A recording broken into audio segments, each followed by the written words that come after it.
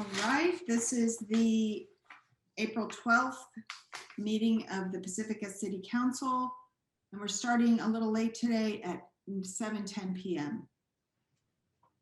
Could I have a roll call vote, please? I mean, a roll call attendance, please?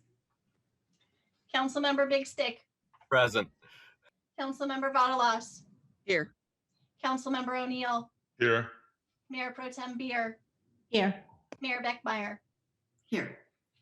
And salute to the flag led by Councilmember Vadalas. Ready? I pledge allegiance to the flag of the United States of America and to the republic for which it stands, one nation, under God, indivisible, with liberty and justice for all. Thank you. Thank you very much. City Attorney, do we have a closed session report? No reportable action. All right, then we will move on to our special presentation. Mayor Beckmeyer, before special presentations, I'd like to make a note about the meeting format for tonight. Yes, please. Thank you. This meeting is being held by video conference with no physical location open to the public. The public can observe and participate in the meeting via the Zoom link provided in the agenda or by phone to the dial-in number and webinar ID provided in the agenda. The meeting may also be observed live on local TV channel 26 or online at www.cityofpacifica.org/livestream. For this meeting, live verbal public comments may be made through participation by Zoom. For members of the public participating via Zoom, use the raise hand feature to indicate that you wish to speak on an agenda item or during oral communications when the mayor calls upon that item. For those participating by phone, use *9 or *9 to raise your hand to request to speak. The city clerk will call upon speakers at the appropriate time and allow you to unmute to talk after calling you by screen name or the last 4 digits of your phone number if you're dialing in. Please clearly state your full name for the record at the start of your public comment. Written and email public comments will not be read during the meeting, but will be made part of the written record and provided to council members. Those received by 4 p.m. today have been provided to council members before the meeting. The format of this meeting may be altered or the meeting may be canceled if needed. You may check on the status of the meeting by visiting the city's website at www.cityofpacifica.org for any updates.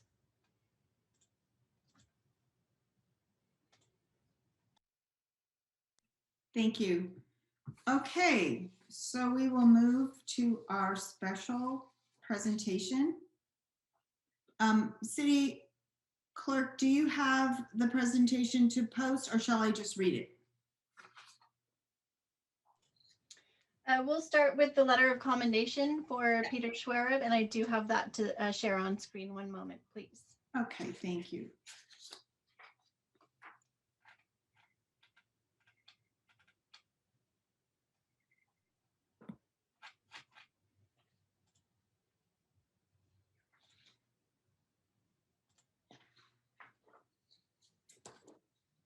All right. This is a letter of commendation dated April 12th, 2021 to Peter Schwereb. On behalf of the City of Pacifica, I'm hereby pleased to write this letter of commendation for Peter Schwereb, who has been an integral part of the city's Public Works Wastewater Division since his hire on April 21st, 1989. Peter started his career at the Sharp Park Wastewater Treatment Plant as an operator in training, and then worked his way through the ranks from Operator 1 to Operator 2 at the Calera Creek Water Recycling Plant.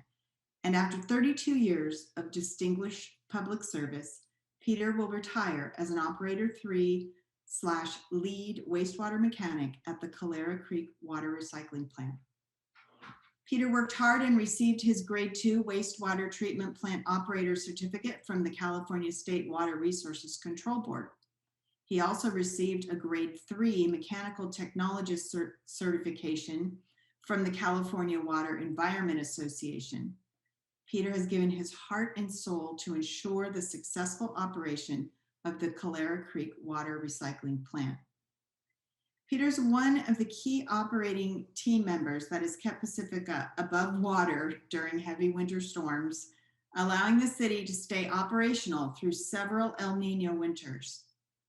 Peter was known as the go-to guy for help and assistance because no problem was too big or too small for Peter to offer assistance. In addition, Peter's a skilled mechanic and provided customized fabrication for many tools and equipment used for the plant's operation. The city of Pacifica is very fortunate to have had Peter's service and dedication to the city, its businesses, and the residents over the years, and is honored to acknowledge his many contributions as a wastewater mechanic. The city is thankful for his efforts to keep Pacifica safe and operational, and additionally grateful for Peter's expertise and assistance during storms and other emergency situations that have arisen. Peter is a highly respected leader recognized by his peers, his supervisor, staff from other city departments, and city leadership. The community, fellow city staff, and the city council have greatly appreciated his dedication to helping the community. We all wish Peter a well-deserved retirement. Sincerely, Sue Beckmeyer, Mayor of the City of Pacifica.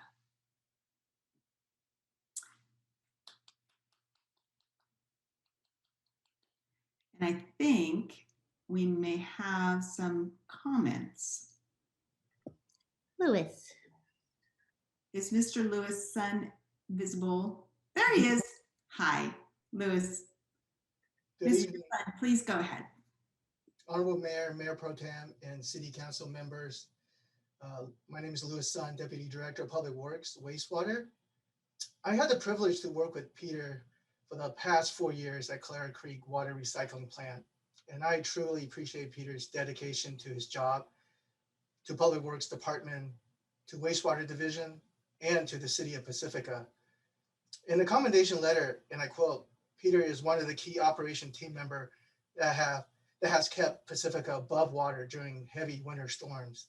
And that is not just a figure of speech, but literally true. Because of operators such as Peter, the wastewater treatment plant was able to function throughout some of the worst storms in recent years. Peter has helped keep Pacifica safe and in compliance. Not long ago, Clara Creek Water Recycling Plant transitioned to a new maintenance software and program. Before that transition, our maintenance program was essentially just Peter Shareb. Peter helped with that transition and participated with the development of the new maintenance program. And during Peter's 32 years of service, he has been dependable and was always ready to help. I thank him for his many years of service to the City of Pacifica, and I wish Peter the very best and a happy retirement. Thank you.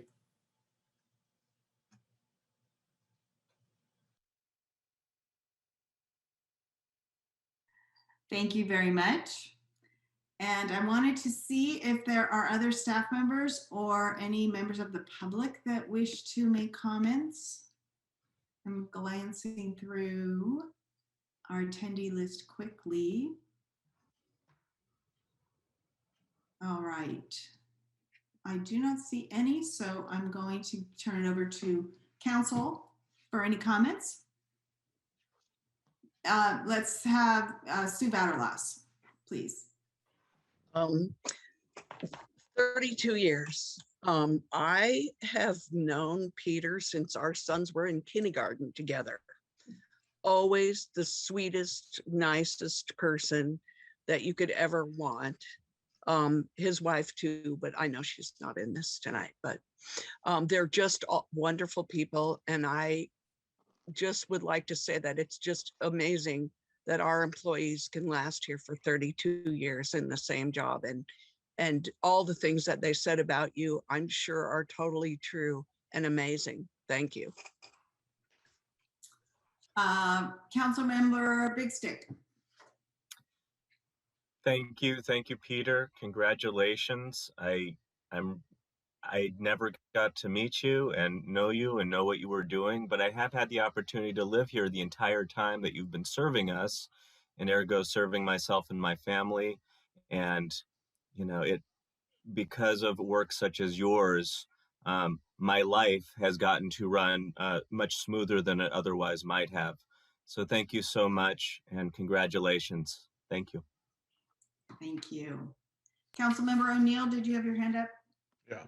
Well, I have to admit, I think I've met your son Mario in City Hall, but I also have not met you, but I have toured the plant, both the old and the new one. And I do want to thank you for your years of service and how much you've done and made everybody's quality of life here in Pacifica very good and much better than it would have been if it wasn't there. So thank you very much for your time and 30 years, and enjoy your retirement. And I hope you have 30 years collecting that pension too. So thank you. Mayor Pro Tem? Yeah, Peter, thank you so much for all of your service. It's an inspiration when someone is able to stay with our city for that long. It really says a lot about you and about your work. So thank you so much. And I don't think I've ever met you, but I hope I can someday. Thanks a lot. And I just wanted to say, I like Councilmember O'Neill. I think I know you best by your son, Mario, because of the service that he has given to the city and intersected with my own children through Parks and Rec before he now, of course, is an accountant with us. Something in this letter of commendation that really struck me was the part about fabricating parts.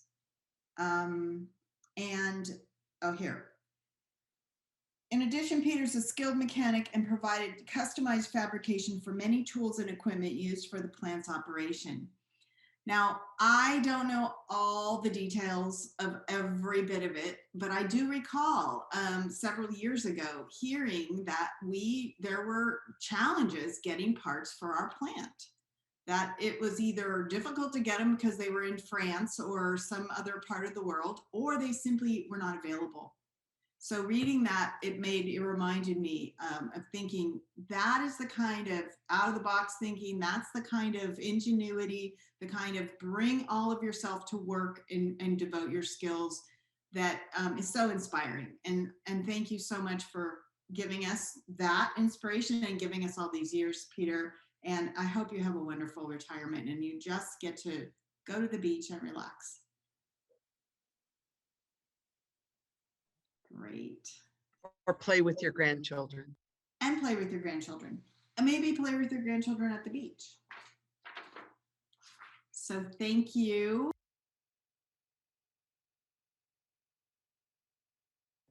You're on mute, Sue. Sorry about that. I'm trying not to rattle my papers.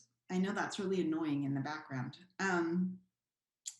The next thing on our agenda is our Chamber of Commerce and Economic Development Committee representatives and our very fun Beach Bites Bingo. I see Kathleen Courtney from the Economic Development Committee is with us and Archie Juden from the Economic Development Committee, but as the Chamber of Commerce liaison. So take it away. Hey, everybody. This is really exciting. Archie, is it okay with you if I just jump right in? That's fine. So I want to first start out by saying Pacifica Beach Bites Bingo has been so much fun. There's been so much activity all around social media, but something is just about to change this week and it's going to amp up even more. And that is thanks to our city manager's office, our attorneys, and our Pacifica Chamber of Commerce. They gave us the support and assistance that we needed to make posters now and flyers and banners. And so you're going to see these out and about throughout the neighborhood. And I hope that reminds everybody here in the council, as well as watching all of our public, watching that this is a way for us to have fun and support our local restaurants, eateries, shops, coffee shops. And so I'm asking the public to just make this get more and more fun and participate. And there's all sorts of different ways that you can win now. There's different choices of cards. So Archie, do you have anything you'd like to say before we spin the wheel? No, just want to, really thank everybody for their participation, and keep waiting and looking forward to the new submittals as we, continue on with this campaign. Can you tell them what the name of the website so they know where to go to get a card? And the mechanics of doing it? Oh, you can download the card through the visitpacifica.com website. It's actually right where you click on the site on the landing page, you'll be able to see Beach Bites Bingo, and just click on the tab and then you'll be able to access the card through there. And we've also posted, we've done our best to post all around on different places, the latest cards, and I'm around, we're all around, and of course the Chamber of Commerce, if there's ever any question, they're easily accessible. But you guys, I'm really excited. We are going to find out which member of our community has won a $50 gift card to one of our Pacific retail shops. So I have the wheel of names, hold on, sorry. Wheel of names, and I am going to spin it. And I don't know why I have chills, but anyway, here we go. You ready? And the wheel of names is spinning. It's coming toward a stop. And it is, oh, it went one more. It's Trisha Henshaw. Trisha Henshaw, you are the lucky winner of a $50 gift card. So I'm going to be reaching out to you and I hope you're listening, and letting you know, or finding out which shop you would like to have us purchase the $50 gift card for you, and then spread the love throughout the town. So thank you, everybody. Please, everyone here on this page and all watching, please check it out. It really is a lot of fun. Thank you very much. Thank you very much for that excitement, and we'll see you back here in a couple weeks. Yeah. Yeah, thank you so much. Thank you. Fun.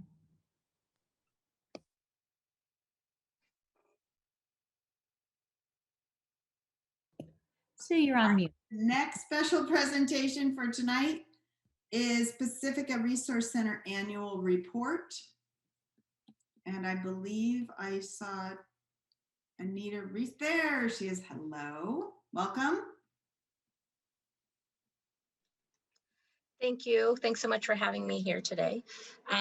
Anita Reese with the Pacifica Resource Center. So this is our annual report, just to let you all know, even though I come monthly at least and give you updates, this is kind of our year in review.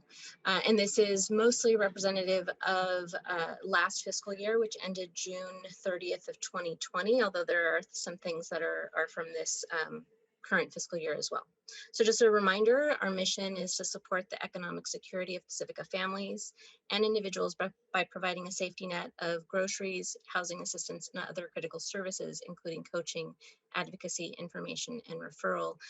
And generally what that means is we try to meet people where they are, providing them whatever service we can in-house. And when we can't do that in-house, then we'll refer to other folks who can. We're not trying to provide every service. If there are other people in our community or in the county that already provide certain services, then we're not trying to do that too. So we want to connect them to the resources and whenever possible, do a warm handoff. And our overall vision is to assure that the basic needs of every Pacifican are met so that they can thrive in whatever way they want to. Next slide, please. So we are in our, I guess, last year of our strategic plan, but these are our three main strategic goals that have continued to guide us over the last 4 years, 4 or 5 years, I guess. One is to maintain our services. That's to continue to do what we've been doing, providing services to 1 in 10 Pacifica families. The second is to advocate for resources for our community, things that are not already here. So that's primarily been around our unhoused work, but also can be around other things that we recognize just aren't accessible or we don't have enough of in Pacifica. So we want to advocate, we want to document and advocate for those resources to come into Pacifica. And then the last is to expand our services, really recognizing that, you know, the cost of living is so high in San Mateo County and in Pacifica in general, that we wanted to make it easier for folks who had higher incomes to come in for resources. Because so often people felt that they had to have no job, or they couldn't own a home, or they couldn't have savings before they would come to PRC for supports. But we really wanted to find people before they got to the point at which maybe they were in jeopardy of losing their home, or they had no savings. And so we really looked at ways to change the way that we provided services so that they would be easier to access. And in a lot of ways, that sense of making things easier really helped us adapt when the pandemic hit, because there were things already in place that we could expand. Next slide. So this is overall from 1920 to 2020, and I'll go into more details about each of these services, but we provided 267 tons of groceries in this last year that benefited over 30,000 Pacificans. And that's duplicated because people come more than once. And in some cases, since COVID and the shutdowns happened, folks were coming weekly for services. We also provided shelter or access to shelter and prevented homelessness for 179 Pacificans. This was primarily through housing assistance and referral to shelter services. And then our tax program, 208 households that generated 370,000 in refunds, and also saved 46,000 in tax preparation fees. I think a lot of times people forget about the savings component of free tax preparation. We also provided and prepared 168 Pacifica youth for school with backpacks and grade-specific school supplies. Now, this was before, this was July and August of 2019, so this is before COVID. So this is when we were still providing all of the things that they needed for school. Also before COVID, 214 children received gifts from sponsors in the community. And then we also provided Thanksgiving support for 518 Pacificans. And then 500 showers, which continued, although there was a period in time at the beginning of 2020 that things kind of slowed down because of the pandemic. But over the course of the year, we provided 500 showers for folks. Next slide, please. So just to go into a little bit more detail about each of our programs and sort of what happened pre-pandemic to post-pandemic, and then also the shift since then, because there were a couple of different iterations of our grocery programs. So before COVID, so before March of 2020, we provided weekly groceries during our drop-in program. That was primarily grocery rescue items. Folks could visit the pantry as needed, but generally once a month. We also provided monthly groceries through our monthly distributions during Family Harvest, and then also produce mobile distributions. And then we had a small delivery program for folks in the northeast part of town that was specifically at Sunset Ridge. This is where we would pre-package groceries, take them to Sunset Ridge, and then distribute them to families as they were picking up their children. Then COVID happened and we turned everything 100% into delivery. So we stopped the drop-in programs, we stopped all of our other programs, and delivered groceries to all of the folks who needed groceries until June 5th. We had a refrigerated container on our street, thanks to the support of the city to make that happen.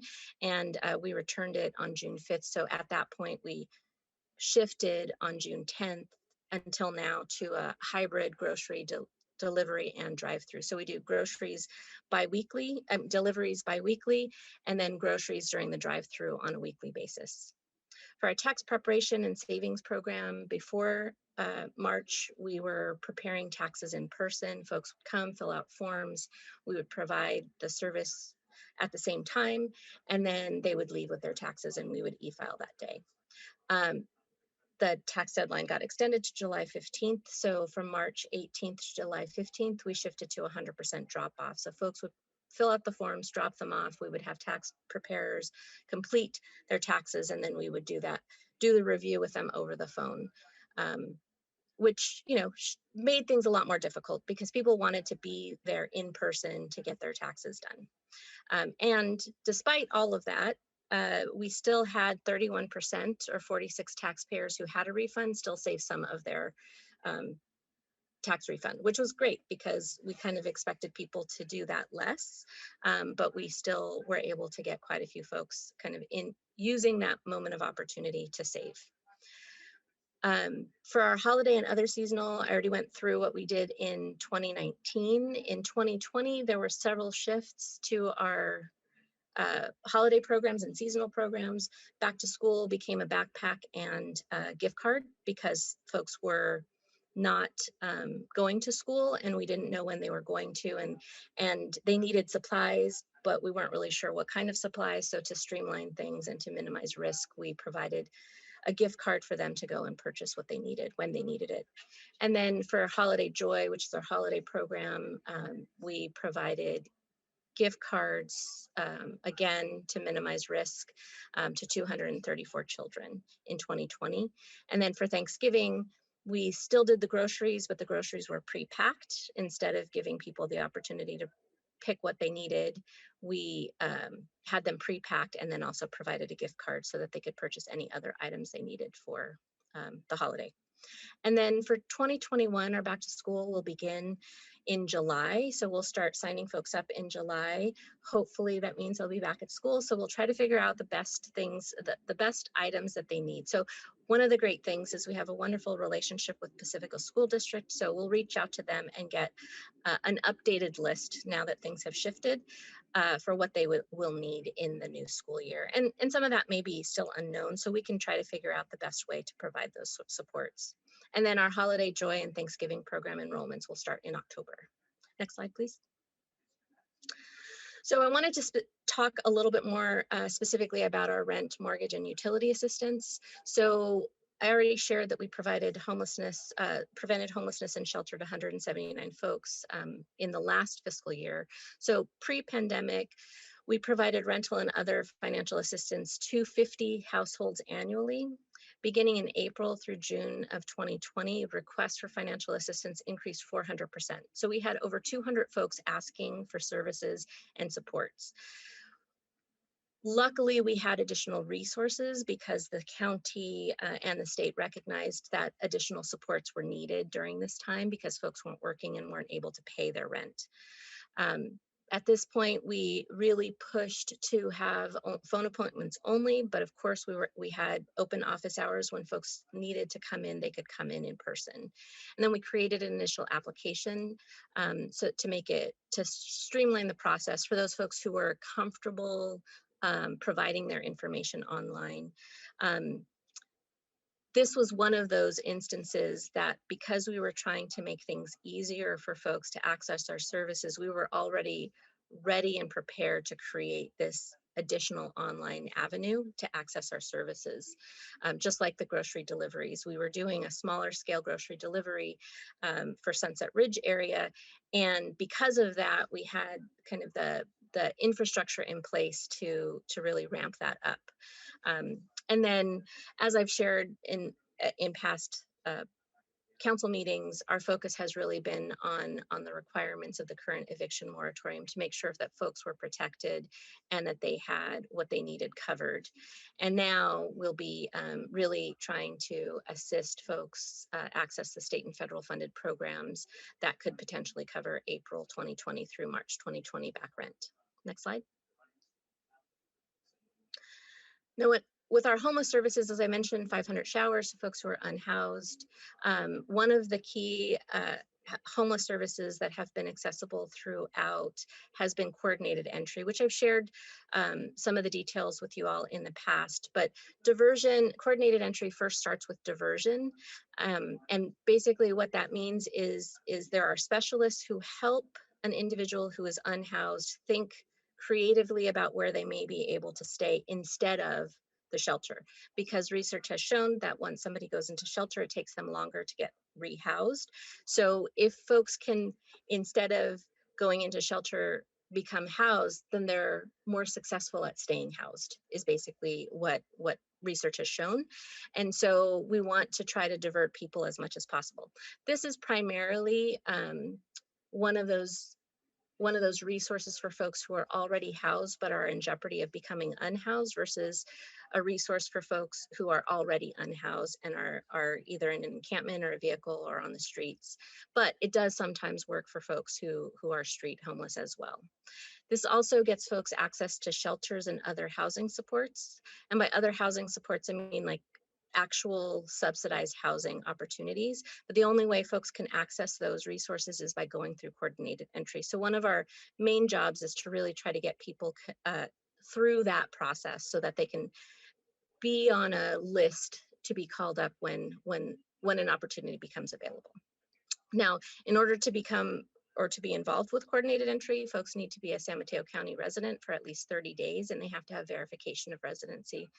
What's interesting is if you're a family with children under the age of 18, the verification is a little bit more specific. You know, you have to show proof that the child is in school, or you have some other proof of residency. But if you're unhoused without a child, then it's mostly documentation by accessing services through the core agencies or other shelter programs, and an affidavit. So it's a little bit easier to show proof that you're unhoused if you're single than if you have children. Although the idea is that if you have kids, then there's something else that ties you to the county. And there is a priority for families who have children under the age of 5. So if there is a child in the household that's under 5, then the county really has made this commitment to make sure that they are not sleeping on the streets. So oftentimes folks who have children under the age of 5 can get access to motel vouchers while they're waiting for a shelter stay. Now, since August of 2020, we've actually had 1 to 2 outreach specialist staff to start and expand on our Unhoused on the Coast outreach work.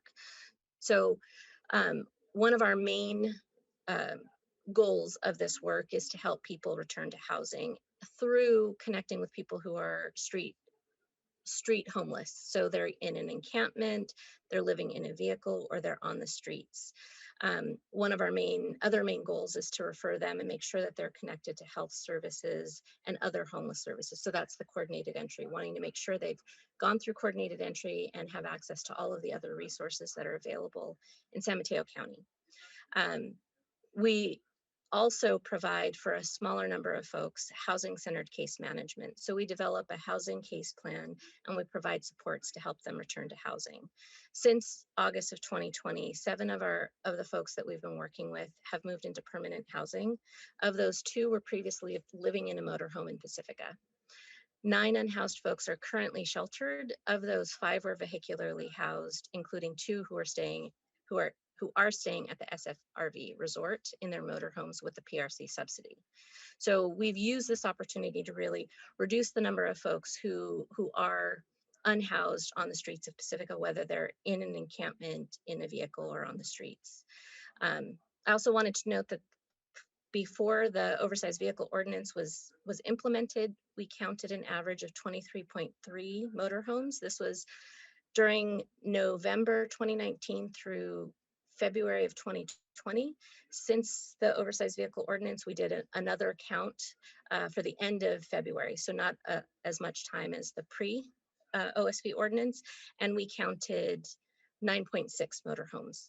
And so while most of those folks probably left as a result of the oversized vehicle ordinance, of those that are no longer on the streets, 30% of them are no longer on the streets as a result of the support that PRC has provided. So I just wanted to make sure that you all, I know that it makes it really difficult because I don't want to talk about specific folks, but I wanted to make sure that you all were aware that the work that we've been doing with our unhoused, through the Unhoused on the Coast, has made an impact as well. Next slide, please. So our other services that I just wanted to note, where we do have baby and youth programs. So this includes car seats, formula, diapers, and baby wipes, as well as youth bus passes and summer youth programs. So by summer youth programs, we often will check in with different programs throughout Pacifica to see which ones offer a subsidy, and then we try to refer them to those places. In some cases, we have a certain number of referrals that we can do. In other cases, it's really making sure that our folks know what is out there and what's available to them. We also provide transportation assistance that includes bus passes and tokens, in some cases car repair. And with car repair, it's usually associated with them maintaining housing or helping them stay in their home. So in some cases, we might provide car repairs for somebody who isn't working but needs to get to medical appointments to help them stay housed, right? Because if they weren't able to maintain their health, then they may not be able to stay in their home. They might have to go to another program, which might be more expensive for the county and for them. And then the last is other critical services. This is sort of a hodgepodge of things that don't fit in the other categories, but they include things like laundry services. We have a relationship with the local laundromat that allows us to send folks there with a voucher, and then they can do their laundry for free. And then we pay the cost on a monthly basis. We also provide clothing for folks, access to medical services, pet services through a grant through the Rockaway Rickey Fund. We are able to send folks to see the veterinarians and provide services and supports to them. This has been especially helpful during this time because during the shutdown, our resources where we used to have a veterinarian come into our office at least once to twice a month, ended during this time because they needed to make sure that their service providers were protected as well. So we've been able to create relationships with local veterinary services and send our folks there, and then we cover the cost up to $500 when it's needed. And then information and referral, and then other things like I mentioned earlier, when things come up that we don't offer in-house, then we work really hard to find resources in the community and in San Mateo County, and then whenever possible, do a warm handoff. Next slide. I think this is the last one. Yeah. So this is our contact information. If anybody needs help with any of the resources that I've mentioned, our office line is 650-738-7470. These are also our email addresses for myself and for our direct services manager, Marina Hernandez, and then our two Unhoused on the Coast outreach staff, Daniel Gardner and Marlon Morales, who are available either by email or by text or by phone if you come across anybody who is unhoused and needs that extra support. And with that, I am available to answer any questions you have. All right. Council members, questions, comments? I'll go. Please. Hi, Anita. Thank you so much for your presentation.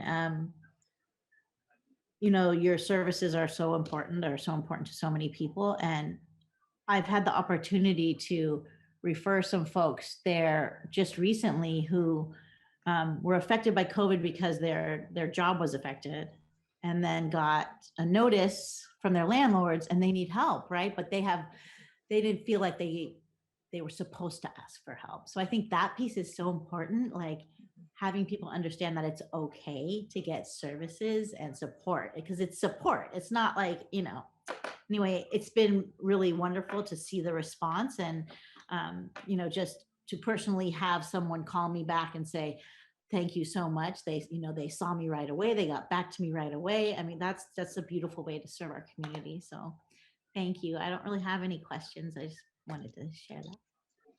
Well, thank you for the positive feedback. It's always nice to hear from the community that it's working as it's supposed to. Councilmember O'Neill. I just wanted to say thank you to you and your staff for all the outreach and work you do. I know it's one of the things that does keep the city running and going. So thank you for all that work. Thanks. Councilmember Big Stick. Thank you. And thank you, Anita. Thank you for being here. You know, first time I ever walked into a city council meeting, there were a bunch of people to speak on behalf of the Resource Center. And immediately I was able to identify friends of mine who were sitting in the audience that first I was happy to sit next to you, having no idea whatsoever why they were there. And then lo and behold, they were there to tell their story about how the PRC helped them. And, that was the beginnings of my education about the city, but also about the resource center. And so just having that initial visceral introduction, in which realizing that friends of mine whom, I have been helped by the resource center to a place where they're doing, the thriving, was a bit of a wake up moment. And that continues up to today, in which people whom I even work with, I've been able to refer to the resource center. And again, the resource center has been able to help, coworkers of mine to immediately a better place. So first of all, thank you for existing and being here to help our community and help to ensure that we all thrive. And you were talking a little about your strategic plan. I really loved this idea that you don't have to be poverty stricken in order to actualize stability and seek that assistance to do so. And that's important. It's amazing how many people actually qualify for that little bit of help to be moved from that place where they're uncertain about their life to the place where they can feel stable about their life. And so I certainly would urge anybody who's listening, if there's any slight uncertainty, a phone call is an easy way just to say, hey, there's this thing going on in my life where I'm not quite sure from month to month, and I sure would like to be a little bit more stable about my life. Could you help me?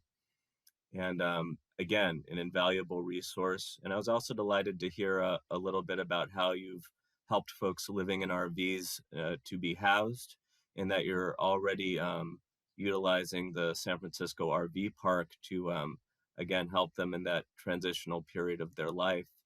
And so thank you for all that you're doing. It's a perpetual state of warming my heart to know that you and the organization exist. Thank you.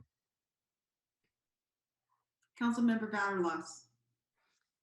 Thank you for the extensive report. I always think that I know everything that you've done there, which I can't, of course.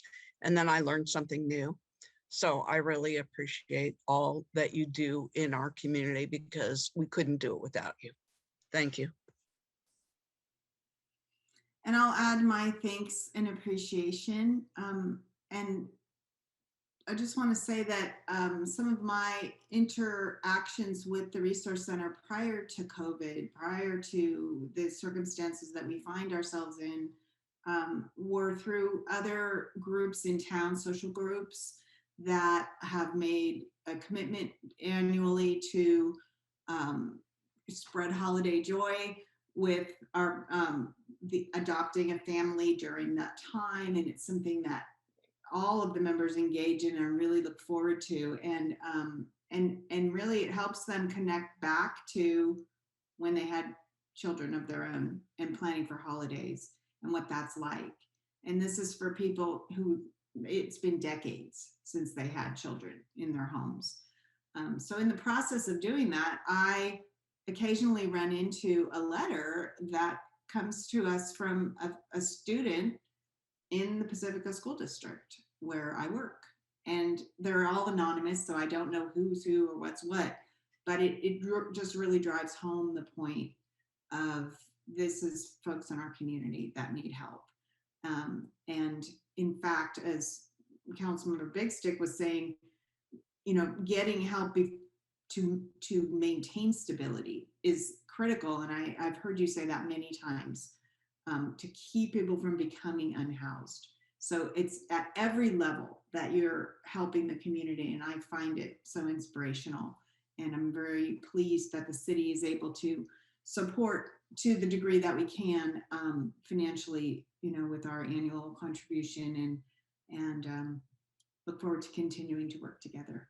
Thank you. Yes, thank you so much for the time and also the support. You all are true partners in the work that we do.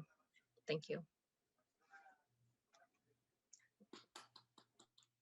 Thank you so much. All right, I'm looking at our agenda.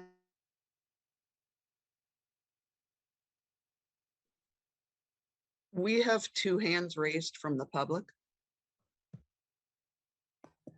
So it looks like our mayor has unstable internet like I do. There she is. Maybe it's just me. Oh, maybe it's just the Oh internet. my God. I just changed my view all of a sudden. Now I'm really big on the screen. Whoa, let's get rid of that. Okay, so I noticed that there have been some hands raised and we aren't at public comment yet, oral communications.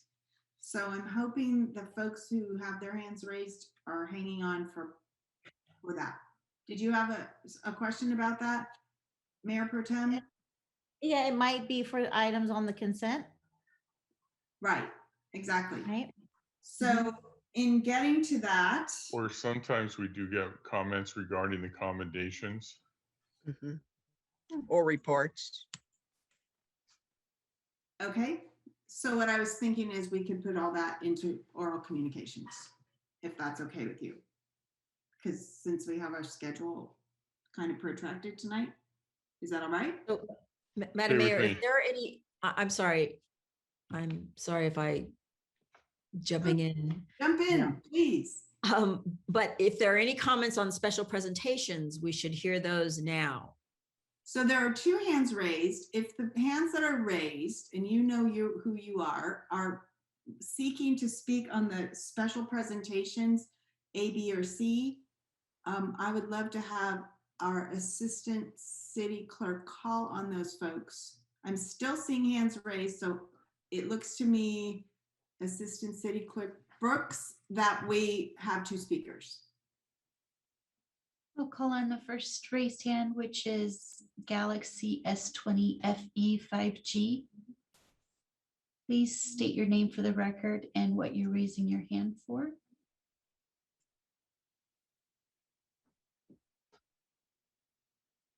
We're not hearing you. It looks like your microphone is off right now.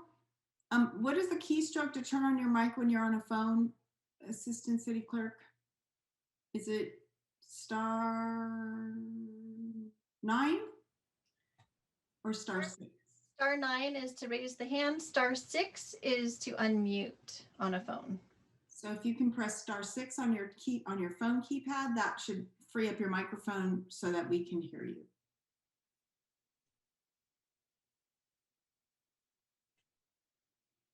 We can try you again in a second. The next hand raised is by Archie Juden. Would you please state your name and the reason your hand is raised?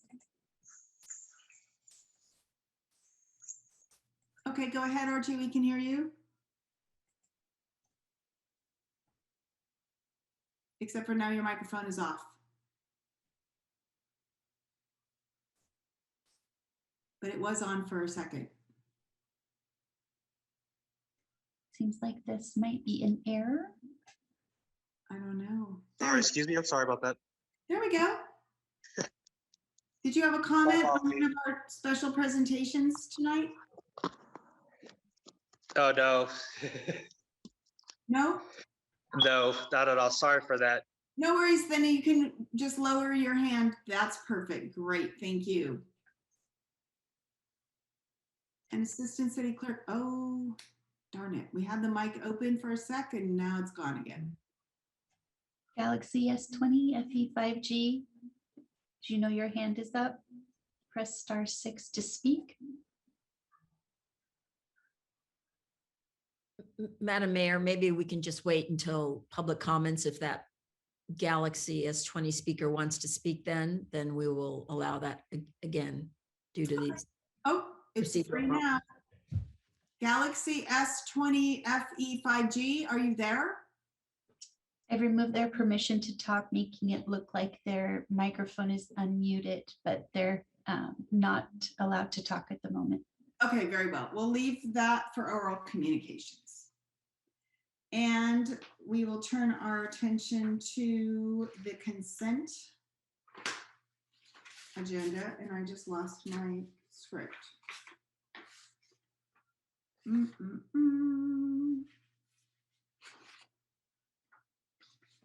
Okay, Assistant City, oh, Assistant City Clerk, City Clerk Coffee, do you have the consent Yes. information? Could you please go over that for us to remind us? Yes, right now, the council will be considering the consent calendar, agenda item numbers 1 through 9 on the consent calendar. Persons wishing to address the council on any consent calendar item may do so at this time. Each speaker will be allotted. Actually, City Clerk, if I could take over right now, I think I know what the mayor is asking for in terms of what the process is right now. So the process, Madam Mayor, is you would ask the city council members if there are any items on the consent calendar that they would like to pull for deliberation and discussion. At that point, when a council member makes a request to pull it, you will then pull that item for deliberation and discussion, and then that item would be moved to the conclusion of the consent calendar, and the council would then seek to have public comments on all of those agenda consent calendar items that were not pulled. So the first step is to ask your fellow council members if there are any consent items that they would like to pull. Okay, council members.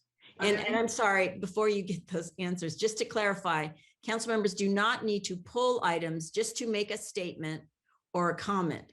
But if council members want to discuss with your other colleague, with your other council members, a particular consent item because you want their input on it before you vote on it, then it should be pulled. But if you are simply making a statement without the desire to deliberate on it with your other council members, you do not need to pull it.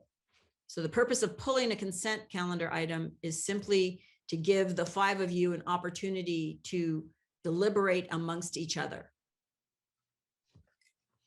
All If you right. just have a question or a statement, you do not need to pull it. All right, so council members, does anyone wish to pull an item from the consent agenda? If so, please state which item that is. Councilmember Big Stick. So just to put a fine point on it, I really only have a question about number 8, so I don't need to pull it. Is now the time to state that I wish to, ask that question that doesn't need to be pulled, or in the future, should I wait until after the polling happens to ask the question at that time? We should wait until all the agenda items that want to be pulled are pulled. And then when we start talking about the consent items that are going to be approved on consent, that is when you can ask your questions. Very good. Thank you. Okay, so you're pulling item 8, is that correct? No, I just have a question, so I'm not polling. I just Not pulling wanted it. to know when I'm Sorry, I saying things. Okay, anyone else? Any items? No, very well.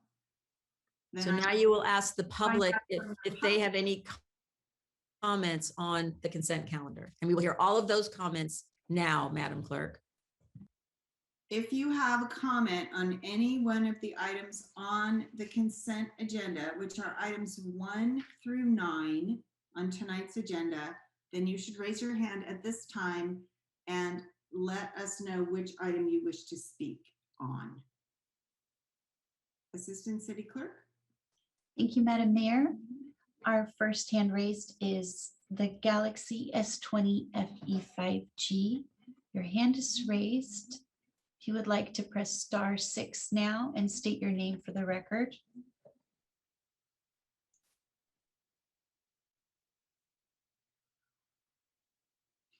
Try your next caller, Rick Nahas, followed by Gloria Stofan. Rick, if you could state your name for the record when you're unmuted. Yeah, this is Rick Nahas. I wanted to speak on the seamless transit principles. That's item 8, and excuse me for interrupting, Mr. Nahas. City Attorney, do we want to have him say his comments now or simply let us know that he's doing number 8? Well, there's no items being pulled. So every comment on the consent item should be heard now because there are no items that are being pulled. Understood. Go ahead, Mr. Nahas. Thank you for your patience. Sure. So I just want to relay some observations and communications kind of in the past week and a half. On last Wednesday, Samtrans released their Reimagine plan, and I was disappointed in it because it means people have to do more transfers. And then I coincidentally got an email back kind of on the seamless transit from a council member in Half Moon Bay mentioning commute.org, and I was lamenting to, and I hadn't talked to the commute.org executive director for over a year, so I called him and I was lamenting that people in Pacifica, based on a next door poll, really wanted something like a transit corridor where they had a bus that came up Highway 1 from Half Moon Bay to the Golden Gate Bridge, and if they missed one, they would wait because it wouldn't be long for the next one. It's like BART. And he was saying, why don't you just do a survey that he might sponsor, asking what they wanted. And I thought, oh, that's an interesting idea. The other thing he said was that there is this mid-coast plan that Caltrain put together about transit on the coast, but it doesn't include Pacifica. And I'm saying, I wondered, why is that? Also, what happened?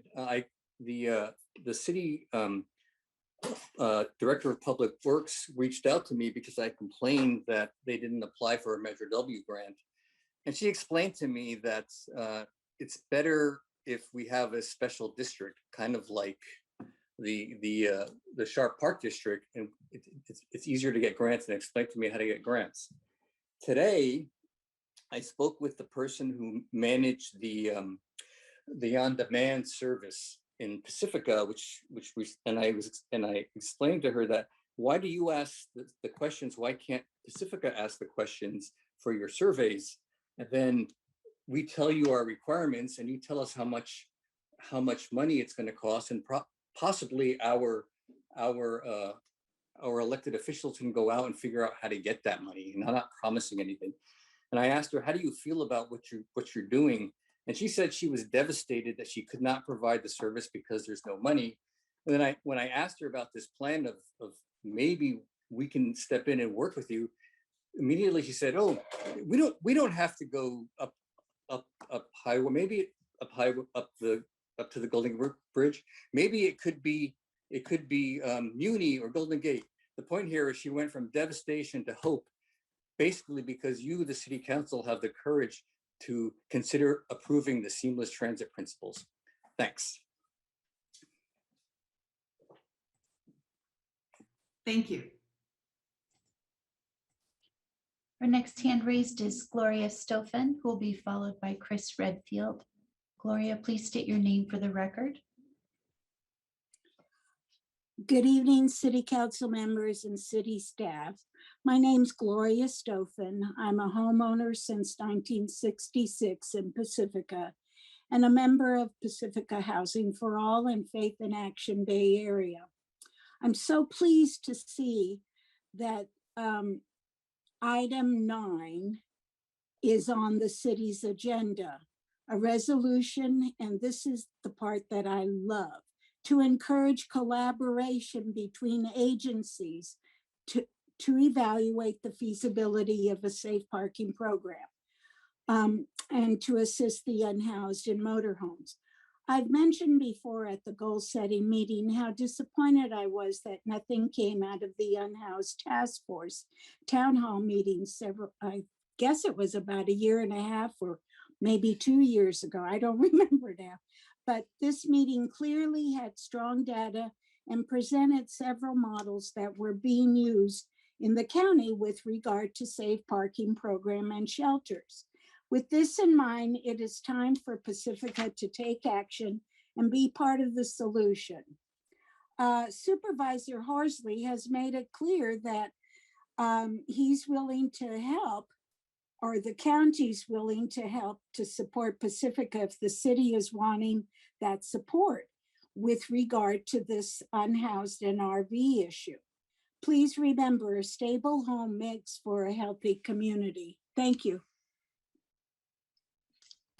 Thank you very much. Chris Redfield, you'll be our next speaker, followed by Suzanne Moore. Please state your name for the record. Good evening, Chris Redfield. Good evening, staff and council.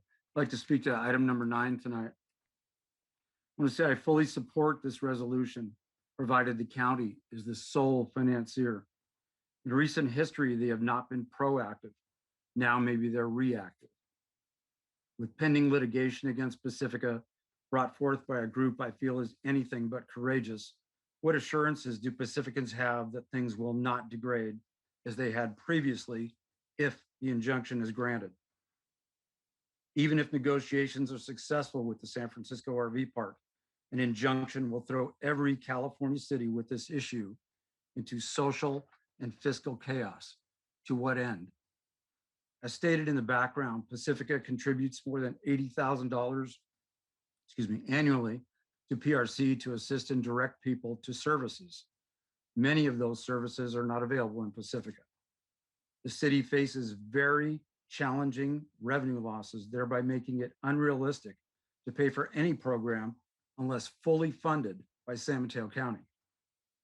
To sell anything less will not fly with the majority of Pacificans. Thank you. Thank you. Suzanne Moore, you're our next speaker, followed by one more try at Galaxy S20. Please state your name for the record. Good evening, Suzanne Moore. And on consent number 8, I'm grateful for this proposed resolution in support of the seamless transit principle. Equitable economic recovery from COVID will be hastened by investment in coastal transportation. So please support this resolution. And on consent number 9, I'm encouraged that the city is contemplating a resolution to evaluate the feasibility of a safe parking program. Supervisor Horsley has consistently extended an invitation to work with the city, and I'm grateful the city is willing to consider this. Last September, Pacifica was honored with a panel of county experts who served our unhoused. These experts discussed current funding sources and successful models of safe parking, and they demonstrated that there are real solutions to help our unhoused neighbors. Pacifica is poised to be a part of the solution, but we need your leadership, and please provide that leadership. Housing is necessary for life and health, for the individual, the family, and the community as a whole. So please pass this resolution and demonstrate that Pacifica values its goal of a healthy and compassionate community. Thank you. Thank you. Mayor Beckmeyer, would you like me to try Galaxy S20 one time again? Let's try. Galaxy S20, you've been unmuted. Please state your name for the record. If you're on your phone, you can press *6 to unmute yourself.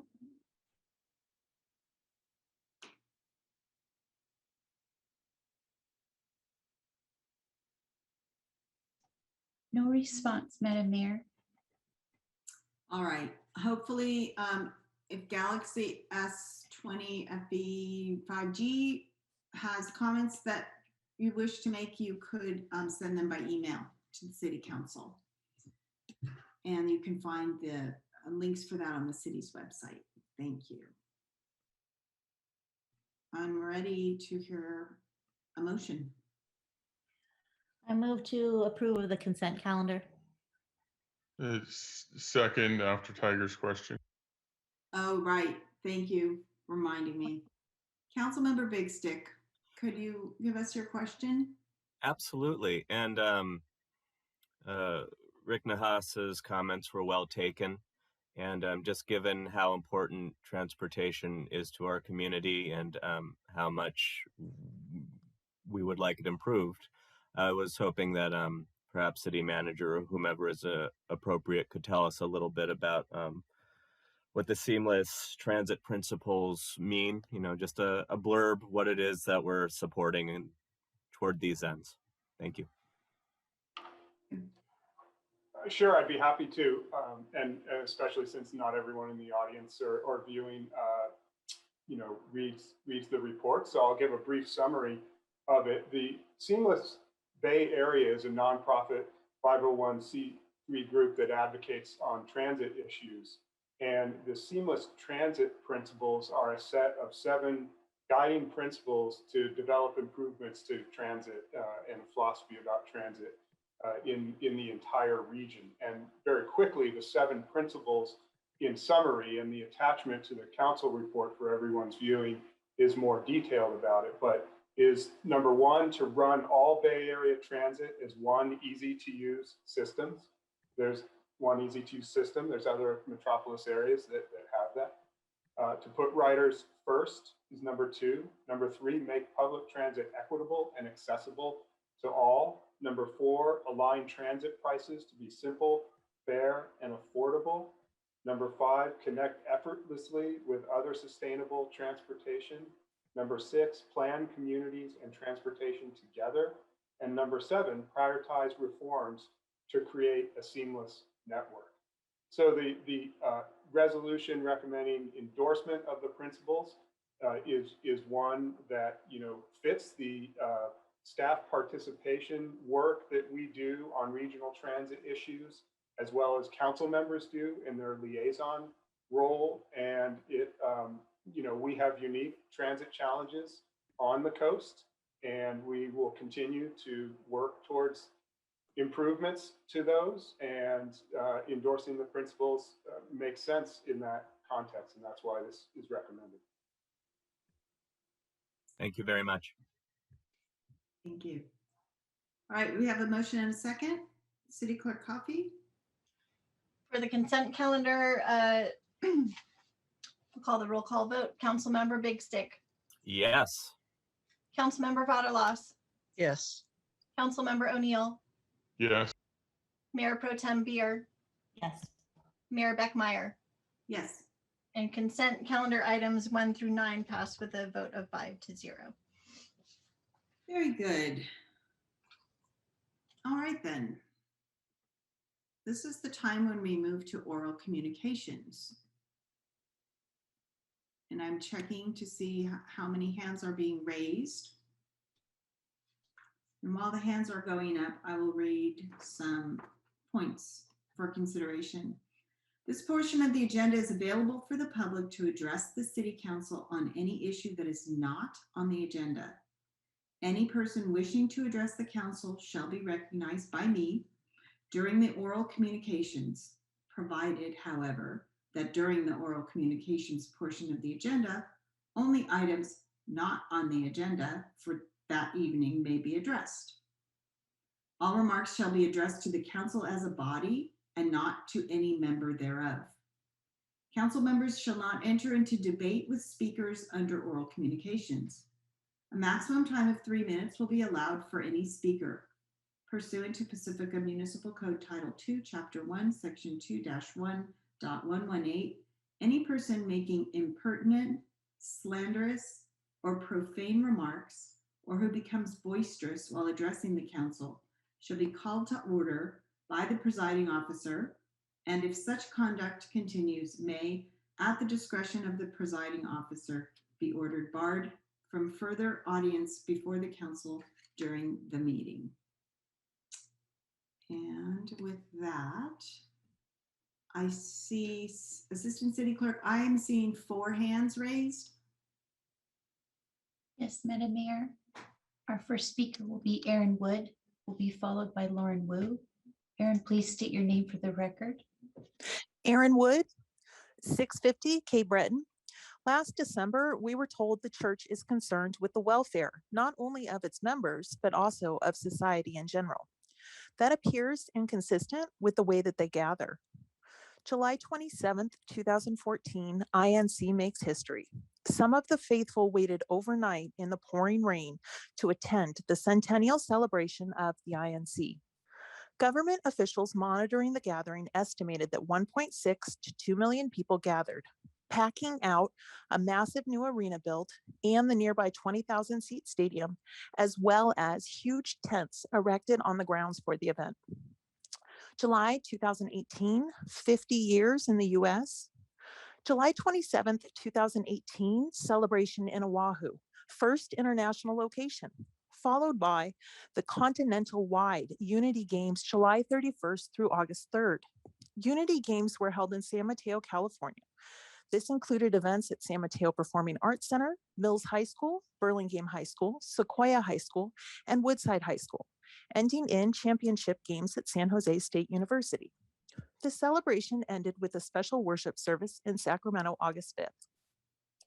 Sacramento is part of the Northeast District of California. Also included in their district are American Canyon, Carson City, Nevada, Elk Grove, Fairfield, Fremont, Fresno, Lathrop, Lemoore, Livermore, Merced, Milpitas, Orosi, Patterson, Reno, Nevada, Riverbank, Roseville, San Ramon, Stockton, Tracy, Vallejo, Visalia, and Yuba.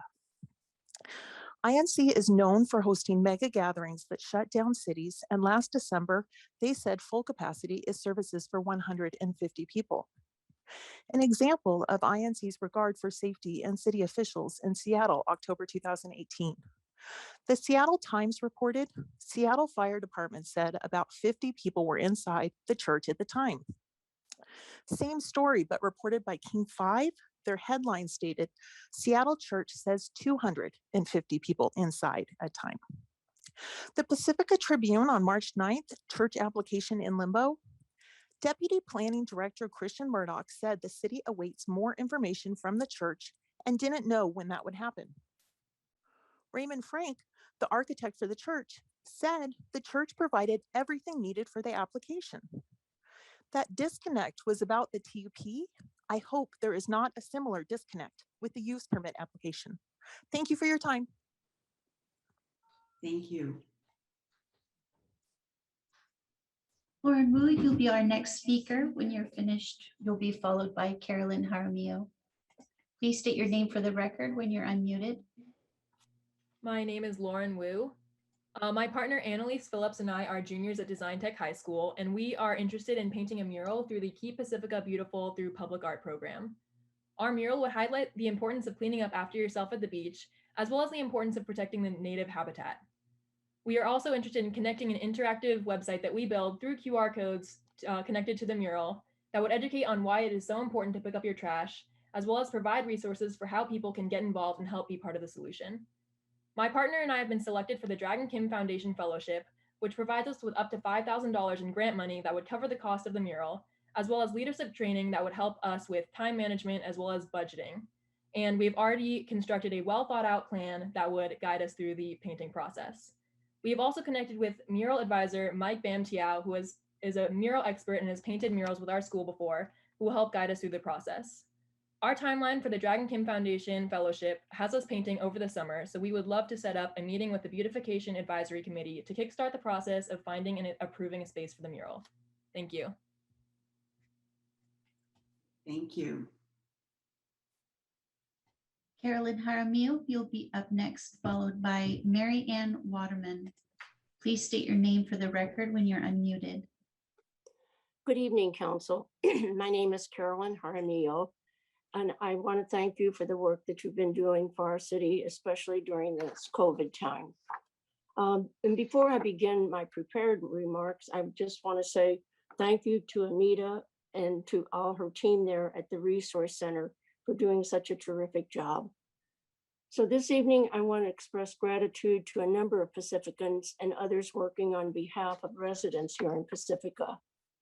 First, I want to publicly thank Suzanne Moore for her recent article in the Tribune applauding the courage to demand your rights.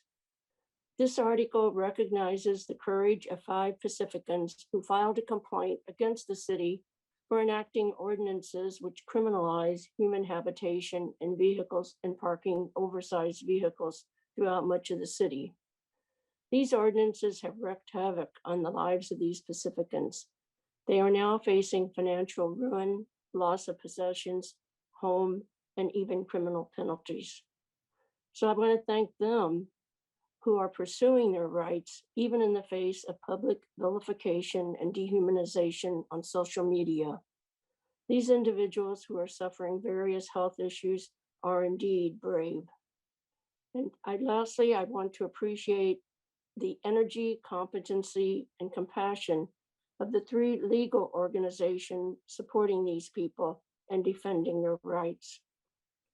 I also want to acknowledge the city's recent effort to work with the county in looking into the possibility of purchasing the SFRV park to be used as a county safe parking program, which would provide transitional housing. As we hopefully are coming to the end of COVID, and beginning to build back our community.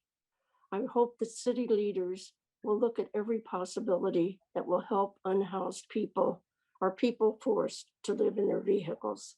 And I also hope that all residents will realize that this COVID has taught us anything. It's taught us that we are all interdependent and that we all need to look out for each other.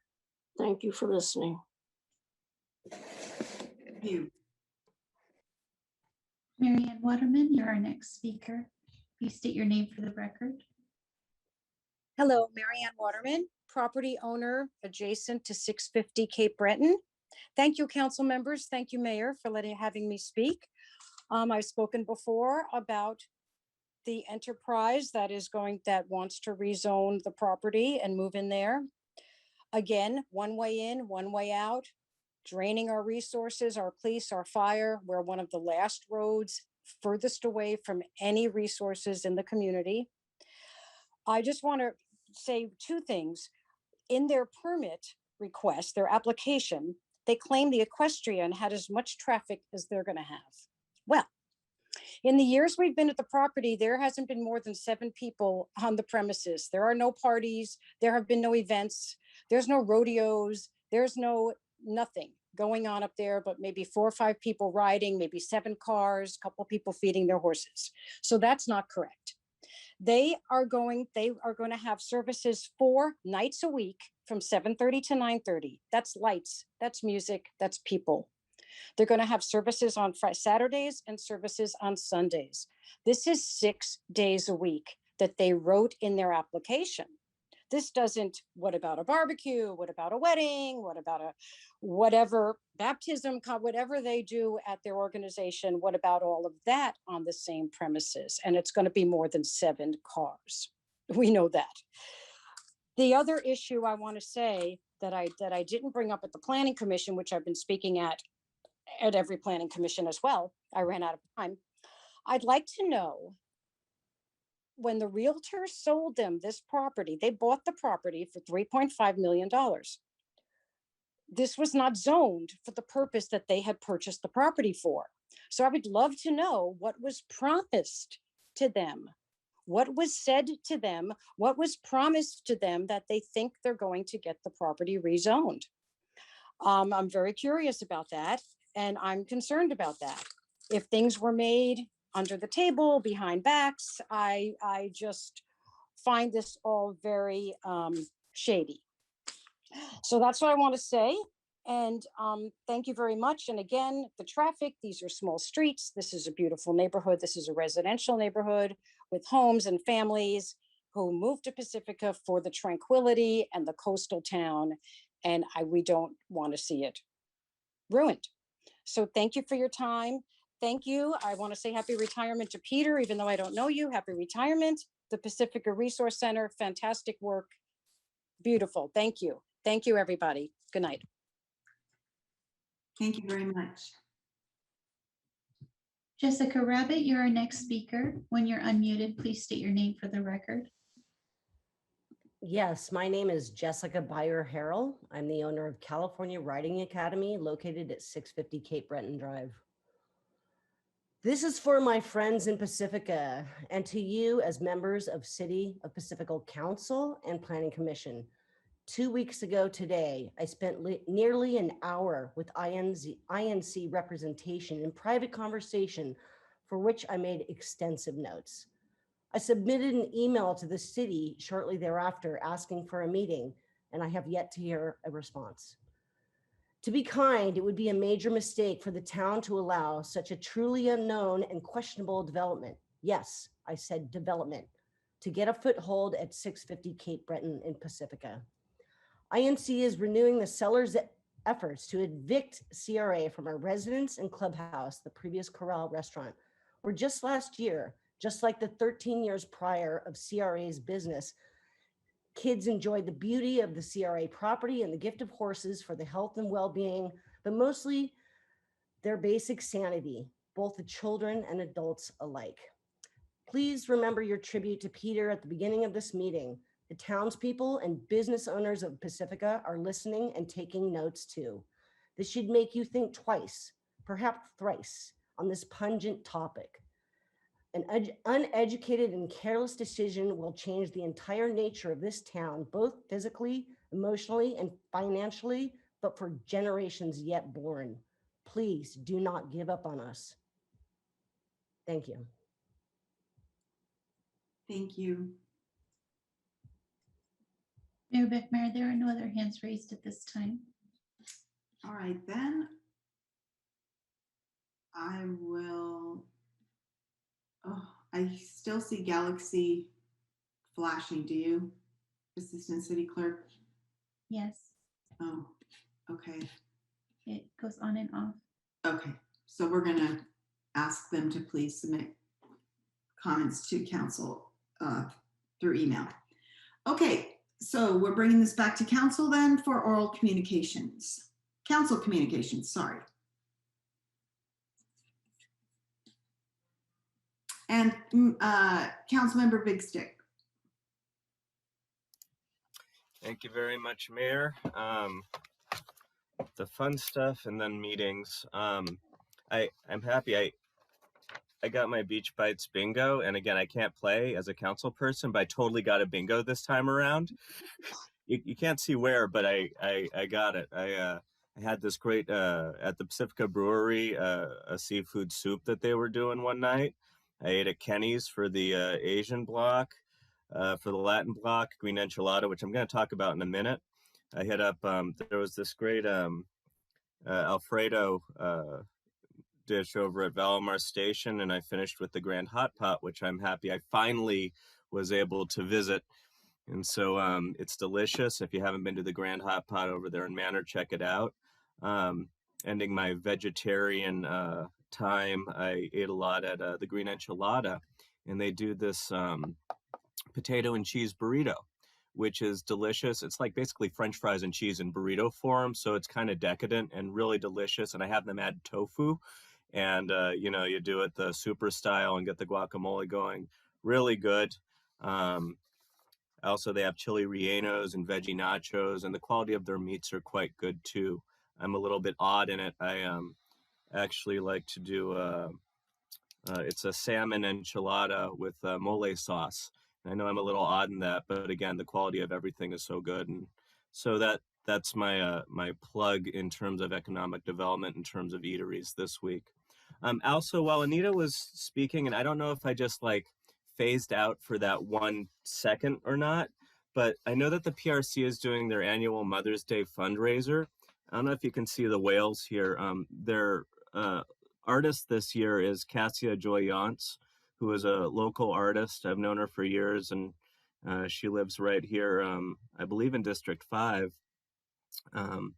And it's a Mother's Day fundraiser that the PRC does every year. Send a card to your mom or whoever you'd like.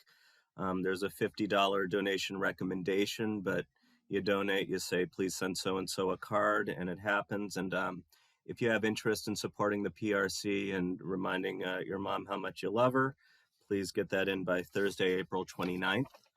And I'm happy to see my friend Cassia's art in there. She does beautiful work. So in terms of meetings I've attended, I checked out the Parks, Beaches, and Recreation meeting on the 24th. I'm not the liaison, so I won't belabor it, but they were talking quite a bit about trees. I actually got in a little late. I wanted to tune in more for the Heritage Tree Urban Forest conversation, but I got a little late, so I caught the tail end of it.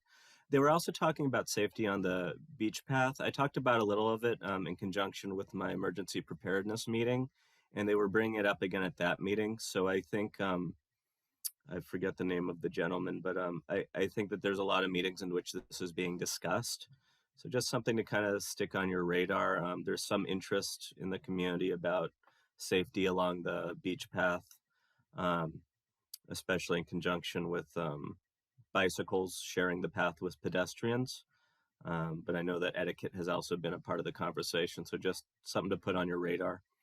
I was at this Bridging Trees and Health, the Public Health Outcomes of Urban Tree Canopy meeting that the Canopy Urban Tree nonprofit put on. I can boil it down to this line they had health and greening. The idea being, trees make the living environment healthier.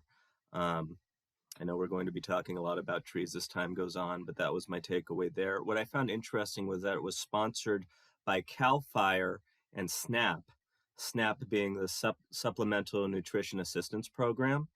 So the idea that having a healthy urban forest is linked both to fire safety as well as, again, public health. That was interesting to see that linkage. The PCE board meeting, Peninsula Clean Energy, was on the 25th also. We talked a lot about the various state bills that are being supported. We're supporting State Bill 612 and Assembly Bill 843, which is funding for biomass and especially funding for biogas is what PCE was interested in. And they talked some about Senate Bills 67 and 68, which were Josh Becker's bills, which we've all heard him speak on here, but it was good to hear it within the context of PCE, and that will be supporting his 24/7 initiative and the idea of removing barriers to electrification for folks of all income levels. We had a discussion, I don't know if you remember from last month, that we were discussing the rate adjustment to make sure we stayed 5% below PG&E, but PG&E then adjusted the rates again, so we had to catch up. And the main takeaway there is PC is making sure to keep up with that under 5% of PG&E wherever it lands. There was a review of various programs and accomplishments, whether it be greenhouse gas reduction, community benefits, match supply and demand, building internal capacity, all sorts of programs making a difference, school engagement program review. And there was a reminder that as per PG&E changing everybody to the higher rate between 4 p.m. and 9 p.m. schedule, before you could kind of opt out of it if you didn't have it and they would offer it to you. Now they're just throwing everybody on this rate schedule of between 4 p.m. and 9 p.m. It's going to be higher. So of course, we keep 5% lower, but PCE will be keeping up with that rate adjustment. The idea being that between 4 p.m. and 9 p.m., the cost is higher because there's more electricity being used. The next meeting for PCE will be on the 22nd of April. I attended the Council of Cities meeting with a lot of my co-councilors here, where we learned about San Bruno's City Net Services, Recreation and also the Recreation and Aquatic Center, and I'm sure others will speak on it, but I know there was a lot of interest about those City Net Services. I attended a thing on the Council of Foreign Relations. I didn't expect it to come up, but they sent me a thing, and so I looked at it. It was all about the future of democracy. I believe it's cfr.org if you want to check that out. Main takeaways, voting is the floor, not the ceiling. And they spoke some about democracy versus technocracy and how democracy lately is at risk. Finally, I attended the Pacific Beach Coalition kickoff, in which Kevin Mullen, Josh Becker, David Canepa, and Jackie Spear were all in attendance. Main takeaway, pick up your PPE if you go to the beach. If you go to the beach, throw away your non-reusable mask. And then city manager, I don't know if you were going to speak on them or not, but if you could say something about the mobile COVID site and the CAL FIRE grant we got in relation to Valimar, that would be very cool. Thank you. Thank you. Who's next? Councilmember O'Neill. Hi, I wanted to first off ask the council if we could adjourn the meeting tonight in memorial for Gene Mullen, the former assemblyman. He was he's the father of our current assembly person, Kevin Mullen. But Gene was a former teacher at South San Francisco High and a city council person over in South San Francisco. But when I was on the school board, he was always supportive of education and improving equity in education, especially in terms of the funding of school districts. So he was a very nice, he was one of the people in my years of elected office, I would say he was one of the gentlemen I've met. you know, because you met some people that are not gentlemen. And I'm not, I mean, or gentle women, okay? You know, they're, you know, but he was truly a nice person, and I extend my sympathies to his family. I also wanted to mention that this Tuesday, the Economic Development Committee is having a guest speaker from the NorCal Small Business Development Agency. They're headquartered through San Mateo Community College District, and they're offering businesses, and this is free just because you have a business in Pacifica or in San Mateo County, on marketing, developing a marketing plan, developing a business plan, getting capital, how to apply for some of the funding available from COVID, et cetera. And their services are free.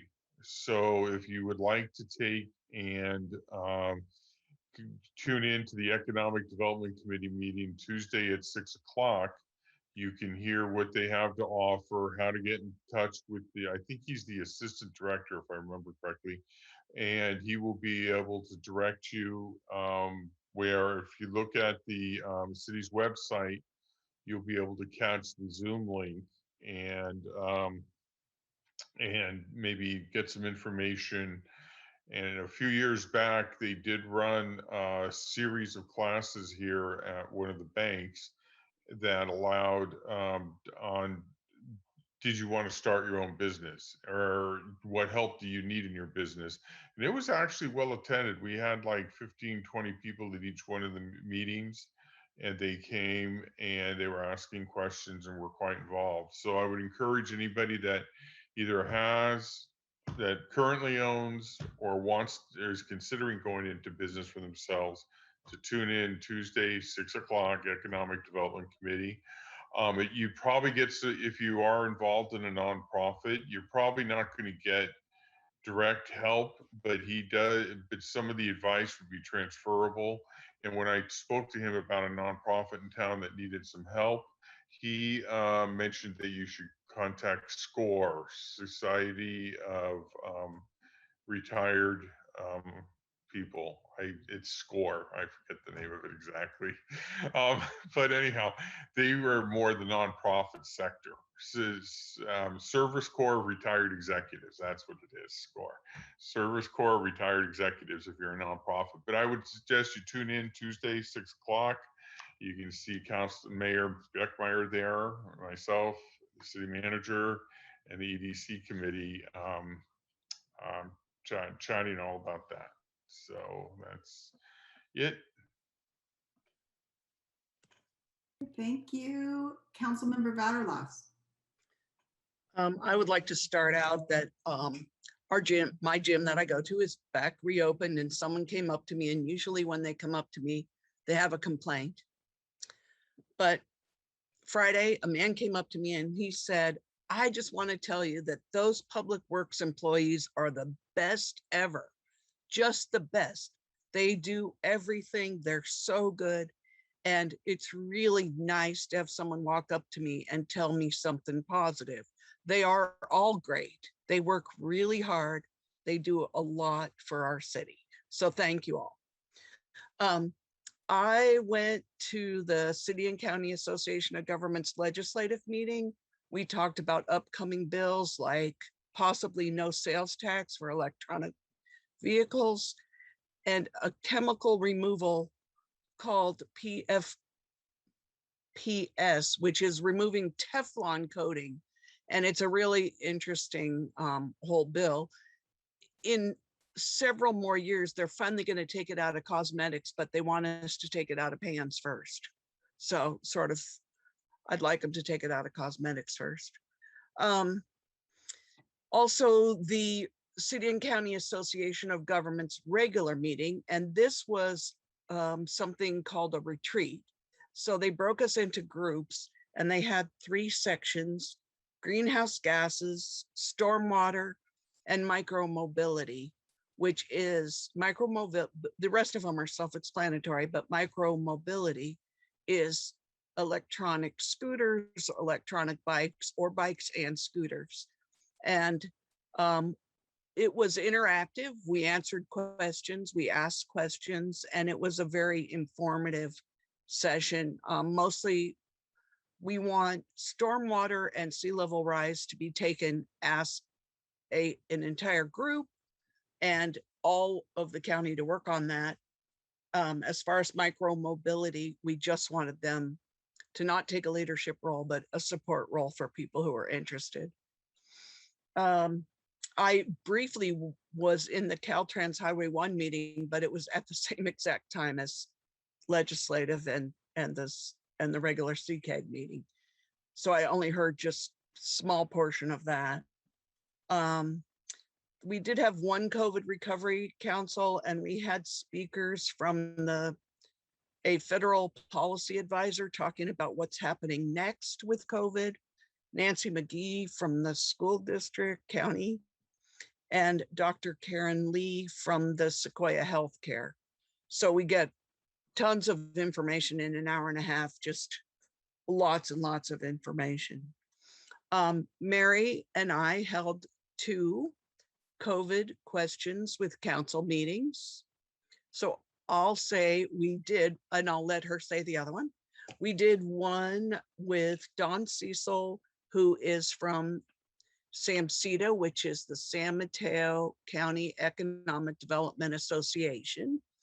And if you look on our COVID questions with council, he does have slides, and the slides are available to view. And it was quite informative on what small business should do in this COVID recovery.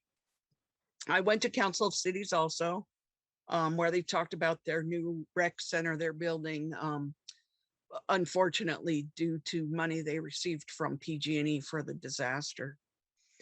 And and today I went to my first restaurant in over a year. So unlike Tiger, who goes often, I did go out today to my first restaurant, and I was really quite happy to be in a restaurant for a change. Thanks. Where did you eat? I ate at Breakers. So I it's so much food, I got to bring half home. So it's good. It's been a long, long time for me. Well, thank you very much. And Mayor Pro Tem, you're up.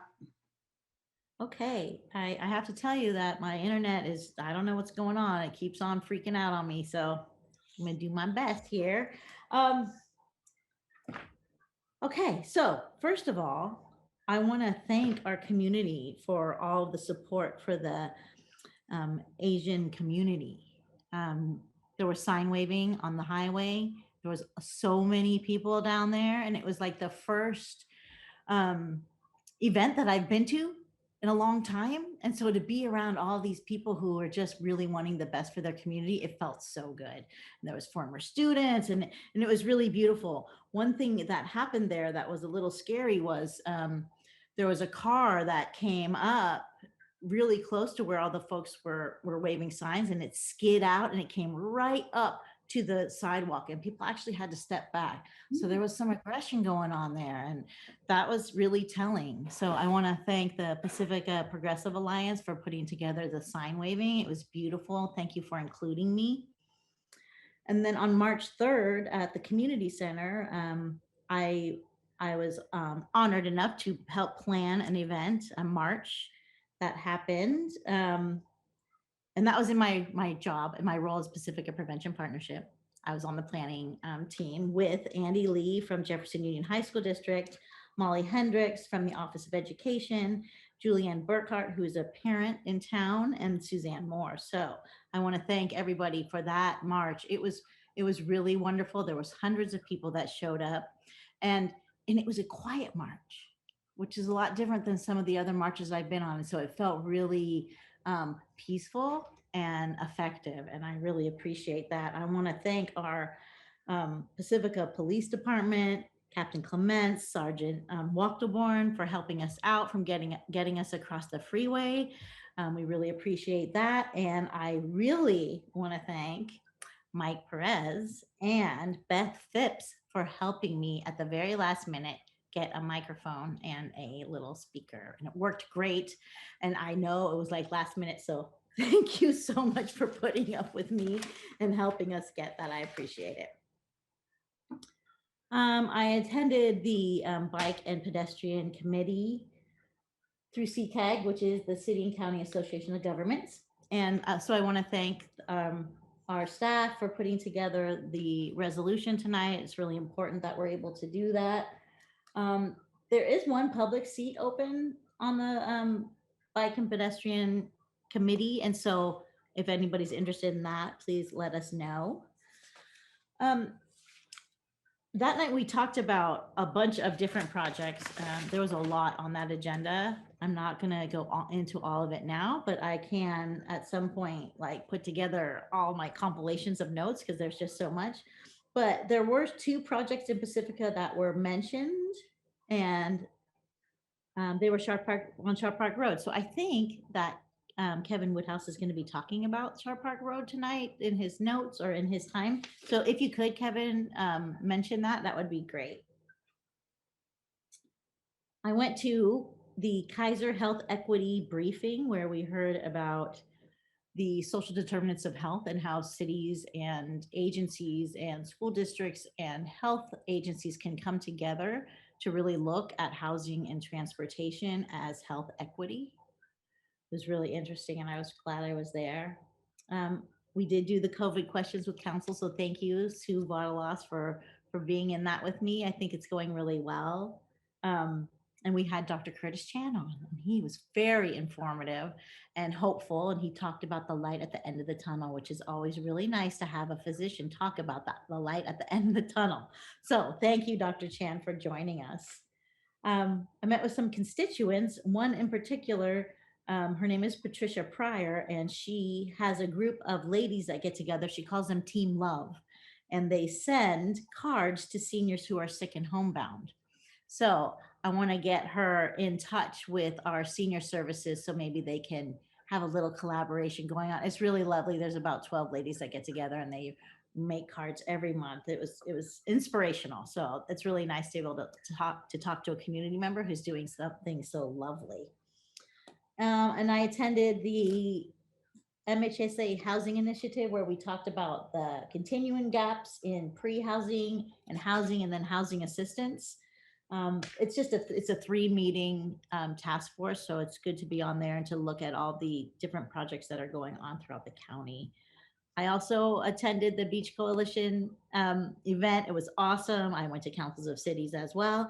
And then I wanted to just put a plug in for Pacific Coast Television, who is now offering production of podcasts. And so I definitely urge people who want to do podcasts to get a hold of Pacific Coast Television, because they're doing these wonderful productions where they're actually adding in. So I'm hoping that they're going to make my youth podcast look really good.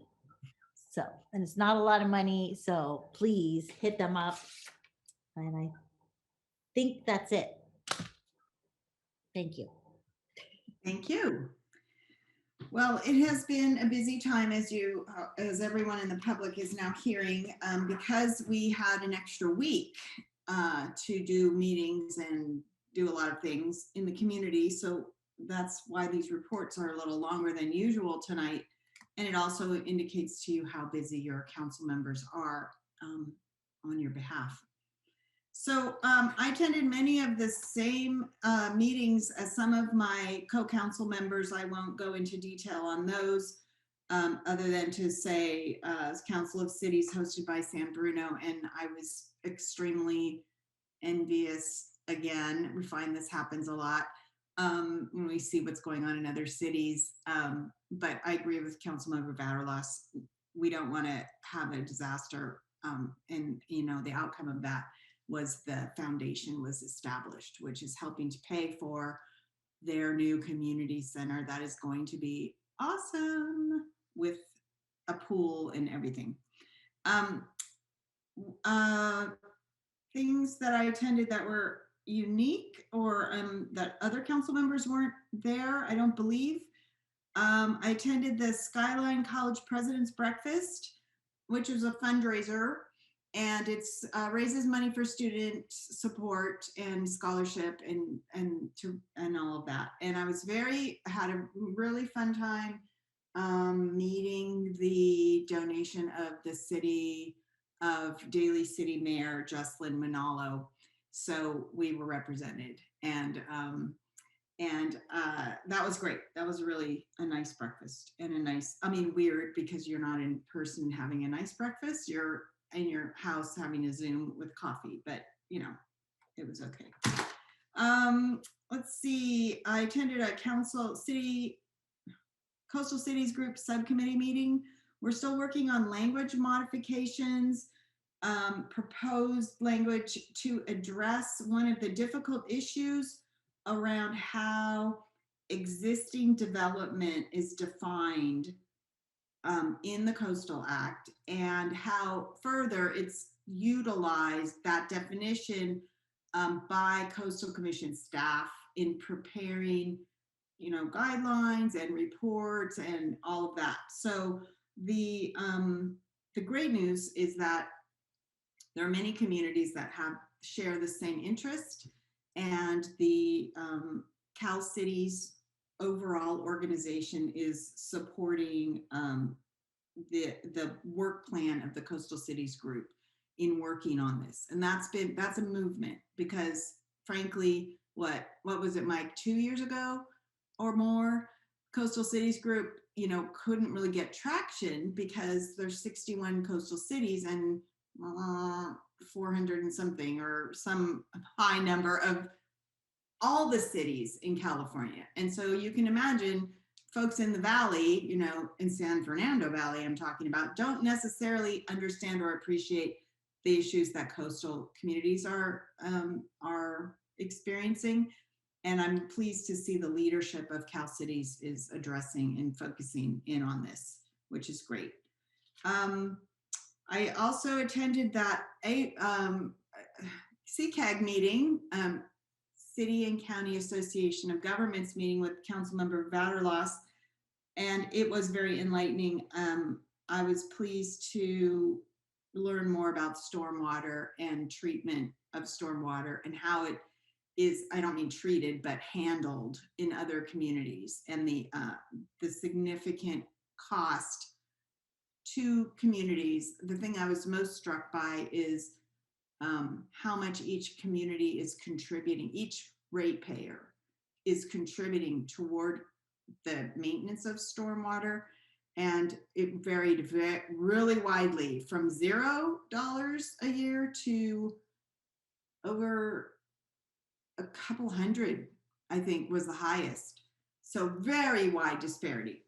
So more on that as it becomes available.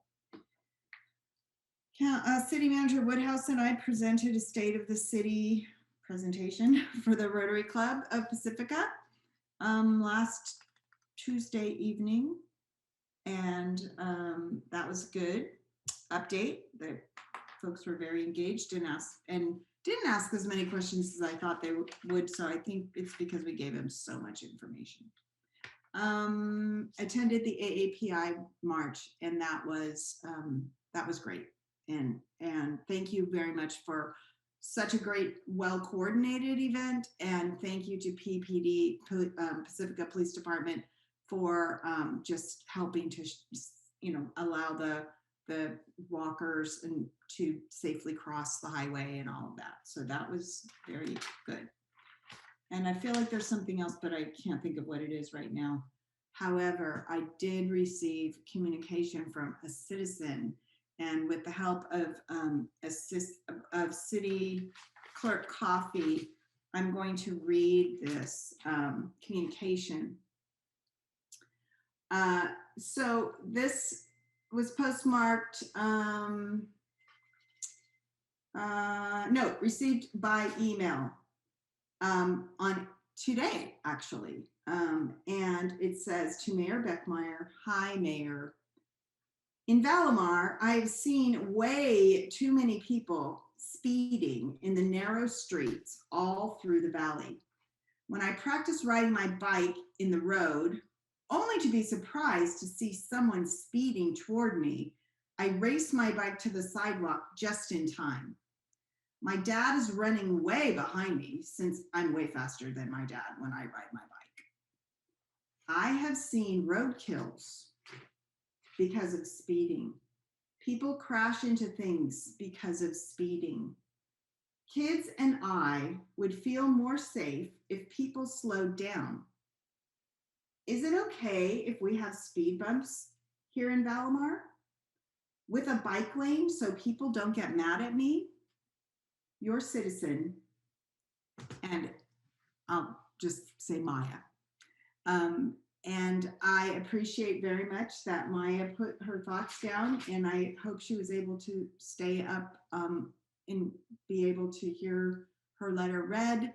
I did respond to her by email and to say that I will be checking with city staff on the questions that she raised and bringing and communicating back to her with what we can do about safety in encouraging safety and slowing down while driving in Valamar. And with that, I will turn it over to our city manager, Kevin Woodhouse. All right, thank you, Mayor Beckmeyer and Mayor Pro Tem Beer and council members. Kevin Woodhouse, city manager. I have several updates that I'll provide that some of the council members actually alluded to. One is that the Pacifica Police Department has been working closely with the county, and thanks to Chief Steidel and Captain Glasgow, working with the county to establish a mobile COVID-19 testing van in Pacifica. As everyone knows, continuing testing is really important in this pandemic as we move along here and new variants and et cetera. But we're pleased to announce that we're putting the final touches on the agreement with the county, but that it is likely to start Sunday, April 18th, and will be located every Sunday in the city parking lot here at Francisco and Salada in West Sharp Park. And more details to come. We'll be pushing that out widely. Secondly, I believe that Mayor Pro Tem Beer, in mentioning Sharp Park Road, was perhaps referring to some of the various federal funding project submittals that are ongoing. It's a busy time right now with announcements made and submittals being received for the community project funding process and the transportation and infrastructure process. And details to come about how these play out, but we're throwing our hat in the ring for numerous infrastructure projects, including related to the pier and the seawall and Manor Drive overcrossing and paving projects, including the possibility of slurry seal on Sharp Park Road, as well as protected bike lanes. So, which is part of our bike ped master plan. So staff is on it to get these project submittals in, and then in the hands of our very able Congresswoman Spear to be working with. So we look forward to some successes on that. In addition, an actual success that in terms of grant funding that we received recently is Public Works engineering staff applied for another cycle of highway safety improvement grants and received a $250,000 award, which will go toward the installation of new ADA ramps and high visibility crosswalks in the northern region of Pacifica. So we're pleased to be able to successfully grab that grant funding, which is so critical to our programs. And then finally, I think Councilmember Big Stick was referring to a CAL FIRE grant that we are working with CAL FIRE on, and were granted, but CAL FIRE is working on the environmental process for this project, which is $143,000 of one-time grant funding related to fire prevention work in the Valamar area, with a city match of $25,000. And the scope of the project includes treatment of 20 acres of brush and removal of dead and diseased trees. So again, CAL FIRE is going through the environmental process on that. More information will be coming forward in the future when that process concludes in the next 6 months or so. But we're excited to be able to receive that grant funding too. And that completes my updates. Okay, thank you very much. I have to go circle back a tiny bit. Remember, I said there was one more thing and I couldn't remember what it was. It was a friend and I were walking, and we had on April 2nd and had the great thrill of seeing the reverse egg hunt in town. As I was driving to meet her, I didn't understand why I kept seeing so many people. And I'm not talking about families with little kids either. I'm talking about people, like big people with their dogs with like rabbit ears on them and things on the corners, on the street, waiting for the route. And so we were luckily in the back of the valley, able to see it. And it was very exciting, and people were clapping, and there happened to be a family, a whole group of little kids and adults across the street from us. And you could see the little guys with their egg in their hand that they had cut out and decorated. And I just was so excited, and it was so fun. And kudos to PB and our staff for just pivoting, just making it fun, even though we can't do it the way we used to do it. And we're looking forward to being able to do all the fun things very, very soon in person. Mayor Pro Tem, did you have something else you wanted to add? One thing I wanted to comment on one of our speakers tonight. It was Lauren, the high school students who have a mural project. It's really well put together. They have funding and all these plans. So I just want to kind of put a word into to see if we can get them in front of the I can't say the word, mural subcommittee at some point. That would be really great. Absolutely, yeah. Well, and I know that their hoped for timeline is to be painting this summer. So we'll work on getting that lined up as quickly as possible. Thank you. And before we go to our consideration items, I would like us to have a 5-minute break. So if we could reconvene at 9:11. Don't we have a housing meeting this week too on Wednesday night? Okay. No? Okay, sorry. I didn't write it down, so. I don't know. Maybe Kevin can say something about that. Do we? Yeah. Yes, there is the educational session about housing elements through the county-wide process. And I can, if we are going to take a break, if you'd like, I'll dig up the details and can share that when we come back. That would be super. Yes. Thank you. Thank you very much, Councilmember Barrelas. Okay, we'll see you at 9:12.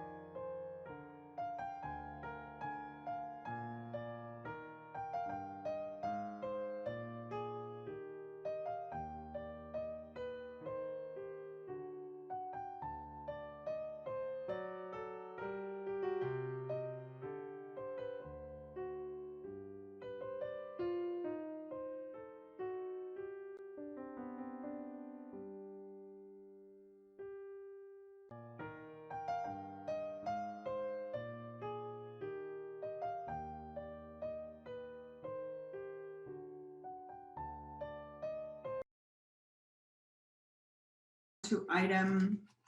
Mayor Beckmeyer, I have that Let's Talk Housing information. Great. Hear that. Go ahead. Thank you. So it's on April 14th, which is Wednesday, and it's 6 to 7:30 p.m.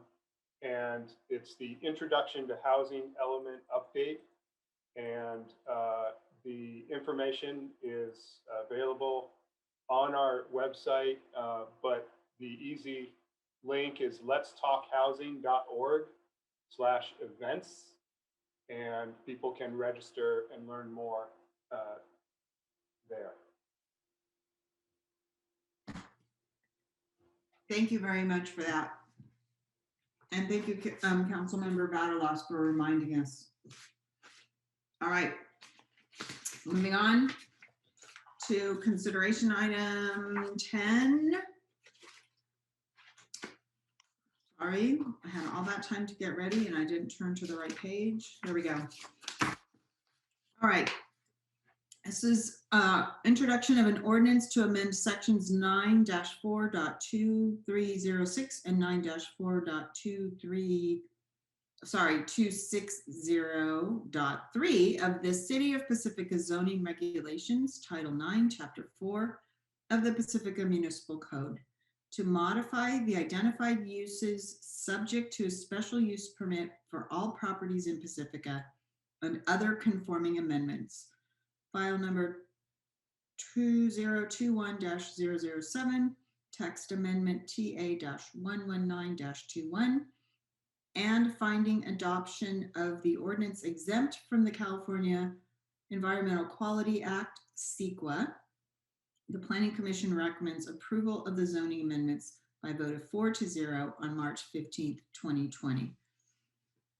And so we will,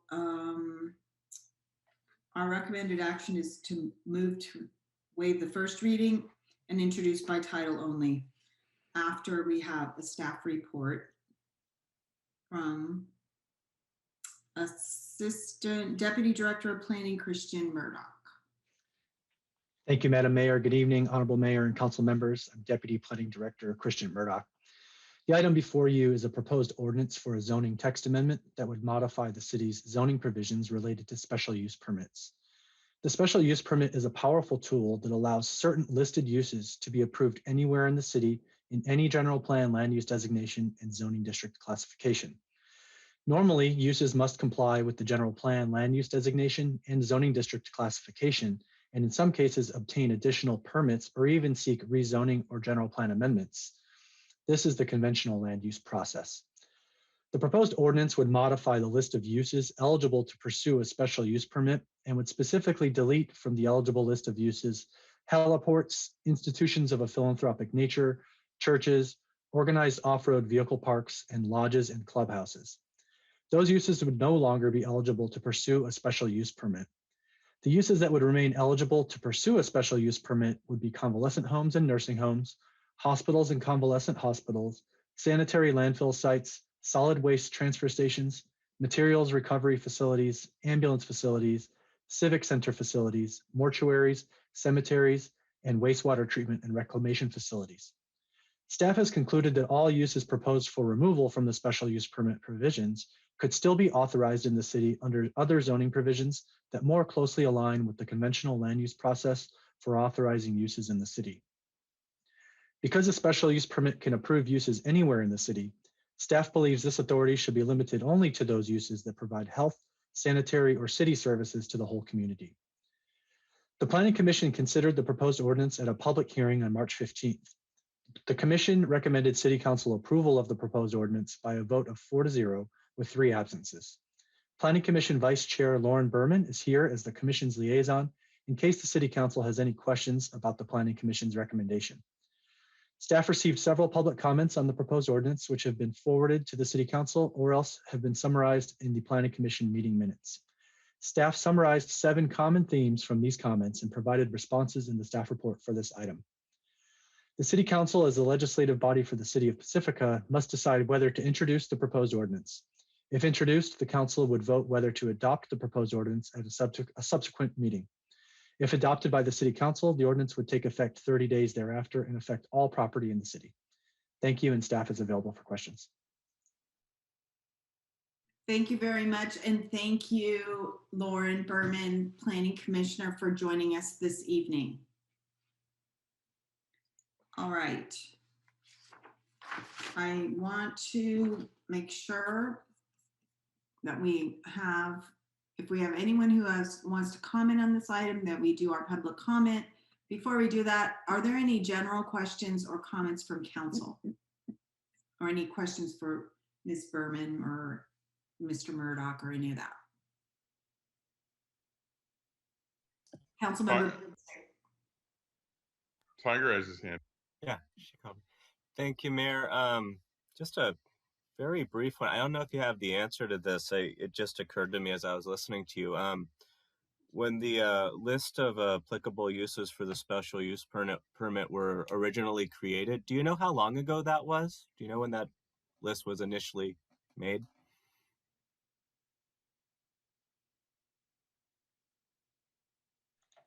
I might be able to find that in a moment. What I can tell you is it was at least prior to 1985, which is the first amendment to the ordinance that I can see a record of.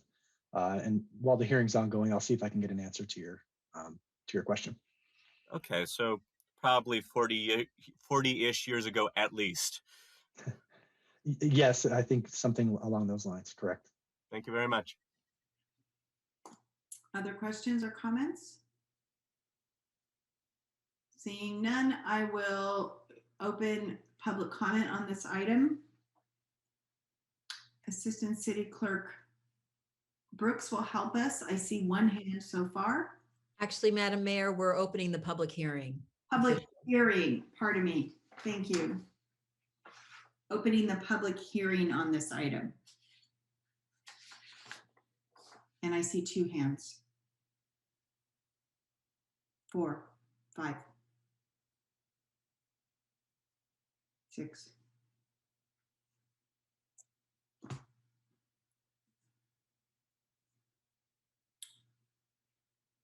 Okay, Assistant City Clerk, whenever you're ready.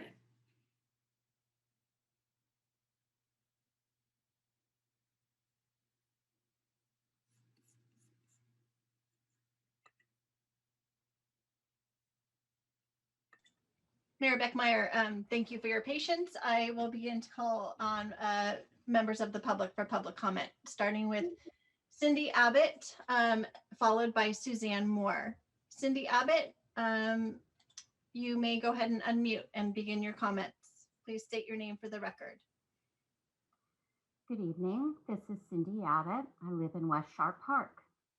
I'd like this evening to ask you, the members of the City Council of Pacifica, to send this proposed ordinance back to the Planning Department. Later in this meeting, you'll be reviewing and approving the goals for the City Council. One of those is an engaged community. An engaged community has been defined for many years by this and past City Councils as taking actions that include restoring trust in city government, expanding communication, and building community. The staff report for this item doesn't meet that goal. There isn't a clear reason for the proposal. There isn't insight into what might be anticipated as a result of the change, nor is there clarity as to the need for urgency that seems to be happening by pushing through a change that impacts the entire city in little more than a month's time. At the Planning Commission meeting of March 15th, all public comments expressed concern and asked for clarification. I'm really very disappointed that since that meeting, little to no effort seems to have been made to clarify why this change is necessary. Where is the justification detailing the intent? Where are the details on the possible impact that shows a thoughtful process by staff that will ease the concerns of the public? How is the decision made as to what should be removed and what remains? For example, how does a nursing home, which is generally a private for-profit institution, provide greater public benefit for the whole community than an institution of philanthropic nature that by its very definition is for the benefit of the public? So to reiterate, I'm very concerned about how, quite poorly, this change and its impact is being explained to the public. And why the rush? It was just asked when this code first came into being quite some time ago, but it's been updated from what I think I can see on the code at least 6 times since 1977. So it's not like it's never been reviewed. Why the push to make this change now? So again, please send this back to staff to document the full and clear intention and impact of this proposed ordinance to amend our City of Pacifica zoning regulations. We have a talented staff. Let them do better and earn the trust of our community. Thank you. Thank you. Mayor Beckmeyer, Deputy City Clerk, back at her seat. Our next speaker will be Suzanne Moore, followed by Summer Lee. Please state your name for the record. Suzanne Moore. I'm confused by this recommendation and don't understand its impact. I understand that staff is suggesting that some uses currently subject to a special use permit be excluded as less important to a broader public benefit. Particularly, I noticed a few references to the definition of an organized off-road vehicle park. Because the city is considering a safe parking program for motorhomes for the unhoused, I want to understand any ordinance change which impacts that process. As I look through the information from staff, I realize I'm not the only one who is confused. Other residents want to know how the proposed changes affect churches, nonprofits, and lodges here in town. And many Pacificans would argue these institutions do have broad public benefit. Since it appears that the city has been able to function without these proposed ordinance changes, I see no reason to entertain this ordinance, especially if it could have unforeseen and unintended consequences. I suggest you do not introduce the ordinance. Thank you. Thank you.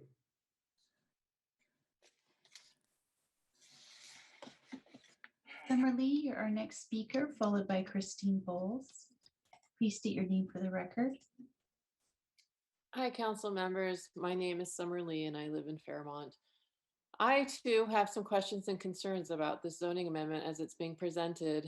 First, as sweeping statements were made at the Planning Commission meeting to justify this amendment, I haven't seen that there are any findings to back them up, especially given that this significant of an amendment could have consequences long into the future. If it is true that this only allows permit applications for churches and nonprofits only in residentially zoned areas, I'm concerned about the parking and traffic impacts of that, as well as the lack of public transportation in residential areas that is needed for community members to access those organizations. And if they're only allowed to be on the second floor of a building, what the burden of an organization might be to become ADA compliant. If an existing nonprofit like the PRC or the Pacifica Historical Society were to expand or add on services, would this prevent them from doing so? If a church were providing crucial community services, as they tend to do, like AA meetings or a food pantry, could they be denied even applying for a permit if they're located in a commercial area? It isn't clear to me that there might be long-term impacts that would affect our beloved community organizations that serve Pacificans. So I would ask the council to consider sending this back to planning for more data and for clarifying to the community the reasons for this amendment so the community can better understand and have consensus on such a significant change. Thank you. Thank you. Christine Bowles, you'll be our next speaker, followed by James Kramer at gmail.com. Please state your name for the record when you're unmuted. Good evening, Mayor and council members. My name is Christine Bowles. I live in the Manor District.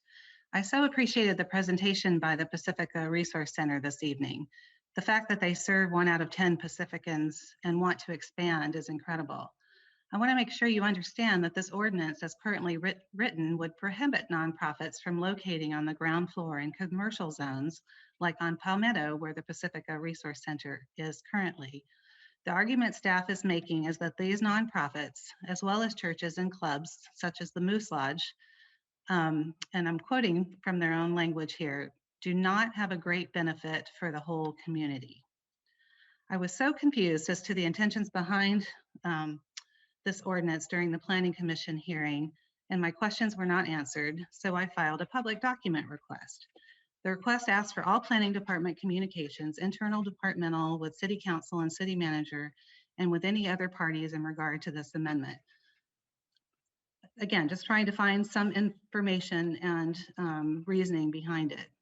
I was given public agendas, minutes, and public notices, which I already had, but not a single internal communication or email. I have a hard time believing that in the era of COVID, where everyone is working remotely and communicating by email, that every single email was sensitive or protected by attorney-client privilege. This is not logical, and this kind of response honestly erodes public trust and transparency, and does not align with the council goals of increasing public input. I was also hoping to find some data by these public document requests, some analysis of the current zoning and locations of these organizations. For example, how many churches and nonprofits have physical addresses in Pacifica? What is the zoning for these existing projects? What percentage are currently in commercial zones where they would now be banned? Do these locations have access to public transportation or major traffic corridors with parking? Is that needed by these organizations?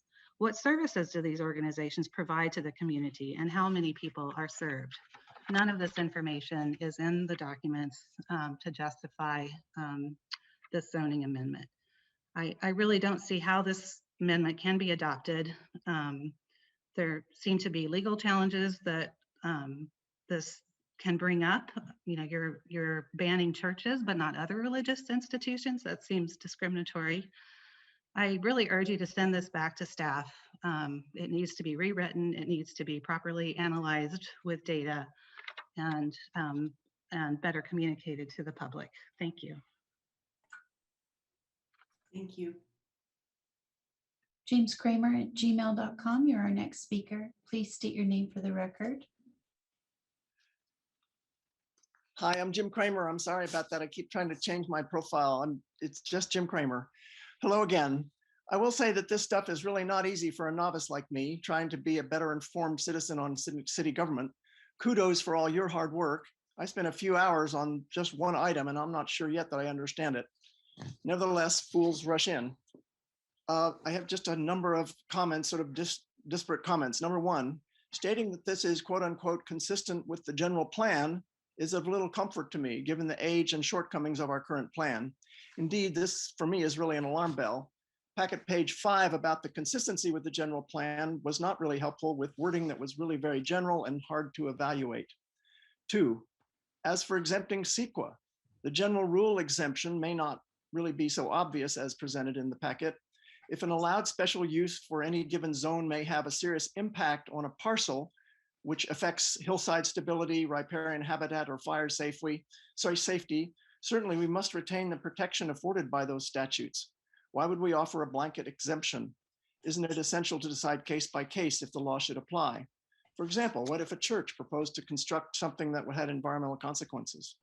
3, in one place, the document seems to state that the idea is to expand uses that would be authorized with special use permits, and elsewhere, just a few paragraphs later, it says it will limit their uses. In either case, it really just begs the question of what was the default condition that we're changing. I was left wondering, is this piecemeal Band-Aid that we need because our very old plan is outdated? Or are these changes really altering some substantive, well-intended existing policy so that I should worry? Or is it just a benign, appropriate improvement just to give the city flexibility? 4, it seems this amendment acts fundamentally on what is by default to be in commercial versus residential zones. But the implication for each specific zoning category escaped me. Shouldn't churches and museums that draw public traffic be encouraged in commercial and discouraged in residential? So it's all hard to figure it all out. Okay, I apologize if this is naive, if parts of what I've understood are mistaken.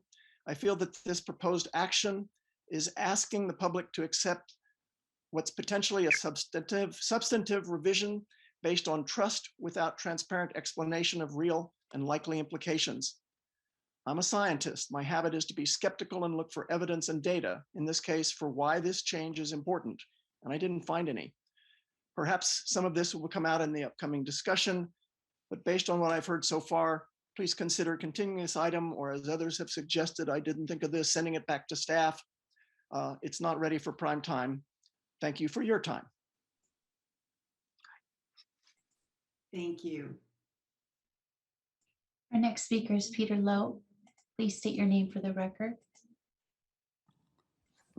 Peter Loeb, I am confused.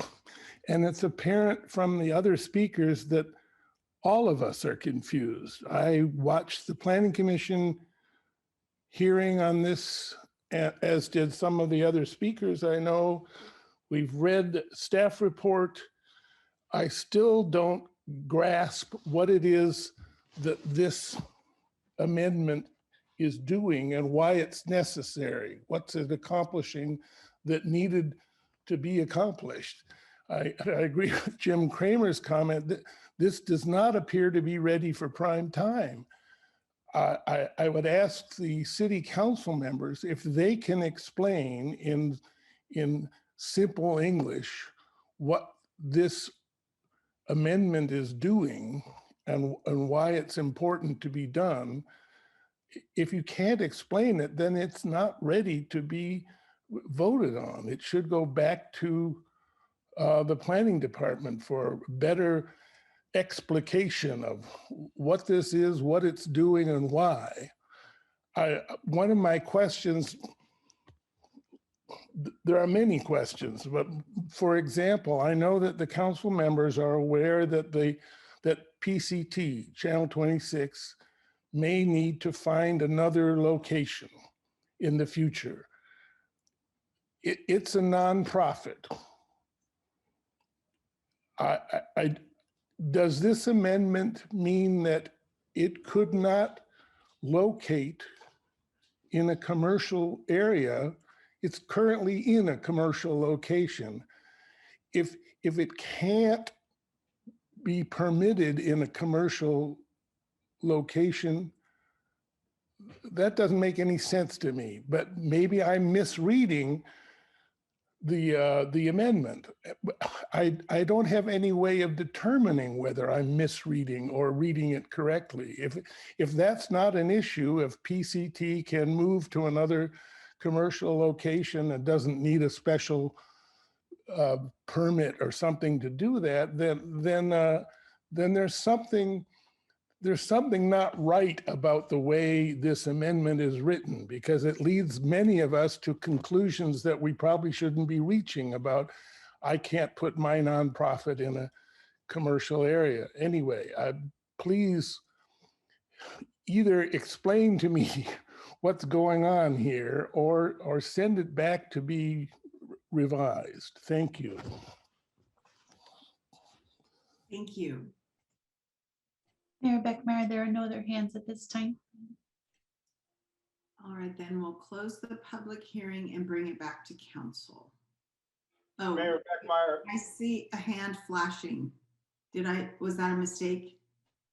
Sue Degree appears to be raising her hand. Yeah. It is going up and down. I'll call on her now. Okay, we'll reopen the public hearing to see if Sue Degree has a comment. I thank you for that. I tried valiantly on the phone at orals. I don't know what my technological problem is. Was that you, Samsung, or whatever that was, Assistant City Clerk Brooks? Was that you? I do have Samsung. I don't know if it was me. I didn't hear my phone number, so. I think that's what it was. Anyway, yeah, so one thing that I wanted to say at that time, which is pertinent to now, is that, you know, this digital stuff, it drives me nuts. And I'm wondering, and I've said this a million times, I'm very concerned about our public that doesn't have media, using the phone, like I tried to do this evening, was like, oh, Lordy. And then even switching over to Zoom now, for some reason, my raised hand wasn't raised. It's very, very, very nerve wracking.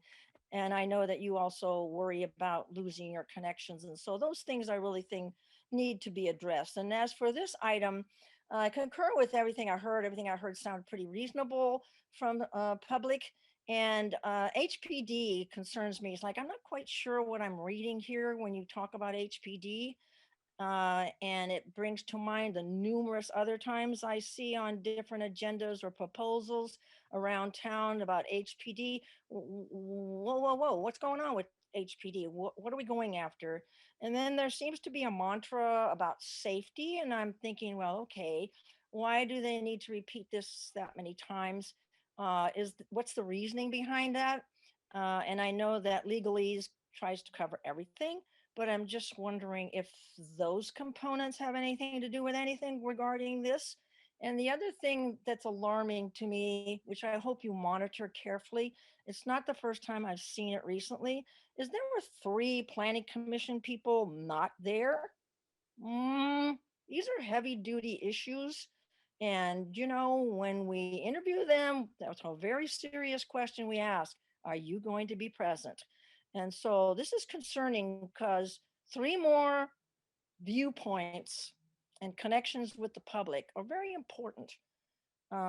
So whatever the economic committee, I applaud them because they realize that more than digital is necessary to get out there and get folks involved in the bingo game to support our small businesses, a very wonderful endeavor and needed.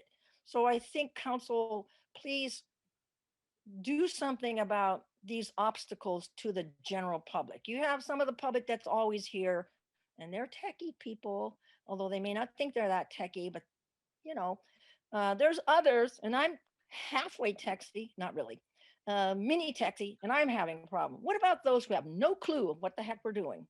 Thank you. Thank you very much. Mayor Beckmeyer, Kevin Woodhouse, City Manager. I think I have a point that I'm supposed to close the public hearing at this point because I see no further hands. Just Correct. If you don't mind, I'd like to check with Assistant City Clerk Brooks. Correct, Madam Mayor. You should close the public hearing. I am closing the public hearing. City Manager Woodhouse, go ahead. Yes, great, thank you. Before the council moves into discussion, I wanted to say that there were a number of questions raised in the public comment, and it's clear that there's some confusion, if not misunderstanding, about what this provision is doing. So I'd like to have, if you are open to it, have staff respond to some of the points that were made to make sure that everyone is clear. Certainly, we emphasize and value transparency and explanations of these processes, and that's what we'll do right now. Yes, council, any objection to that? I think that would be a great way to start. Okay, let's go ahead. Thank you, Madam Mayor. And again, Deputy Planning Director Christian Murdoch. I just want to start by acknowledging that this is a bit confusing. And if you don't deal with zoning provisions every day, it can be all the more confusing. As the city manager indicated, we want to do our best to explain the action that staff is asking of you tonight. I think I want to start off by first saying it's not true that nonprofits such as the Pacifica Resource Center or others would be adversely affected by this proposed ordinance. When we evaluate a use, we don't evaluate it by its operating structure. That is, whether it's a for-profit or a nonprofit, for example. We look at its operating characteristics and see where those fall within the hierarchy of uses that are in our zoning code. So to use the Pacifica Resource Center as an example, since it was brought up specifically, we would evaluate its operating characteristics should an expansion be required. And so as I understand its use, it's primarily an office use where its staff works, where it sees its clients, and then has additional accessory uses that provide supportive services. To that end, I would likely classify it as an office use, which is a use that can be allowed on the ground floor in a C1 zone, neighborhood commercial zone, with approval of a use permit. And so that basic analysis of the PRC as compared to the C1 zoning indicates that we would very likely be able to authorize a similar use in the C1 zone without a special use permit should this ordinance be approved by the City Council. There are other standard or conventional zoning provisions that would allow us to evaluate it and in many cases potentially be able to authorize such uses to operate or expand. And so that zoning analysis supports that, and past practice supports that, in that in 2018, the city actually authorized an expansion of the Pacifica Resource Center at its current location, a sizable expansion of its use. And so it's just simply not true that we need the special use permit zoning provisions to support those kinds of favorable community serving uses in Pacifica. Next, I want to indicate that it's untrue that this proposed ordinance would discriminate against religious establishments or institutions. The language in the ordinance, I want to clarify my comment earlier to Councilmember Big Stick. It turns out that this ordinance was first approved, it looks like in January of 1966, so 55 years ago. And I was incorrect in stating that the First Amendment was in the 1980s. In fact, it looks like the First Amendment was in 1977, and several other amendments have occurred since then. And so in 1966 or whenever the church land use was listed, it certainly reflected the community character, which perhaps was predominantly Christian oriented, and it reflected a single religious land use. When we read church in the 2021 context, we read that to mean all religious institutions and houses of worship. So not simply Christian churches, for example, as that was suggested by some of the public comments.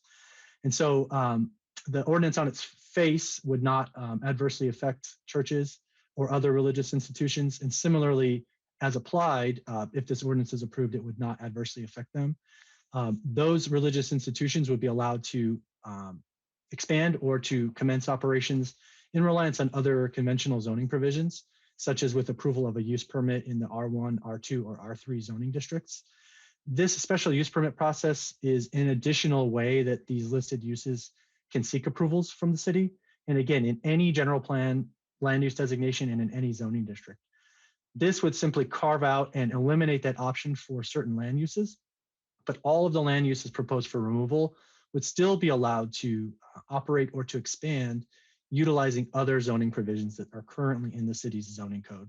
And so it's not clear what discrimination as alleged would occur with the proposed ordinance. And I think the facts demonstrate, as indicated in the staff report and in the staff presentation, that they would be allowed to continue in other using other zoning provisions.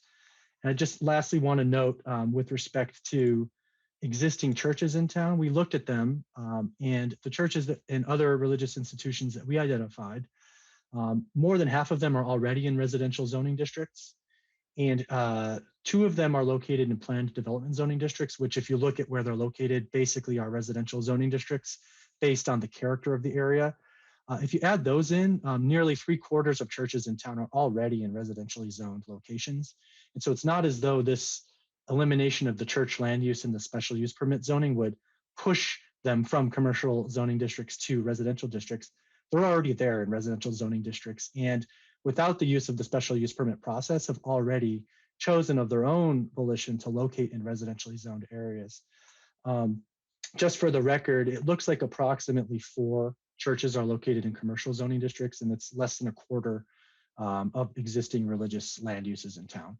So that was my start to attempt to address some of the key points that were raised, but I'm happy to answer any other questions the council may have. I'll go ahead and ask one if you don't mind. Hi, Christian. It's good to see you. I haven't seen you for a long time. Thank you for your report. So a lot of folks ask, why is it necessary? I heard that question asked over and over again. So maybe if you could just simply answer that, that'd be cool. Thanks. Sure. I think these issues come up from time to time when staff is working with the zoning code. As we indicated in the staff report to the Planning Commission and the City Council, we've done extensive work recently in relation to the Civic Center facilities project.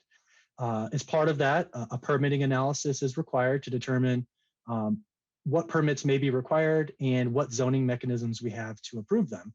And we found there were a variety of mechanisms. The Civic Center site's currently zoned PF, public facility.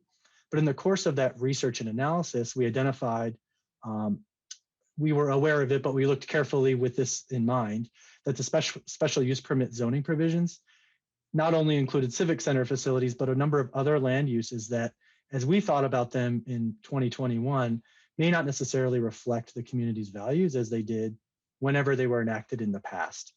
And so we thought it would be best to tailor this very broad and very powerful land use tool to only those uses that affect and benefit public health and safety. And I think many of the public comments focused on one part of that explanation, which was the benefit to the whole community. But really the second and equally, if not more important part, is narrowly tailoring it to those uses that benefit public health and safety. And so while churches and other land uses may have broader benefits to the community, when combined with that threshold of public health and safety as well, it resulted in the narrower list of uses that we've proposed this evening. And if I could add to Mr. Murdoch's response there, in a broader sense, beyond just an individual department like planning, as the council recalls, a major council priority on an ongoing basis is to continuously revise our policies and practices, be that permitting practices in the building department, be that creating a flag at half staff policy that we don't currently have. It's an ongoing best practice to look at our procedures and rules and zoning codes and ordinances and recommend upgrades and updates when necessary. There are many that are out of date, and we want to build a solid and best practice based organization. So we do that across all departments. Other questions? Councilmember Big Stick, and then Vaterlos. Thank you, Mayor. And first of all, welcome Commissioner Berman, Vice Chair Berman, I believe. Thank you, Tiger. We miss you. No, I miss you too, and I'm glad that you've come here for a night. So, I heard the and first of all, Christian, thank you very much for clarifying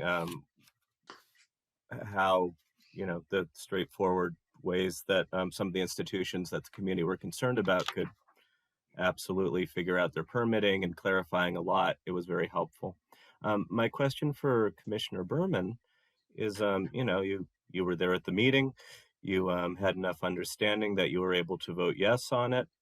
I remember at one point you asked a clarifying question so that you felt comfortable with it. And so it might be helpful to have another perspective, somebody who does not dwell constantly in zoning regulation, to maybe explain to us for a moment why you felt perfectly comfortable voting yes on this particular change. Sure, happy to. And thank you, Honorable Council, for having me here.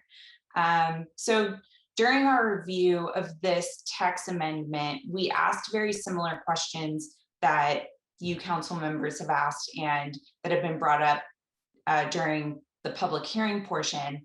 The question that you are mentioning, Council Member Big Stick, is I was asking a hypothetical question. I know we received a lot of comments with this agenda item relating to churches and some concerns at that time from the public that by removing churches from special use permitting, would that automatically allow churches kind of a expedited permitting approach or expedited approval approach? And staff clarified for us that this text amendment neither disallows permitting or use changes for lands or new projects, but it also doesn't expedite the permitting or the use applications for projects as well. So I think pretty unanimously on the Planning Commission, we all felt pretty comfortable. We mainly just wanted some clarification items, and we did align with staff's recommendation that this text amendment really just narrows the opportunities for using a special use permit. As Deputy Planning Director Murdoch mentioned, it's a special tool that helps a way to permit items that are more specifically for the health and safety of the public. So that's kind of where we landed on the commission. Thank you. And Councilmember Vaterlos. Oh, one of the members of the public said that the off-road vehicle item would affect people living in their motorhomes and safe parking. It's entirely a different matter. And if Mr. Murdoch could explain that too, please. Yes, thank you, Councilmember Vatalas. A similar concern came up during the Planning Commission hearing on this item. Off-road vehicle park is not to be confused with mobile home park or recreational vehicle park, such as the SFRV resort. An off-road vehicle park is used within the context of the special use permit regulations, is someplace that you drive, dirt bikes or dune buggies or those types of off-road vehicles on terrain other than public streets. And so driving them through the hills, for example, is used to be commonplace in Pacifica. That's the type of use that's described in off-road vehicle park. Thank you. Clarification. Other questions, concerns?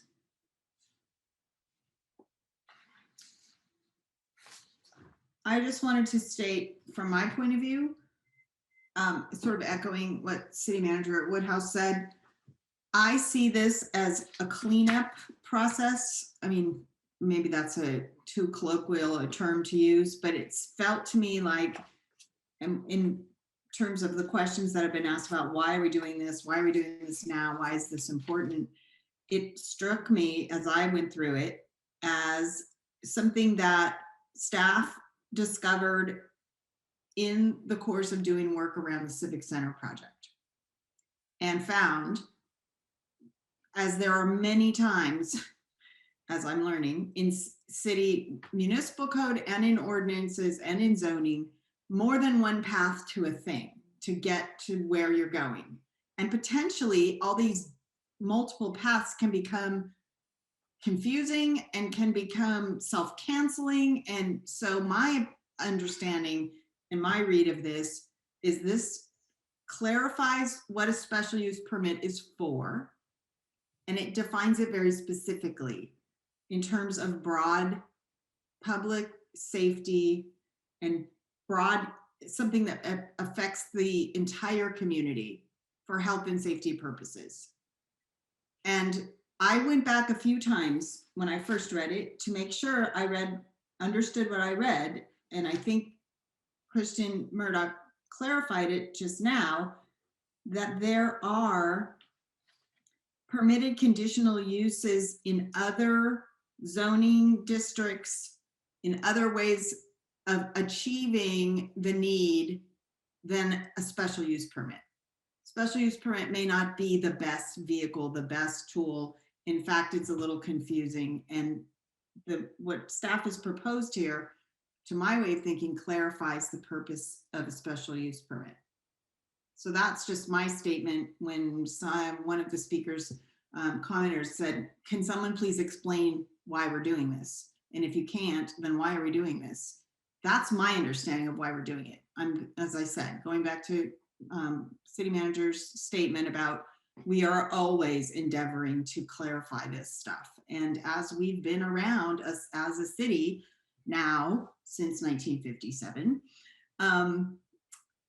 and starting with documents that maybe were even based on county, I certainly have learned we've inherited roads that were last paved when the city was part of the county. So I feel like this is just an ongoing process, and that is what I see this as. That's my statement to the commenters' questions. Mayor Pro Tem? Yeah, thank you for that, Mayor Beckmeyer, because I think if someone was to ask me, I would still have a hard time explaining it. Like I need to hear this again and again so I can fully understand it. I appreciate Lauren, you being here. That actually cleared up some concerns I had about the vote, because there was, a few commissioners that were absent. And so that was one of the first things that I did notice too. I was like, oh, wait a minute, like maybe it should go back to planning. And just because of that. So for me, I'm still having a hard time understanding it. And so, yeah, I don't know what else to say about that, except for I feel like it might need to go back to planning, simply because, yeah. simply because of I just still don't quite understand it. So, sorry. Okay. Other comments or questions? Yes, Commissioner Big Stick. Thank you, Mayor. For me, I think it strikes me as very straightforward, actually, and I will explain that because I appreciate that not for everybody it does. And I remember the first time as a planning commissioner when the city was asking for permission. What was it? I think it was to pave a sidewalk or some such over off of Esplanade, if I recall. And it was a very odd feeling because the city was applying for something and having to bring it to the planning commission so that the planning commission could approve what the city wanted to do. And it just seemed like some sort of redundancy, and yet they had to pass this through planning commission in order to get it done. And so I remember that vividly, at least the feeling that it caused me. And what occurs to me is, as the staff report says, as they were figuring out everything they needed to do to get the civic center in order,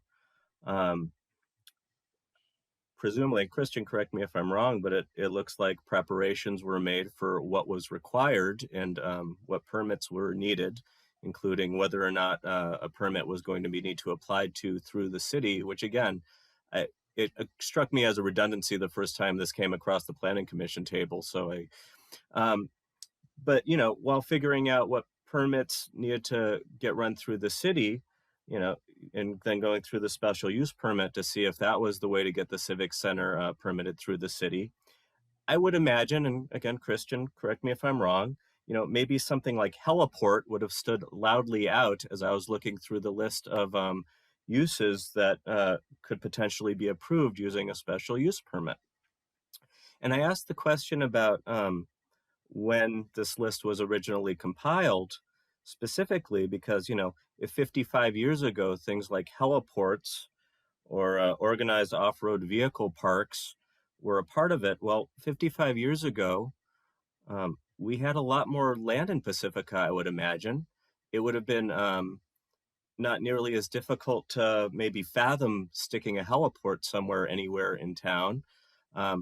These days we get the RENA numbers of 1900 and we all want to fall out of our chairs because we think to ourselves, where the hell are we going to stick, pardon my language, 5, residential units, let alone 1900 of them. And so for my read, this is actually very thoughtful because I think that the idea of making it immediately less easy to put a heliport anywhere, and rather stick to the use, the zoning that a heliport would be more appropriate in, is, a common sense good idea. I was actually reminded of some of those, I don't know if you've heard any of those outdated laws, like for example, in Connecticut, a pickle by regulation must bounce when dropped from a foot's height. I'm not saying that a heliport is quite the same as a pickle regulation dropped from a foot's height, but that's, in my mind, that's how the same chord it kind of struck with me, that these are uses where the places where there appropriately should be is still there. That's not going away. City says these are the places where they should be. And we're just like cleaning out what apparently seems to be an outdated thing from a time in which we had land in which to put something like a heliport. And so that's my 2 cents. Thank you for that. I appreciate it. Thank you.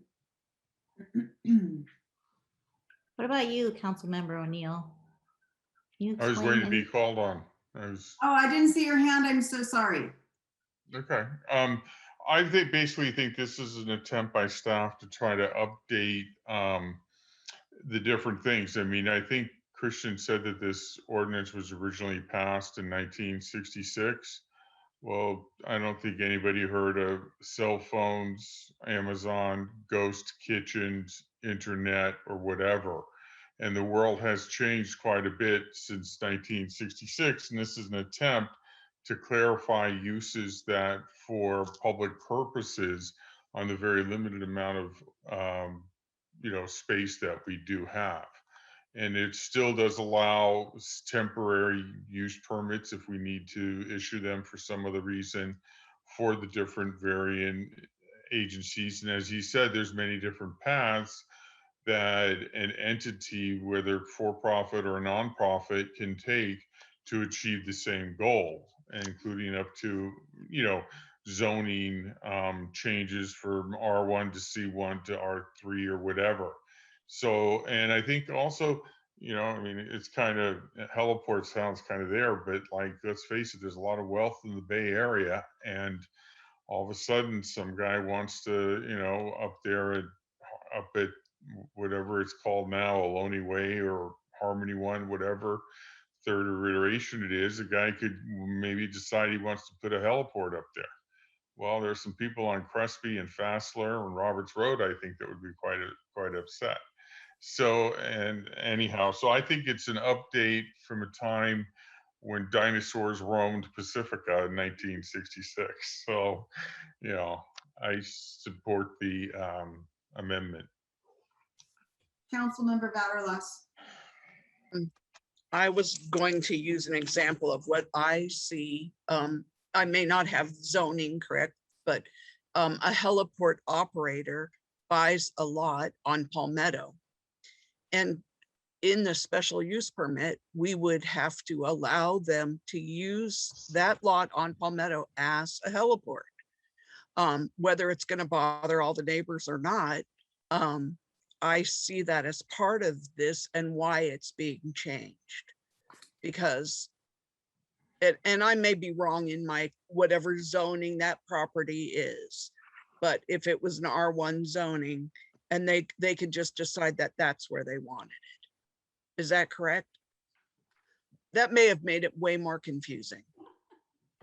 Well, Councilmember Vaterlas, to your point, there are specific findings that are still required to approve a special use permit, and compatibility with the surroundings is one of several findings. And so it's not as though the uses that would remain with approval of this ordinance would necessarily have a blank check, so to speak, or a rubber stamp.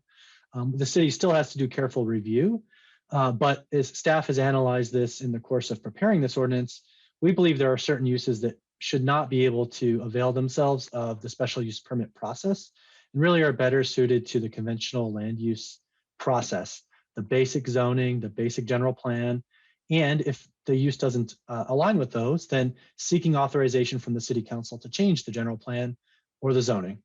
And so that's really at the heart of this, to right size or update, whatever description you want to give it, but changing those uses to reflect the community's values today. Some of the council members touched on that point, and what was appropriate for Pacifica in 1966 may not be what's appropriate for Pacifica in 2021 and beyond. And you know that these zoning changes that you make have a long shelf life. And so trying to adjust what's correct today and into the future is really the question being asked of you today. Thank you. So I was gonna make a motion if all the discussion is done, and that's You have just a couple little. Oh, okay, that's fine.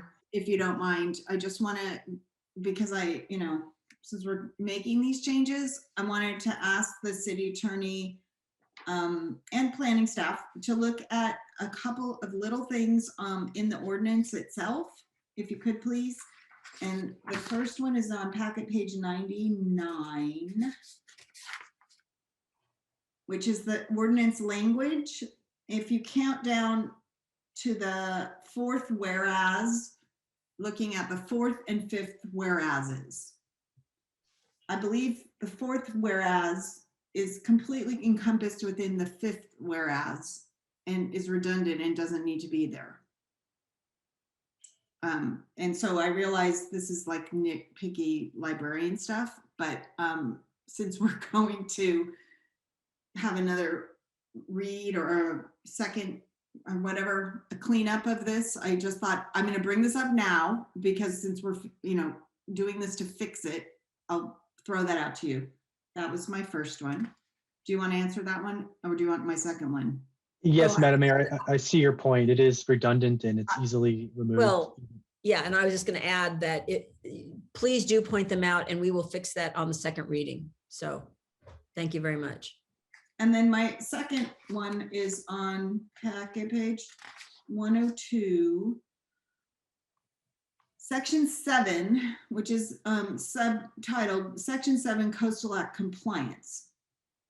And as I read through that, the first time it struck me that the effectiveness for this, for everybody, potentially could be interpreted is depending on the Coastal Commission, certification by the Coastal Commission. I realize the subhead says Coastal Act Compliance, but in as much as we have so much of our city in the coastal zone, I would like to suggest inserting the phrase "for areas within the coastal zone" at the beginning of the explanation of Section 7.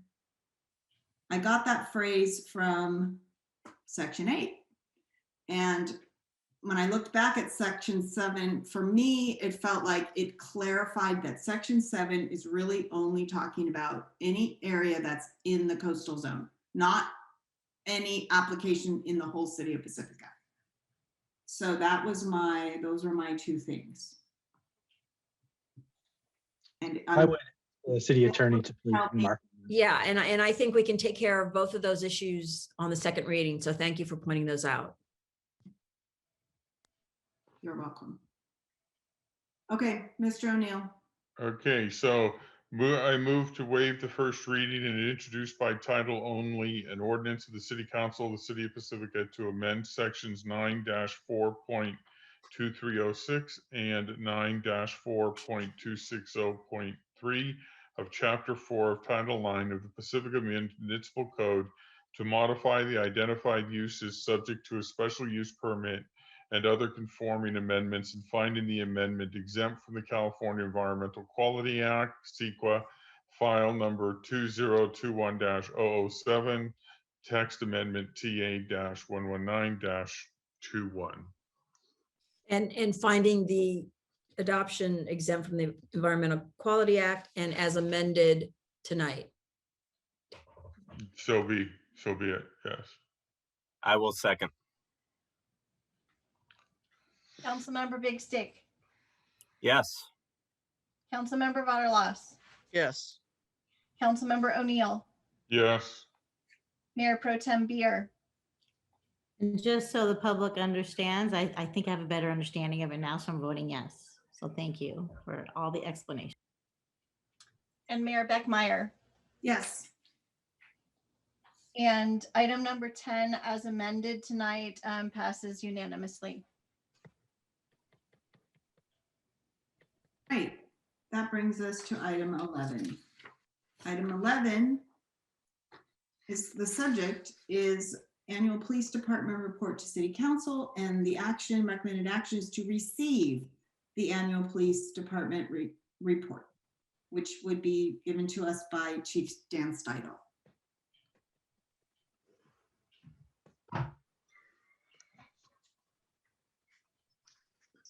Okay, thank you for that, Honorable Mayor and council members. Good evening. I'm Dan Steidel, your Chief of Police. So if you could go ahead and click to the next slide, please. I'll be presenting tonight this report to the council as our annual report to City Council.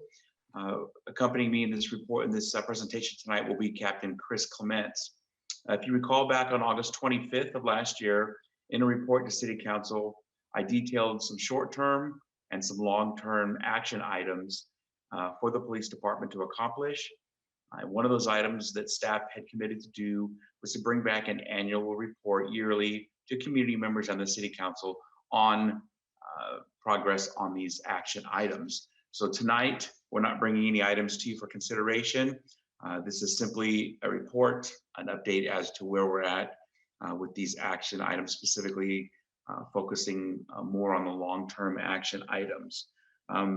You will see some things tonight that we have discussed in the past. It's not very recent meetings.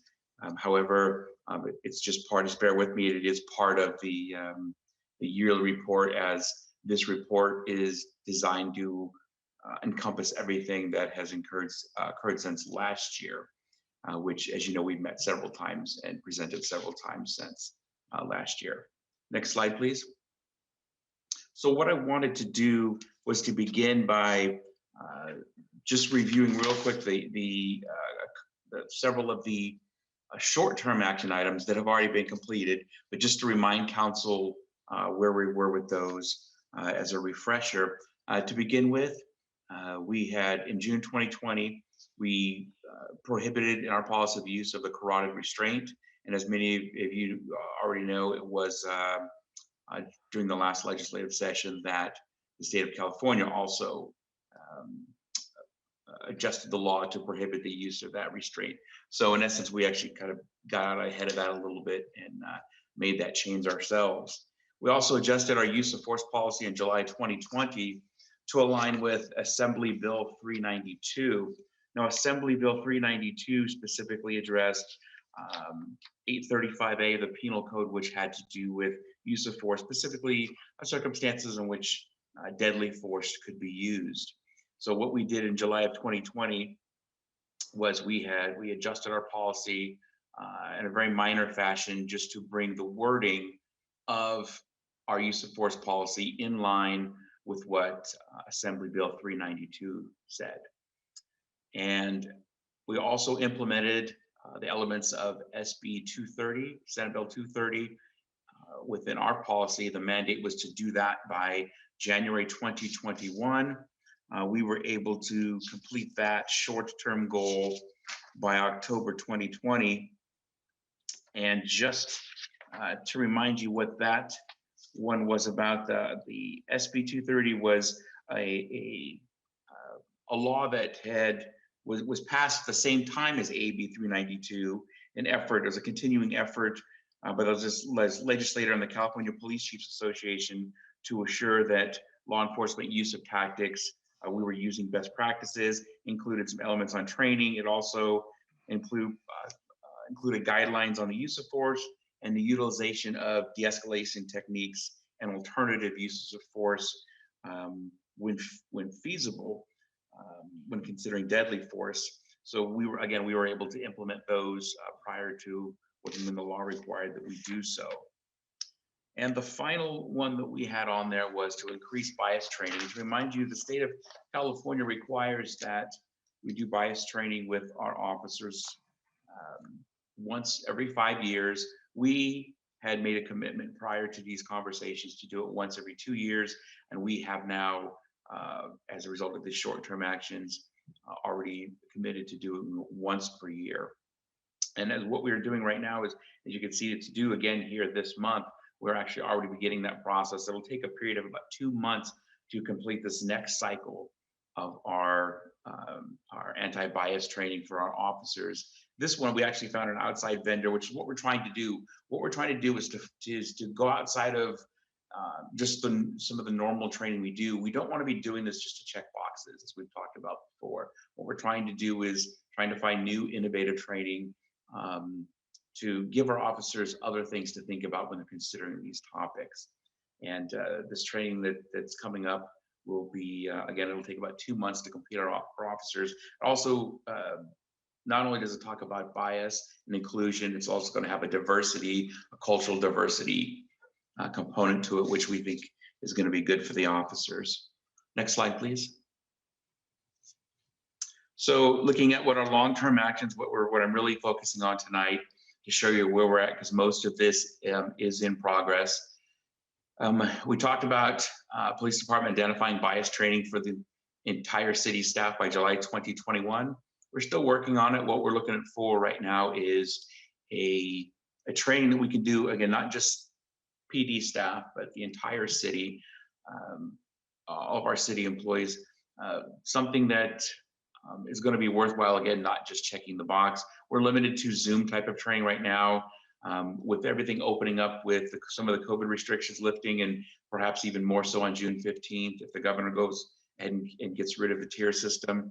It could be sooner than later. Either way, we're looking at both potential in-person and Zoom type virtual trainings to meet that requirement. We're still working on options for bias training with the police department and community members. And if you recall, what we talked about on that is, again, that would not be something that would be a Zoom session.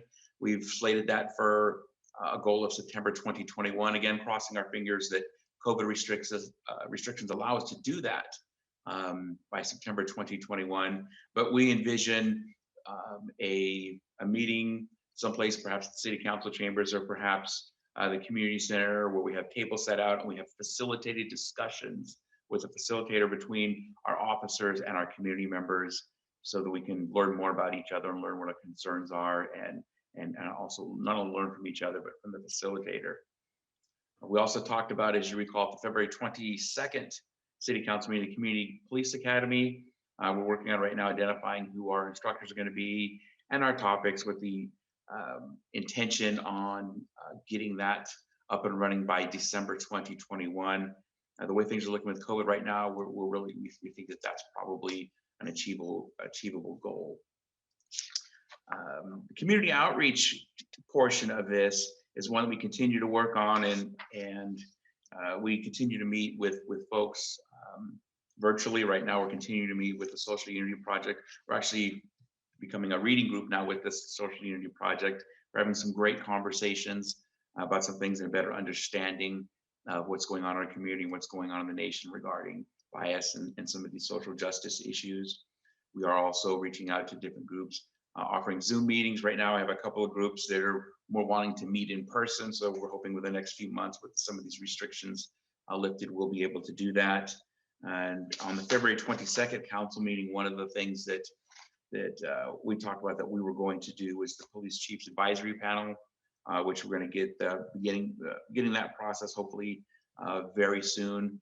And again, that item is the panel that's going to allow a chain of communication to occur between myself and the different neighborhoods within the community, a back and forth chain of communication through identified community members. And what we're looking for is a diverse, good cross section of our community that can communicate with the police department about the wants and the needs of the community and vice versa. Next slide, please. And long-term also, we're continuing to seek funding actions for required expenditures. We know, again, this year there's a lot of legislation out there regarding law enforcement, regarding bias, et cetera. We're always looking for funding that might come from the legislature via grants and whatnot that would allow us to fund some of these, or perhaps fund specific events that we haven't even thought about yet that will come up in different legislation. And again, the final one, to prepare an annual report focused on these action items, and to do that yearly. So what we also envision, staff envisions on that last long-term action, is encompassing more information report next year. By the time we come around next year, we will already be collecting the racial profiling data from Assembly Bill 953, or excuse me, we will be already getting that up and running. We will have some much to talk about that, I'm quite sure. We'll also be able to put statistics. We'll get back to the old way of doing it, putting more information into our annual reports. However, these action goals, I think, will be the centerpiece of the reports for many years to come. Next paragraph, please, or next slide, please. So I wanted to comment on some other related progresses. Now, this isn't part of the long-term goals, but what this is, these are things that we've talked about, the community members have talked about, and council members talked about, and have asked me about. So what I want to show you here is we're working on our de-escalation focus. So I've been in Pacifica for 28 years with the department, and de-escalation has always been part of our training. However, given what the national narrative and concern of the community is, and the concern of different groups around the nation, we wanted to be sure that we're really doing a good job of highlighting this. So in our trainings that we've recently done, our firearms training, our active shooter training, and our defensive tactic and arrest technique training, our instructors are highlighting the de-escalation. And by that, we mean, we, in different tactics and firearms, you're taught to use these weapons in certain circumstances, but you also have to be able to quickly reverse yourself and move back away from that higher level of force when you can, when it's safe to do so, to be able to de-escalate that situation as it changes, not only verbally de-escalate that situation, and prevent it from getting to a higher level. But once you're at a higher level and you're able to bring it back down, to be able to transition back down to a lower level and to do so safely. Again, to talking about our ability to and our desire to reach out and do some different things. We recently had officers trained in some de-escalation tactics through an online program through UCLA, which was quite different and we thought was quite beneficial. We talk about mental health and CIT training, our crisis intervention training. And again, we've talked about that at other meetings. It's crisis intervention training is the 40-hour course that our officers go to that gives the officer special training to learn how to approach those with mental illnesses or different disorders, and to teach them what those people might be going through, to teach the officers why that person may not be responding to your commands because perhaps they can't, perhaps they don't understand, or because they're hearing voices, they don't hear your voice. Just simple things like that that improves the quality of our law enforcement services. And again, helps us to de-escalate situations when there is a crisis. So right now we have 81% of our sworn staff have completed this training. 100% is always our target. Every once in a while we will lose an officer to retirement or to another agency, and we'll hire another officer. So we're always seem to be chasing that 100% target. But I have faith that we will eventually get there. Next slide, please. Okay, I'm going to turn over the next part of this meeting to Captain Chris Clements. We want to talk about our mental health response.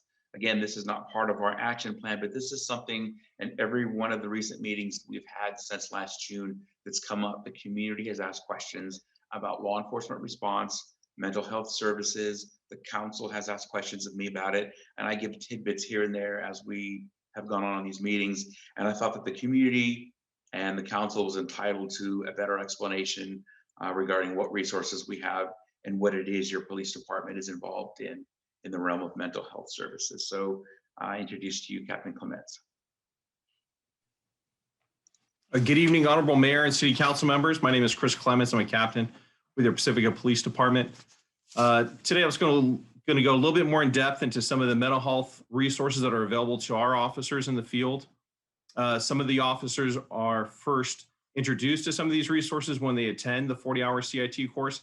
Some of the officers are introduced to these resources when they enter our field training program, as all of our field training officers are graduates of the CIT course. I'm going to be introducing you to a lot of acronyms today. The San Mateo Mental Health Assessment and Referral Team, the acronym of SMART, is a specially trained paramedic who's available to our officers. They're able to respond out to calls for service involving mental health or persons in crisis. One of the unique things about SMART is that they can come out as a specially trained paramedic, and they can actually perform the same mental health assessment that an officer would for someone who's in crisis. Another unique thing about this unit is that if they determine the person doesn't need to be transported to a psych emergency services facility, they have the option to take them to several other types of resources, whether that's assistance with shelter or housing for the night, taking them to some sort of sobriety center, taking them to the offices of a clinician or a therapist of their choice. So it's really unique service and it's opportunity for us to connect people who maybe don't necessarily need to be placed on a mental health hold, to connect them with services nonetheless. The other resource is the Assisted Outpatient Treatment Program through our own county behavioral health and recovery services. So this is, as the name implies, an outpatient treatment program. And what this is the opportunity to connect people in the community with somebody that's going to help them connect to resources through mental health, through service providers, and that sort of thing.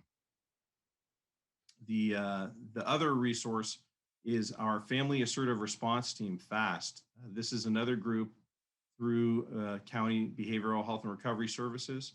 And as the name implies, this group works with family members and loved ones of those who are in, who suffer from mental illness and need assistance connecting to resources. It not only provides that individual with support and connectivity, but also the family members. It helps them with support and helping introduce them to how to get the assistance their family member needs. The Psychological Emergency Response Team, or PERT, is a unique unit that was created several years ago. It partners a mental health clinician with a deputy sheriff. And what it does is it allows the two groups to work together on cases. And while this is mostly a resource available in the sheriff's office jurisdictions, we have collaborated with them on cases. It's quite common for individuals who come to the attention of police officers in Pacifica to also come to the attention of law enforcement in other jurisdictions. So we're able to collaborate on cases with the PERT team. And that's a resource that's available around the clock to our officers. Another resource that we offer is the Special Needs Registry. This was actually Councilmember O'Neill, I believe Mayor O'Neill at the time, first introduced us to this concept that he had seen. And we adopted it here in Pacifica in 2017.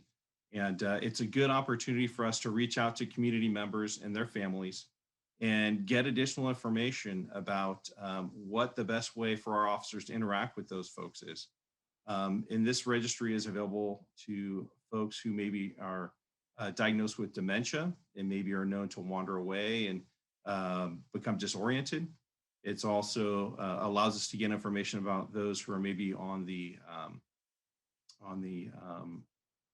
have other types of cognitive disorders, people that are on the autism spectrum, for example. It's a good way for people to provide information to law enforcement so that if we come across some of their family members or loved ones, the officers have a better idea how to interact with them, how to best engage those folks, and how to recognize them as well. The Special Needs Registry is a completely voluntary program, and we promote this registry and offer an explanation in depth on our police department website. Next slide, please. These are a couple of the collaborations that we're involved with, and we meet with these groups to help address mental health issues in a variety of different platforms. The first one is the Homeless Outreach Team, or the HOT team. This is a multidisciplinary team. We meet with once a month. A representative from the police department meets with our partners from the Pacifica Resource Center, from Life Moves, and we help collaborate on cases involving the unhoused in our community. A number of them also need additional resources, and we help to connect them to those collaboratively through BHRS, through Life Moves, and through the Pacifica Resource Center. The Field Crisis Consultation Committee is a group of law enforcement representatives, mental health representatives, folks from our district attorney's office, people from the county conservator's office, and we meet once a month and collaborate on cases and help make sure that the individuals in the community that we're all dealing with, that we're dealing with their cases collaboratively, that we're looking as somebody who is having contacts with police officers throughout the county, but maybe isn't quite connected to mental health services, or maybe isn't connected to substance abuse services, or has an upcoming court date. Maybe we can work with our DA's office to make sure that they get some kind of treatment as part of some kind of negotiated settlement of a case or things of that nature. So that's a very good group that we're a part of, and we meet once a month. The Northwest Schools-based Mental Health Collaborative is a mouthful, but we meet with those folks once a month. And that's a collaboration between the Daly City and Pacifica Police Department, our Pacifica School District, the Jefferson Union High School District, and school districts within Daly City, as well as our partners with BHRS and North County Mental Health. And we talk collaboratively about cases involving the youth in our schools. It's not uncommon for the youth in our schools who come to the attention of wellness counselors to also come to the attention of law enforcement in the community. It's not unusual for our police officers to maybe wind up in the homes of those students and talk to their parents. And it's great to have that direct pipeline to mental health professionals and wellness counselors in the schools. And we can make sure that we're all working to the same ultimate goal, to make sure that the families are connected, make sure the students are connected, and make sure that if we're dealing with these individuals on the school campuses and the classrooms, that the officers are familiar with what we're also doing when we respond out to their homes. The County Threat Assessment Team is a group of representatives that meets as needed. It's a collaboration between law enforcement agencies in San Mateo County, our DA's office, probation, and BHRS. And this group meets as needed to discuss cases where we need to look at bringing resources to bear on a certain situation that maybe there is some concern for the public safety. We've consulted with this group on cases in the past. It's just another great tool. It's a great way to collaborate. A number of different agencies sometimes are dealing with the same people, but we don't necessarily know what each one is doing to try to bring these situations to a successful conclusion. So it's just a lot of great collaboration, and we're glad to be a part of it.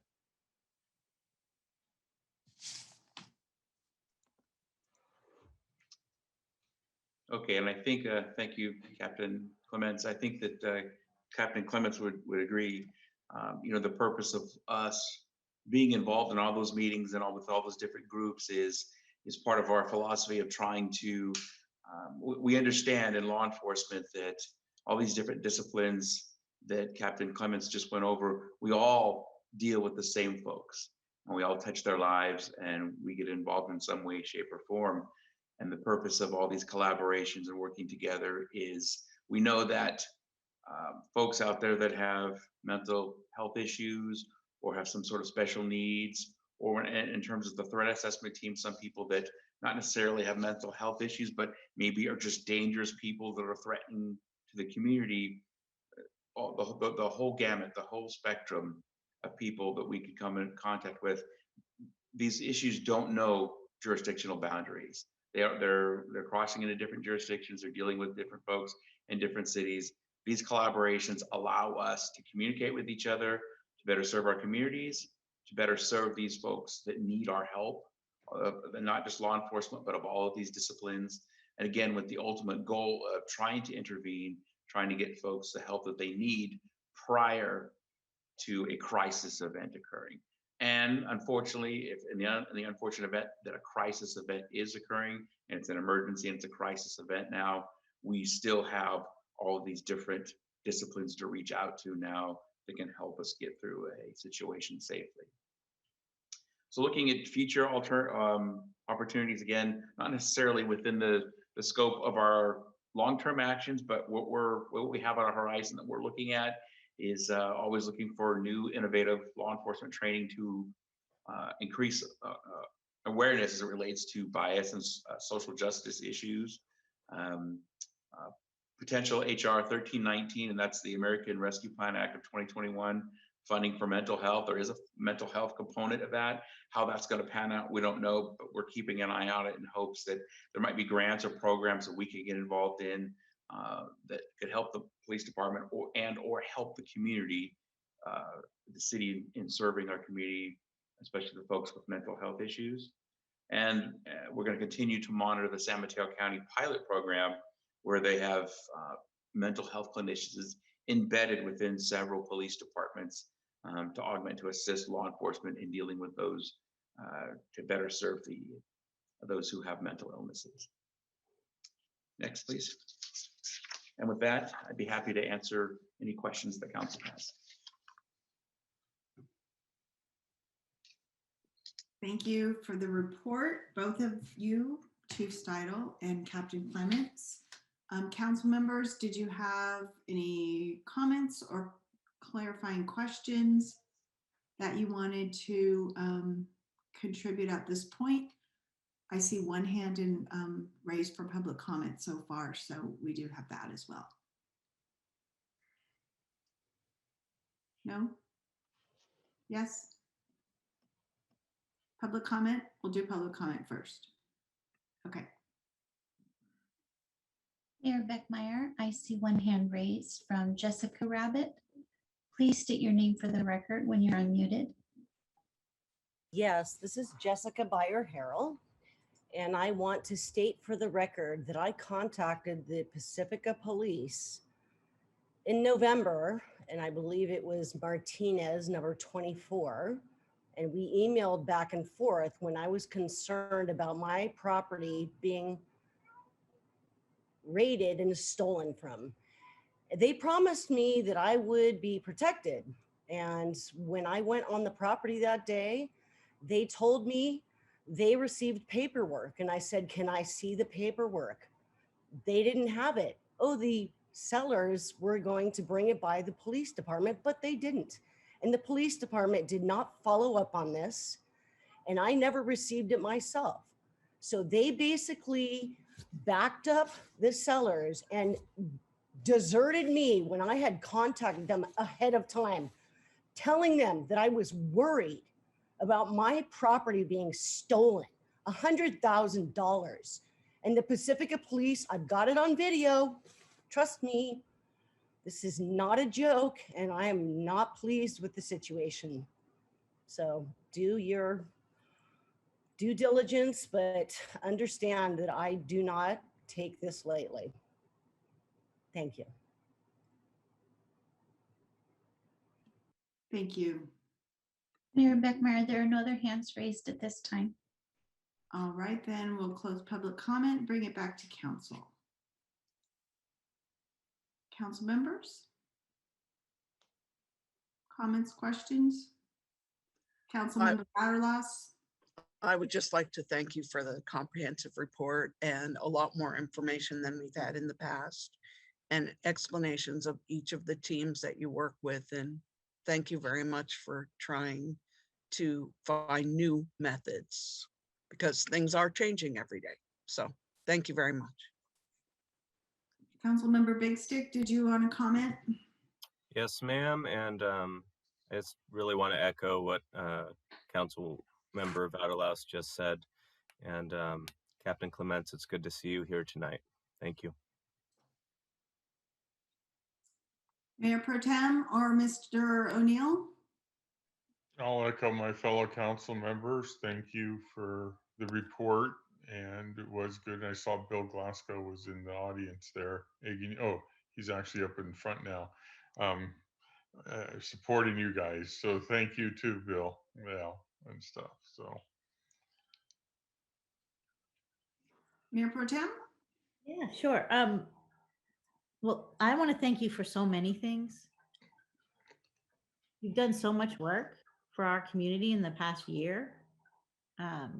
You've responded to all their questions and their concerns, and you've had meeting after meeting, and now you're reading a book, which I think is awesome. I'd like to get the name of that book. We can have some conversations about it. It's a beautiful way to learn things. It really is. So I just want to thank you, like from the bottom of my heart, because I know that we all want the same thing, right? We just want a safe and healthy community. And so we got to work together to do that. And I had just a couple of quick things. I wanted to really underscore 3 things.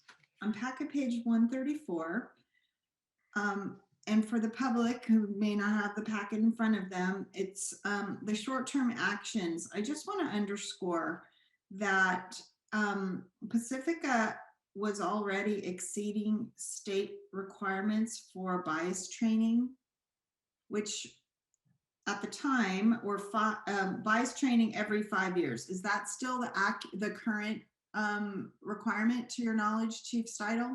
Yes, it is.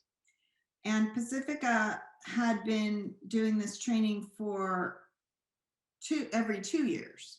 Yes. For how long would you say? Oh, we were probably only on our 2nd cycle. I believe that training that we were going to was actually relatively new. Okay. But now, in response to community concerns and council member concerns, we've reduced that down to once a year. Correct. And I just feel it's important to underscore that in terms of the public understanding then that PPD is working to be responsive to requests and concerns that have been raised. On packet page 136, the 2nd paragraph, this has to do with the establishing the Chiefs Advisory Panel. In listening to your presentation, my takeaway was that you're looking to create a diverse group of advisors from the community. And I just want to double check the language in this paragraph because it states which will be comprised of community members from different neighborhoods within Pacifica. Correct. So Go ahead.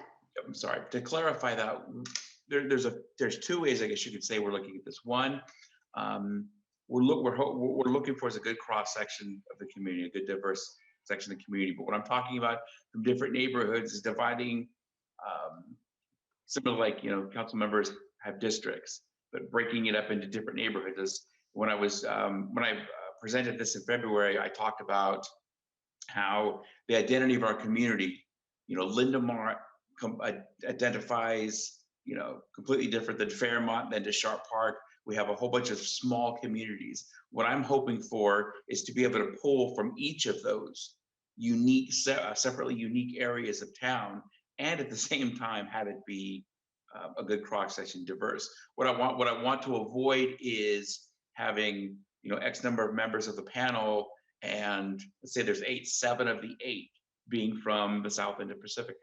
I want it spread out to where I'm able to communicate with the whole community while at the same time being diverse. In terms of all kinds of diversity, cultural, age, etc. Yes, that's what we're hoping for. And I think in, when you put something like that out, you get a little nervous. You hope that you get the response you're hoping for and you're able to accomplish that. I think a lot of that's going to be in the messaging and when we initially put it out, using the different venues, not just social media, but, getting in contact with religious groups and social justice groups and anybody that we can to get the word out there that this is what we're looking for. And hopefully maybe some folks that don't usually get involved in things will step forward and get involved. That sounds great. Thank you for that explanation. My last item is on packet page 138, and it's referring to the last bit of your presentation under future opportunities. I just wanted to underscore bullet points 2 and 3, that there is a focus. We're looking to potential funding from HR 1319, the American Rescue Plan Act, which we talked about earlier in the meeting tonight. And the paragraph or the parenthetical phrase on our report states contains mental health services funding. And I know this has been a concern that's been stated by the community on multiple occasions. And I'm pleased to see that perhaps, and we don't know yet, there may be some opportunity there for funding, because that's always the first step, right? The other item is bullet point 3, also focusing on mental health, to monitor the mental health pilot program in San Mateo County, where mental health workers are embedded within police departments to serve those with mental health needs and determine suitability for Pacifica if the program is successful and expands. So again, it's important to note and underscore that within the limited means that we have, the time constraints, the staffing constraints, that you are working to incorporate the feedback you've heard from the community. Absolutely. And those were my comments. And thank you. Echo my fellow council members' thanks and appreciation for all that you're doing for our community. Thank you, Mayor. All right. Mayor Pro Tem, did you have, nope, okay. I was just saying goodbye. So we're just accepting the report. We don't need to vote, right? City Clerk Coffee? Correct, Madam Mayor. That's correct. We're not just accepting the report. We're accepting the report with appreciation. We have Mayor Beckmeyer, I just want to interject that time check. We're at 10:46 p.m. right now, so we may want to entertain a motion to extend the meeting. Yep. Who would like to make that motion? I move that we extend the meeting to midnight. I'll second. Councilmember Big Stick. Yes. Councilmember Bartelos. Begrudgingly, yes. Councilmember O'Neill. Yes. Mayor Pro Tem Beer, Yes. Mayor Beckmeyer, Yes. and the motion passes 5-0 to extend the meeting to midnight. Okay, then we're moving on to item number 12, which is to adopt city council goals and priorities for fiscal 21-22. And then we'll have the staff report from the city manager. Great. Thank you, Mayor Beckmeyer, Mayor Pro Tem Beer, and council members. Thank you so much for your endurance and your support as we move through this item, through this agenda tonight with a lot of important items on it. I'll move quickly through this presentation and really touch on salient points. As the council is aware, each year we do the council goal setting workshop, and that occurred on March 5th and 6th. And then following the council input and collaboration and consensus about goals from that workshop, we package that up and bring it back to the city council for adoption. And that's what this item tonight is before you. Next slide, please. So the outline is to just, as a reminder, maybe mainly for the community, about the purpose of goals adoption, the importance of that in our annual work plan and the recommendation. I'll then cover some of the revisions made to the city council goals for this year and recommended, and then as well as the city council priorities. I did want to mention, because I think it's important to just touch on briefly all of the other continuing projects and initiatives that the council discussed at goal setting, but are just ongoing work that the city organization is doing. And then briefly touch on fiscal impact and budget process. Next slide, please. So as a reminder, annual goal setting is critical in our work to set priorities that guide budget development for the upcoming fiscal year and prioritize project focus throughout the fiscal year.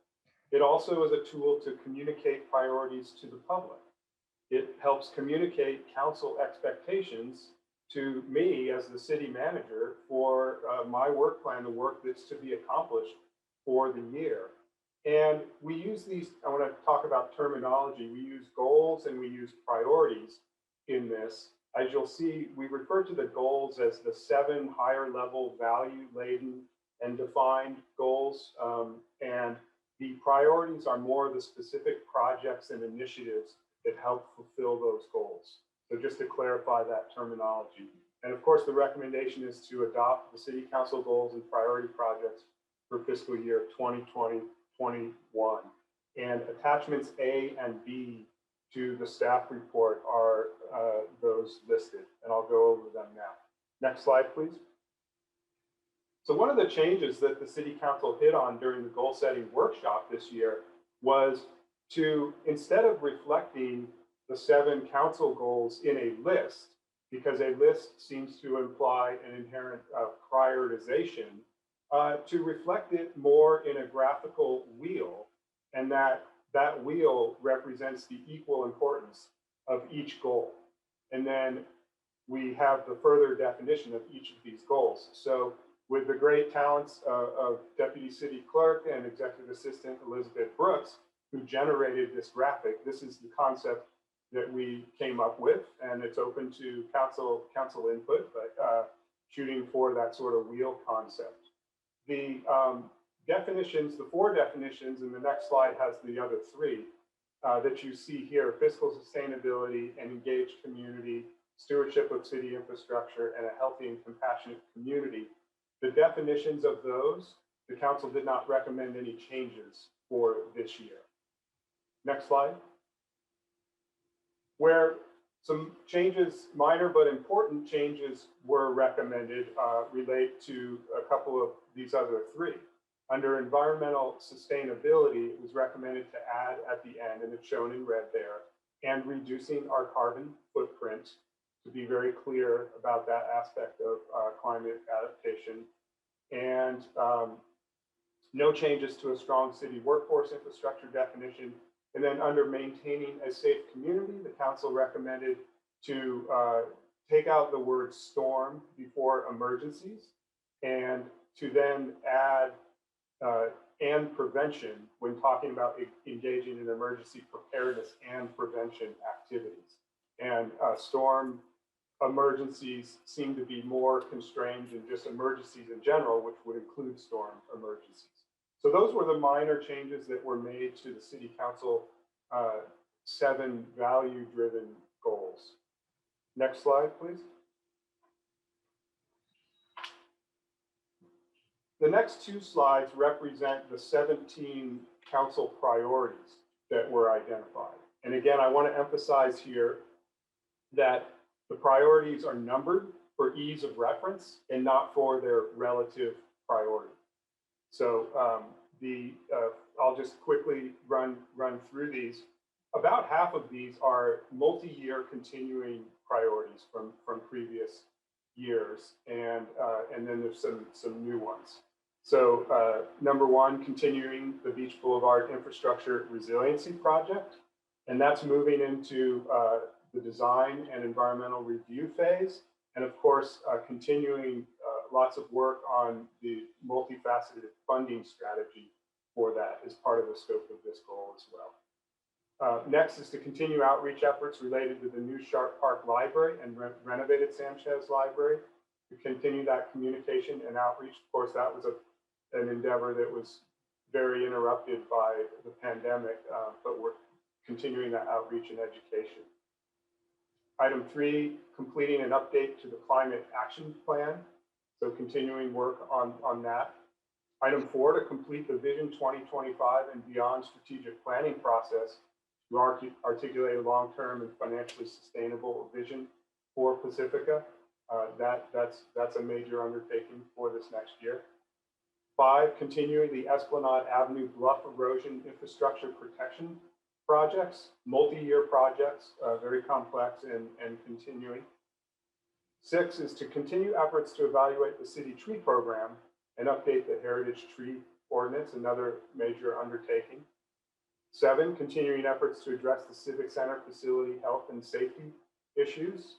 So that will be continuing into the next year, depending on council direction at the next meeting at the end of April, where we're getting input on the final conceptual design and the funding strategy. And item 8 is continuing efforts to complete policing in Pacifica work plan actions, which is related to the presentation you just heard from Chief Steidel and Captain Clements. Next slide. Continuing on, several of the priority planning processes that are so critical to the building blocks of Pacifica, preparing a quarry site specific plan, completing the Shark Park specific plan, and completing the comprehensive general plan update. Those are all multi-year endeavors. The Shark Park specific plan and the general plan underway, and the quarry site specific plan to start during this next fiscal year. Item 12 is completing an update to the wireless communications facilities ordinance. That was a direction that really grew out of trying to bring more definition and guidelines to when and how those types of facilities can be located. And also item 13, the update to the housing element of the general plan will be a major undertaking and was emphasized by the council. And actually coming up at the next meeting, there'll be a kickoff study session in learning about the housing element. And as was mentioned earlier in this meeting, on Wednesday, there's a regional countywide meeting for educational meeting for folks to learn about housing elements. Moving on to the next item, which is item 14, continuing really critical issue, important issue in Pacifica that the council has done a lot of work on, but wants to continue this next year as well, is to design and implement a council conversation with the community about homelessness. And that's targeted for the spring of 22 and take more of a tabletop conversation approach to the complexities of that issue. Item 15 that was raised was to evaluate the city's plastic foodware ordinance and consider potential updates to address plastic cups and lids. 16 was present an ordinance to City Council for consideration regulating the sale of flavored tobacco in Pacifica. We had, that came up earlier, and then there was some pending state and/or federal legislation that we sort of put it on hold for, and now the council that legislation is. I'm not exactly sure what the status of it is, but the intent is for us to move ahead and evaluate a specific ordinance. And then finally, evaluate and implement economic development initiatives focused on business assistance. A lot of the focus of the economic development program this year and the economic development committee has really been business assistance because of the COVID impacts. And so there are in this process, such as related to outdoor dining regulations, parklets, and special use permits, things like that. There are some business assistance initiatives that we want to take a look at and kick off with a study session with the council to talk about that. So that completes the list of the council recommended priorities for this next fiscal year. And next slide, please. This is the list that I just wanted to touch on quickly to as a reminder that these things are still ongoing, and we haven't forgotten, and we're still working on all of these other major projects. And again, the relative, while we're working on these, we have the council priorities for next fiscal year, and different projects rise to, if let's say a grant is received, then we can, begin working on a project. So there's different triggers for when we can move projects forward. Of course, I'll go briefly through some of the important ones here. Affordable housing initiatives. When there's an opportunity and/or a development comes forward, we jump on that, just part of our normal work, and still emphasize that. There will be lots of other economic development efforts that are carried out through the EDC program and committee. Continuing advocacy work related to issues like wildfire safety, historical tourism, aircraft overflight noise. Again, continuing to pursue, and the resolution that was on council consent tonight indicates this, continuing to pursue work on funding or program opportunities to assist the unhoused in Pacifica. We're continuing processing the local coastal plan update with the Coastal Commission, continuing to work on litter strategies, continuing paving projects annually, very, very critical, as well as playground replacements. As the economy returns and our transient occupancy tax normalizes, continuing to look at 2212 Beach Boulevard for the hotel site proposal. Continuing work on Palmetto and the street banner program. Of course, internally, but critical to the services we provide, are information technology improvements and things like our document management system that will make processes more efficient for staff and for the public. Hazardous tree removal program, and continuing that as an important safety component. The Anza Pump Station rebuild project is continuing. The Adobe Bridge culvert project will continue. We had signed on to a grant application with the Resource Conservation District, as well as the San Pedro Creek Watershed Coalition, and that we were just notified that they received that grant. So there will be some public works engineering assistance that goes into that project. And of course, as the council is aware, continuing work towards repairing the pier and fundraising efforts for that. So this is a big list, and I just wanted to get it out there that we're continuing work on all of these. Next slide, please. And finally, the fiscal impact of these council priorities is going to be evaluated further and included in our recommended budget development process for next fiscal year, and that begins with April 26th and May 10th budget presentations. Next slide, and I believe that completes my presentation. I hope I moved fast enough, but not too fast through that. Great. All right. Thank you very much for that overview and summary. And I'm checking to see about public comment, but I'm not seeing hands raised at this point. Council, if you had questions or comments you wanted to make on this issue, well, I'll be pleased to entertain those now. You. No? Oh, No, I do. You were a little Yeah. frozen for a sec. Okay, there you are. My internet is doing it again. I know. So I'm a little concerned that we didn't add any parking strategies to our priorities, and I'm not sure how to move forward with that. But I feel like we need to state it somewhere. I don't know, perhaps like put together an ad hoc group to do some work on it. I'm not sure. I know we talked just a little bit about it during goal setting, and then we said, oh, we're going to leave it with OSPAC. But I feel like it just needs more teeth than that.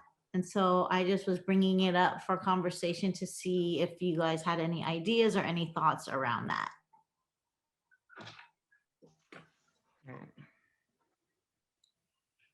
Councilmember O'Neill. I'd say I support what Mary, is talking about with parking, because this is an issue that's really affecting Fairway Park, Fairmont. It's affecting Pedro Point, and on really sunny days, the front of Lindemar, around Arguello and DeSolo and stuff. So I don't know, and I know the police department's reluctant to have residential parking or permitting for parking, and I don't even know how that would mesh with the Coastal Commission in regards to parking for along the coastal zone.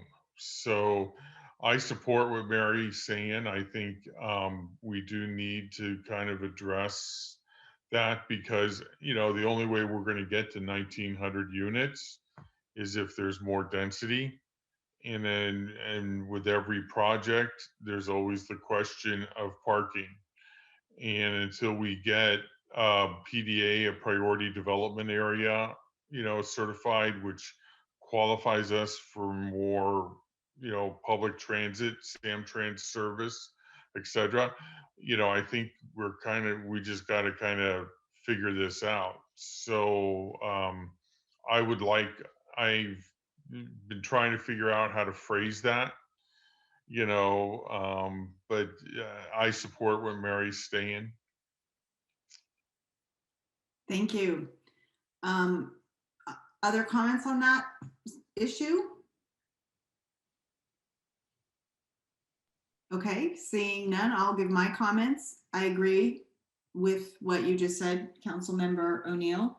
I know it's a very thorny, or not thorny, but multi-sided, issue, and multi-jurisdictional in some cases. So that takes coordination, that takes time, that takes legwork. I mean, frankly, that takes making sure we really, I know we're in touch with GGNRA every month because of OSPAC, but not always every month because of, okay. And, outreach to even San Francisco City and County. We've got a lot of partners in all of this, and I realize that makes it big. And the last thing we need to do is add another big thing. However, as stated, it's not going away. It's only going to get worse. And we do know that in other coastal communities, there are such things as parking permit restrictions, specifically Santa Cruz, specifically near the beach, specifically on weekends.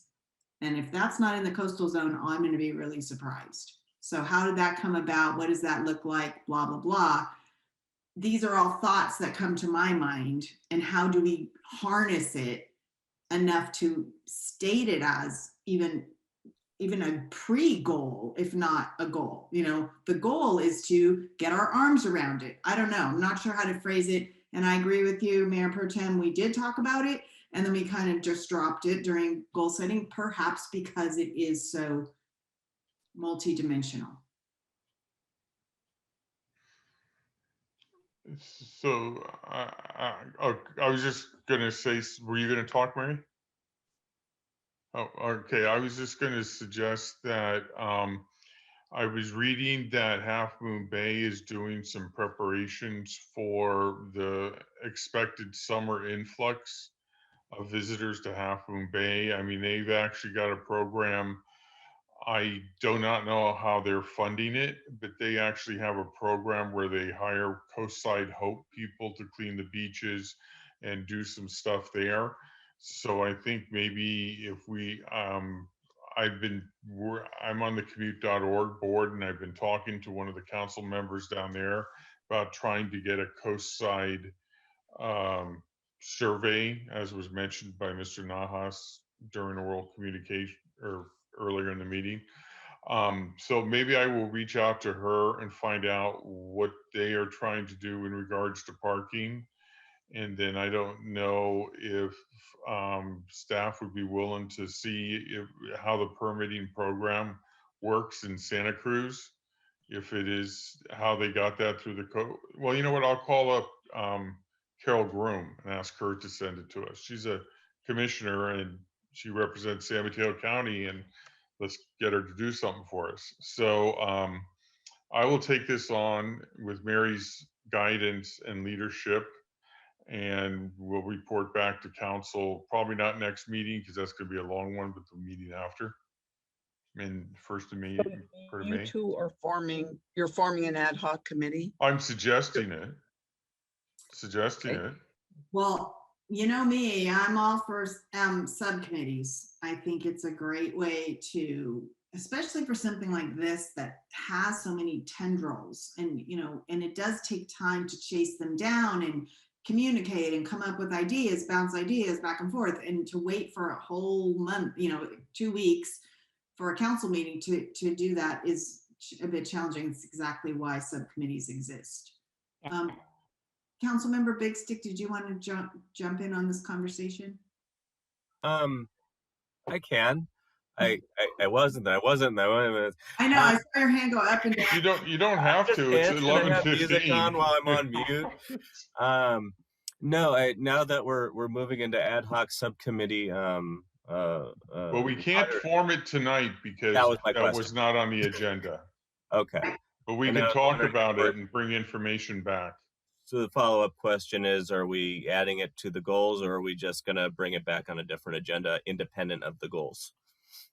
I was suggesting the goals are quite numerous. Staff is rather thin. That council member Mary and I would take the initiative and contact who we need to contact, come back with information as to what other possibilities are, so we can actually start forming our own there, and maybe agendize subcommittee formation and the first meeting in May. Sounds good. Sounds good. Thank you so much for the support. I appreciate it. And I know our community is going to appreciate it too. You broke up. I couldn't hear you. I'm sorry. Okay. I think we're concluded. Yeah, if I could just try to synthesize that. So what I'm hearing is no revisions or additions to the recommended goals list, but that there will be some information gathering about types of parking solutions that might exist that would be brought forward in the future. And at the same time, Mayor Pro Tem Beer mentioned how the Open Space Parkland Advisory Committee is also going to start really looking at the Maury Point related and some different, low-hanging fruit solutions that may exist there. So there could be in the future, a general discussion about parking that comes forward. I do know, I'll just comment very quickly, and we would be really interested to learn more about, Santa Cruz beach parking, but we know from our experience that our state beach parking with the Coastal Commission is a huge lift. And they are very generically opposed to paid parking in the coastal zone. So, but let's find out more from whom we can find out more about. But I'm understanding no changes to the goals, and this is just, one of those other things that more information will come forward in the future. That's my understanding as well. Thank you. All right, so you were looking for us to accept the. Yeah, this is to adopt the goals and priorities for next fiscal year. Yes, it is. I move that we adopt the goals and priorities. Sorry, Tiger, you had your hand up. I was just wondering if we've done public comment already, or if All right, I looked for public comment early on. I didn't see any. I still don't see any. So I'm going to assume there is no public comment on this item Close the public comments. and close it. And Councilmember Vaterlos has made a motion. I'll second.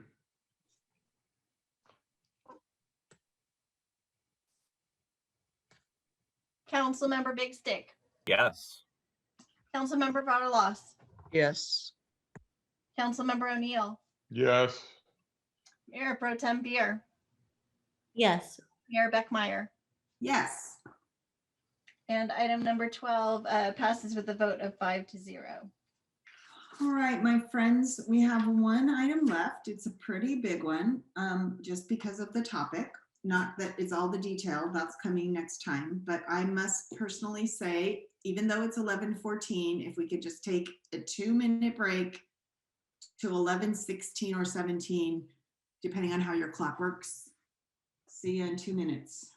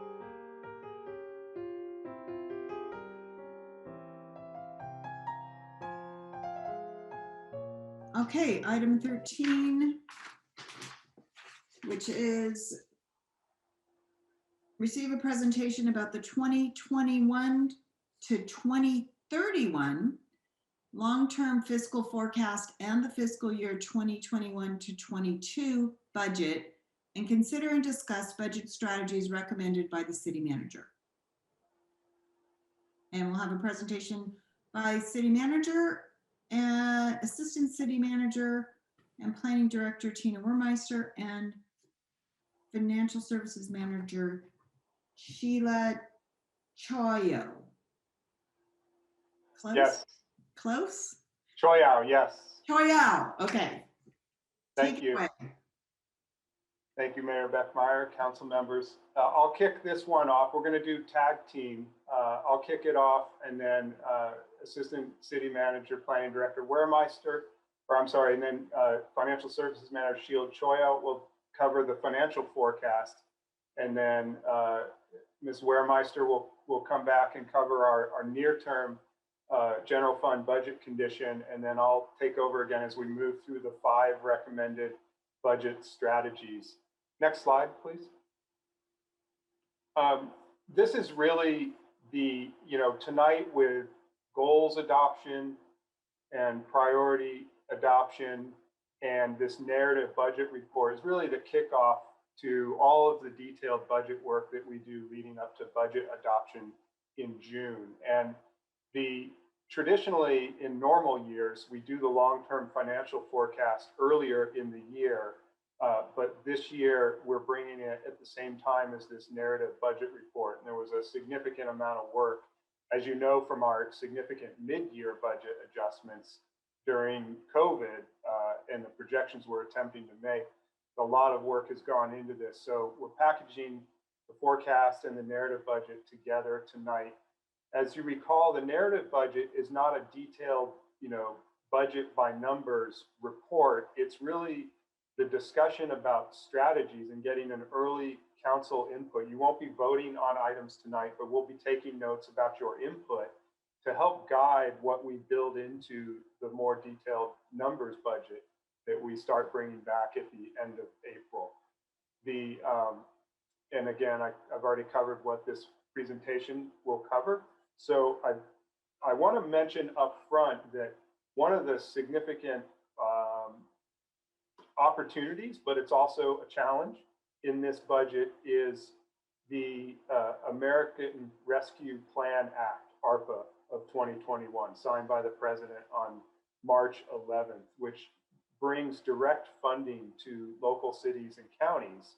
And the guidelines from the Treasury for ARPA funds, use of ARPA funds, don't come out until by May 11th, I think is the deadline. So we don't know a lot of details about the use of those funds. So I have some high-level strategies I've included tonight, but it is just generally we know ARPA funds are used to reimburse revenue losses due to COVID, direct expenditures due to COVID, and to help re-stimulate the economy and help address the impacts that occurred on the economy and society due to COVID. And we'll get more detail about that later. So I think at this point, I'll turn it over to Sheila to dive into the financial forecast. Good evening, Mayor and council members. Sheila Choyo, Financial Services Manager. Next slide, please. So we come to you every year and present our 10-year forecast, and those forecasts are based on our most accurate and current information available at the time. For this year's forecast, expenditures will continue to outpace revenues through 2023 and 24, and this condition are expected to stabilize beginning in 2024 and 25. These projections include the $1.2 million shortfall in our VLF revenue.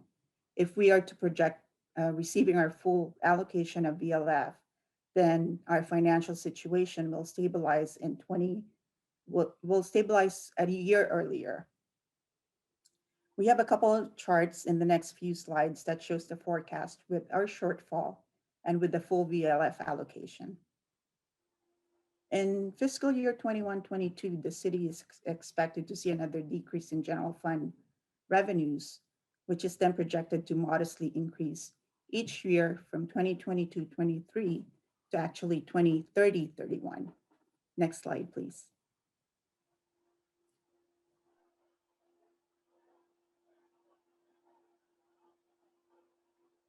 Oh, you went on mute. I know, I just saw that. So the slow and limited revenue growth means that we will continue to face challenges when it comes to balancing our budget. We'll also face challenges in continuing to provide essential services, improving the city's aging infrastructure, maintain competitive salaries and benefits, and to meet the city's pension obligation and healthcare costs. Limited revenues also means that we'll have to continue to find one-time funding for our non-discretionary expenditures, which cannot be sustainable if we are to go through this route year after year. Next page, please. So this slide shows the 10-year forecast. Well, without our full VLF allocation, which is a 1.2 million shortfall. The bottom slide assumes that if we receive our full VLF, our situation will be a lot better. So this shows that the state's obligation to backfill the VLF revenue is critical to the city's long-term financial health. As I said, we are currently owed. Go ahead. Sorry, Sheila, real quickly. If I could jump in, I just wanted to clarify, VLF stands for Vehicle License Fee. And as the council may remember, we provided a detailed memo about this backfall with the mid-year budget. And we've again provided that as an attachment to this report. And it's a complicated issue that goes back to the 90s. Well, VLF started way back in the early 1900s, but the changes to VLF and how cities are paid them from the state, it's an obligation agreement that the state has made to pass those to cities, began in the 1990s during the Schwarzenegger administration. And what changed was a way of utilizing property tax to backfill VLF.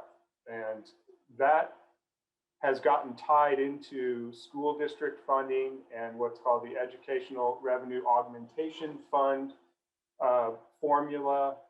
And in San Mateo County, that is actually this year, this current fiscal year, a $90 million shortfall. And we just found out a couple hours ago, well, I guess a few hours ago now, that that our shortfall is not 1.2 million for this current fiscal year, but just over 2 million. So it's a significant obligation from the state to cities that needs to be backfilled. And we'll talk more about that later, but I just wanted to explain that background. Okay, so just to continue, like city manager said, we are currently 1.2 million owed, and we expect to receive this money, but it's not guaranteed. And again, the shortfalls are forecasted to continue in the future years. The payments lag by approximately 2 years, and the city covers the shortfall with our reserves. It's also important to note that the forecast does not include unnegotiated salaries and benefit increases. I'll now turn it over to Tina Wehrmeister to continue with the presentation. Thank you, Council and public. My name is Tina Wehrmeister. I'm the Assistant City Manager and Planning Director. As you just heard, the VLF shortfall is very challenging, but there were other revenue, general fund revenue sources that have been significantly impacted by the coronavirus pandemic. And altogether, the current estimate of lost revenue due to the coronavirus in fiscal years 2019, 20 and 2020, 2021, as compared to 18-19, using that as a pre-pandemic normal year, is estimated to be between $4 and $5 million in lost revenue. So point of sale retail sales tax revenue, which is also referred to sometimes as the brick and mortar establishments, and transit occupancy tax, TOT revenue from hotels have declined as health orders shut down or limited the operations of businesses and curtailed travel and tourism. In fact, hotel TOT is down 40% this year. Other tax revenues and program revenue have also been negatively impacted, notably parks, beaches, and recreation revenues. But some categories, revenue categories have remained stable, such as property tax, or some have improved, such as online sales tax pools and cannabis revenues. So the city reserves are intended to help temporarily address these types of financial impacts, but reserves and the general fund unallocated balance are not robust enough to cover these losses, while also funding priority one-time infrastructure projects and other budget needs. As the pace of the economic recovery remains uncertain for the next several years, the city manager has developed prudent budget strategies that he'll now go over for you. Great, thank you. Next slide, please. So the first strategy does relate to the use of the ARPA funds. And we've covered some of this already. There's a direct portion that's allocated to assist local governments. We're anticipating to get 7.25 million. And generally, those can be used, but we'll know more when the Treasury guidelines come out to replenish revenue losses, which we've used reserves to cover some of those, to recover additional expenditures that we have incurred, as well as to stimulate the economy and address other impacts, housing, et cetera, that COVID has caused. So next slide. So I wanted to take a high level on just some of the principles for using ARPA funds headed into the budget. And the Government Finance Officers Association, GFOA, has come out with some principles that it recommends. Those are shown in the colored box there. I won't go through all of those, but generally we want to follow GFOA best practice recommendations. So follow those sound municipal government principles to emphasize replenishing lost revenue that has been impacted by the pandemic and reimburse expenditures. And as was mentioned, right now we're estimating that's between 4 and 5 million, but of course it depends on what the guidelines say about how that gets calculated. Additionally, to provide grant funding to local small business if necessary beyond other ARPA funding for small businesses. So there are other channels of ARPA funding that are creating programs to support small businesses, but one of the strategies could be to use some ARPA funds to supplement those as necessary.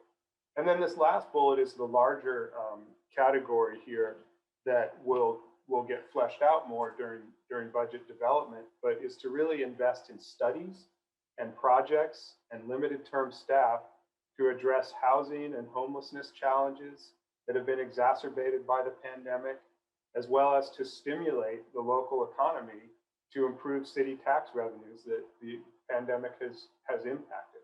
So that's a pretty broad category of use of ARPA funds.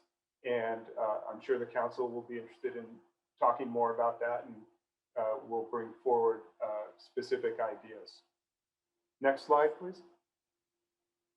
The second recommendation, and this is always one that tends to be in the budget strategies, is how we use our general fund assigned and or unassigned fund balances. That is our reserves. And as I've mentioned before, we have a reserve policy, which we formally call the fund balance commitment policy, that has been established precisely to address economic hardship conditions.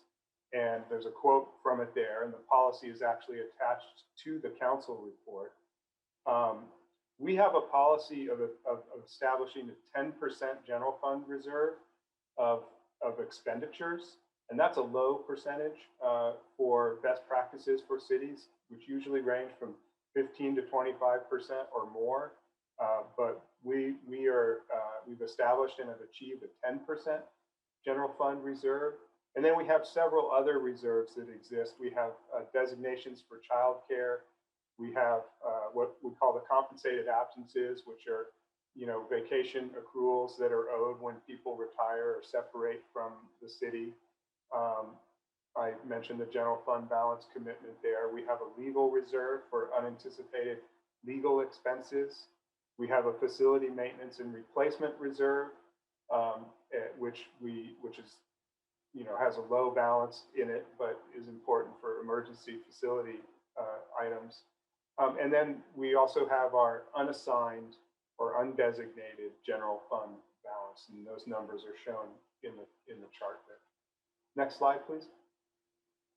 So the recommendations related to the unassigned balance and reserves are to, number one, use ARPA funds to replenish unassigned fund balance and other reserves that have been used in the last 2 fiscal years to balance the impact of the pandemic.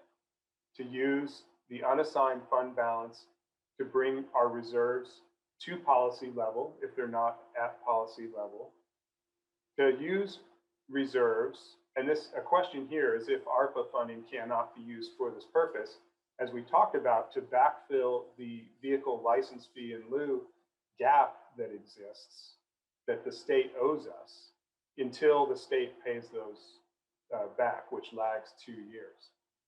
And then importantly, to use the unassigned fund balance amounts, some of the unassigned fund balance amounts, to fund critical infrastructure projects and other one-time expenditure priorities, including a portion of the Civic Center remediation renovation project, and to augment street paving funding. We've used that strategy in, I think, ever since I've been here, so for the last 3 years, to pay additional money out of that fund for streets paving. I think that completes the recommendations for the reserves. Next slide. So then we have recommendation 3, which relates to the excess educational revenue augmentation fund allocation. And noted here is that our annual excess ERAF payments have averaged 2.2 million over the last 5 years. But again, these are not a guaranteed source of revenue to the city. And this is tied into school district funding as well. So we treat these as one-time funds and not operating funds. And the recommendation here is to do what we've done recently, is to pre-allocate excess ERAF for our non-governmental organization funding, the Resource Center and the Beach Coalition, to use a portion of excess ERAF to help fund critical infrastructure projects and other one-time expenditure priorities, including a portion of the Civic Center remediation, and to augment street paving funding. Again, to balance that out with our unassigned general fund balance use. And then to the other part of our practice year after year is to then transfer the remainder of excess ERAF into Fund 38, which is our disaster accounting fund, where we are building up reserves to help with coastal disasters and coastal projects to prevent those, the impact of those emergencies. Next slide. Cannabis revenues.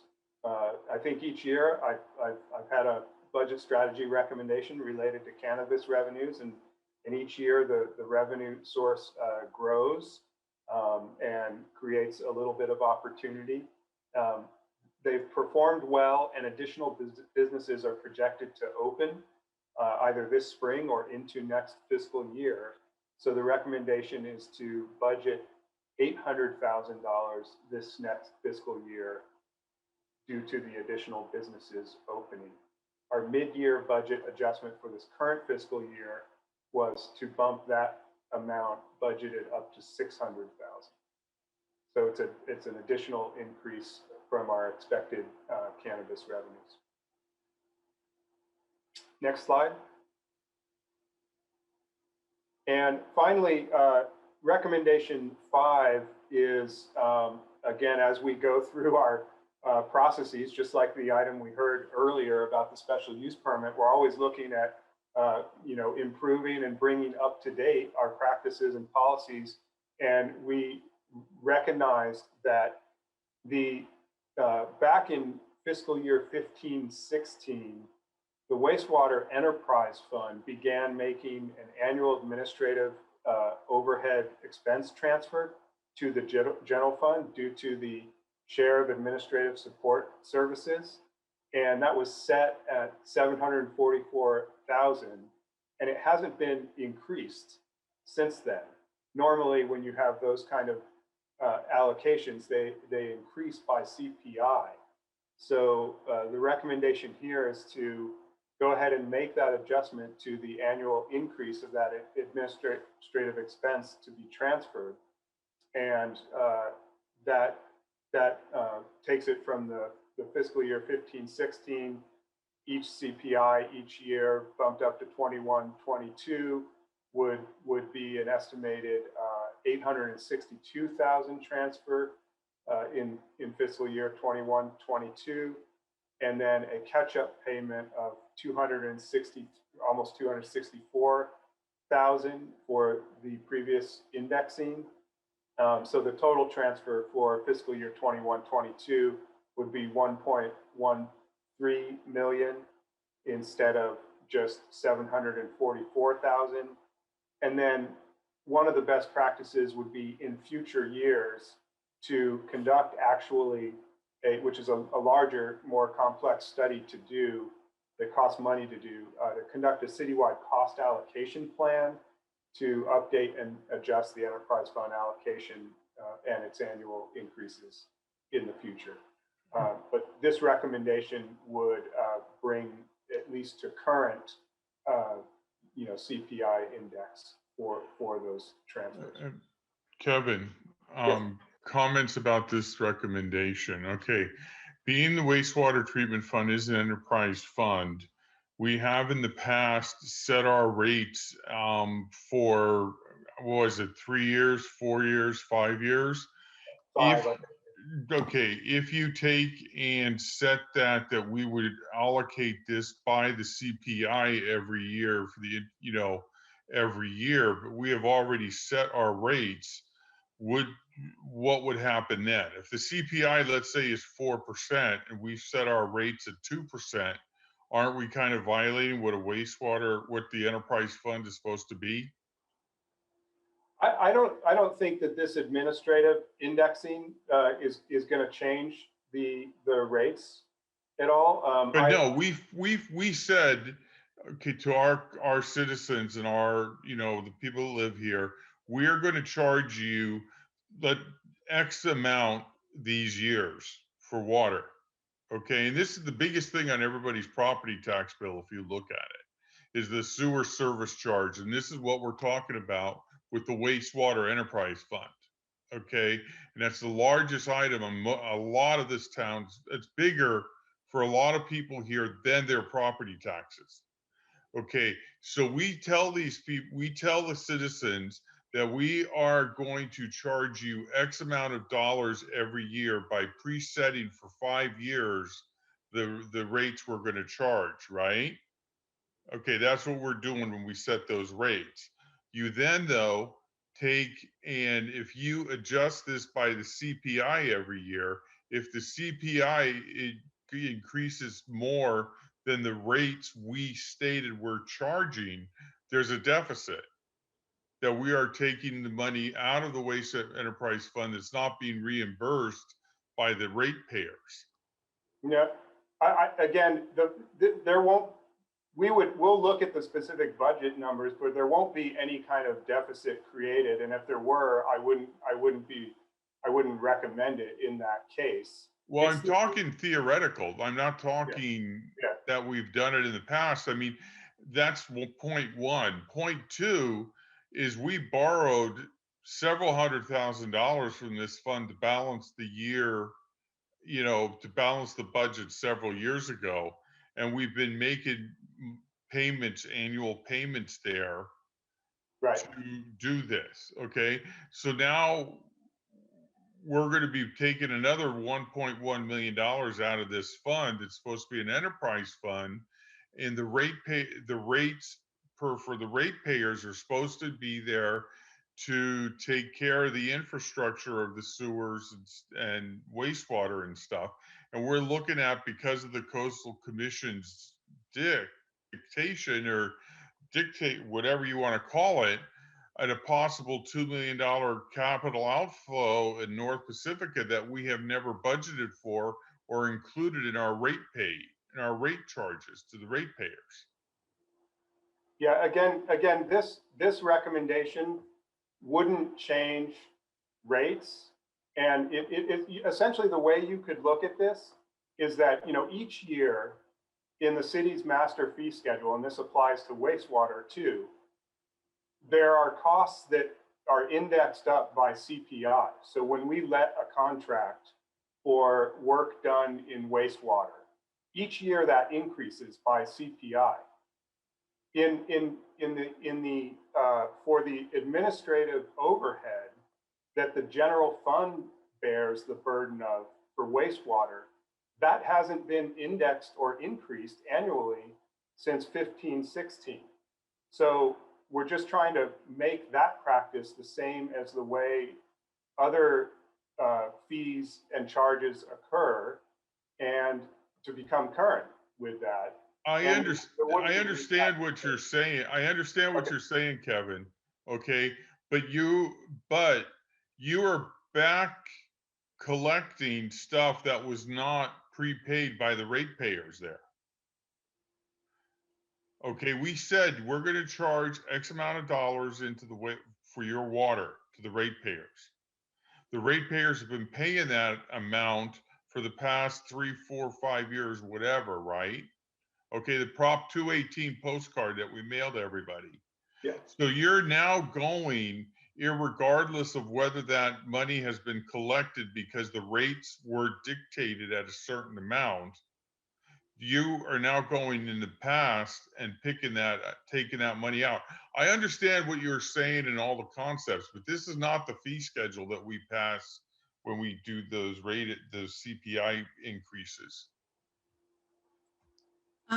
If I could interject just for a second, it's 11:44 and we're not done with the presentation. I know this is a very significant topic for a number of our citizens.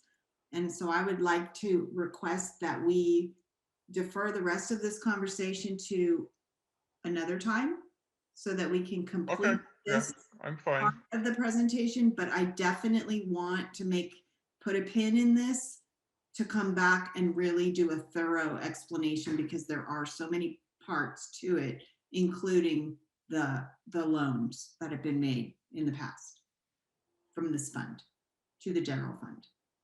Yeah, and just to be clear on the loans, that the general fund is annually paying back the wastewater fund with interest.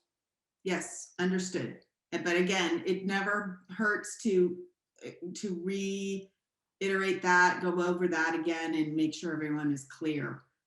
So that would, if I may, if we could just table the rest of this conversation on this topic until another point. Okay, no problem. Thank you. And I think that just our final slide, next slide, please, is just related to schedule and next steps. So tonight we had goals adoption and the long-term financial forecast and narrative budget. On April 26th, we'll be talking about Civic Center funding strategies and conceptual design. On either the 26th and or May 10th, we'll be talking about, or if we need to schedule a special meeting in there, we'll be talking about general fund and master fee schedule. And then moving on to departmental budget presentations, the CIP, and continuing the department budget presentations, getting us to June for the public hearings and budget adoption by June 28th. That's the overall schedule and next steps. And I think that completes the presentation. If you could go right back to that slide just now, real quick. That very last one with the schedule. Yeah. So looking at this in regard to tabling the conversation I just asked to table, would you anticipate that the third bullet point where it's April 26th, May 10th, or a special meeting date TBD would be a good place to put that conversation? Well, if the council, you know, I mean, we can talk about how, you know, these different budget strategies are applied to the general fund. So that's where it would be applied. And so we could do the more specific numbers crunching and work about that. And the council could discuss that certainly as part of the general fund budget discussion. Okay, I think that answers my question. Thank you. Other questions or comments from council members on this item? No, this was just a sampler of the budget. So I know. those little Whitman samplers, you know, you get from Yeah, people. the little box this big. I know. Right. That's what this was. We're gonna get the 5-pound box. Yeah, we're gonna get the nuts and chews pretty quick. I do want to stress getting back to that conversation because I know that Mike has brought it up before, right? So we want to make sure to talk through it. Definitely. Definitely. Anything else? Let me double check our public comment. I do not see any hands.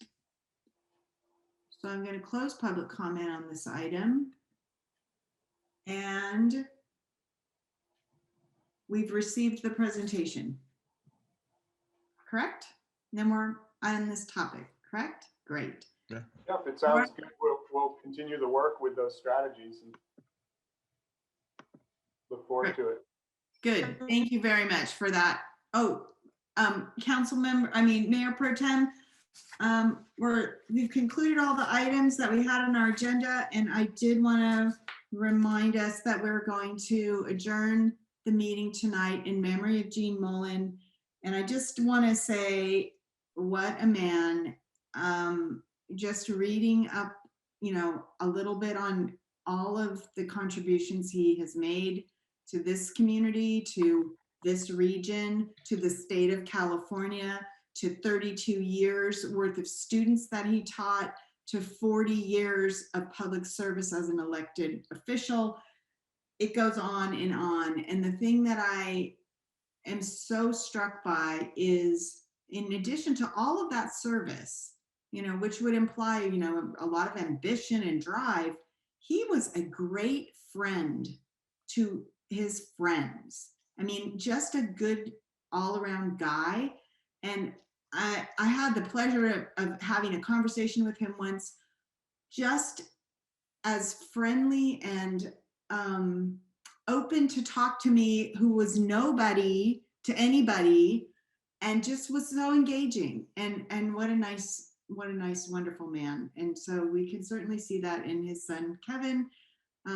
But I just want to say, I know he's going to be missed, and we are grateful for all of the legions of impact he's going to have going forward. Okay. I agree. And with that, we will adjourn the meeting at 11:51 p.m. Thank you, everybody.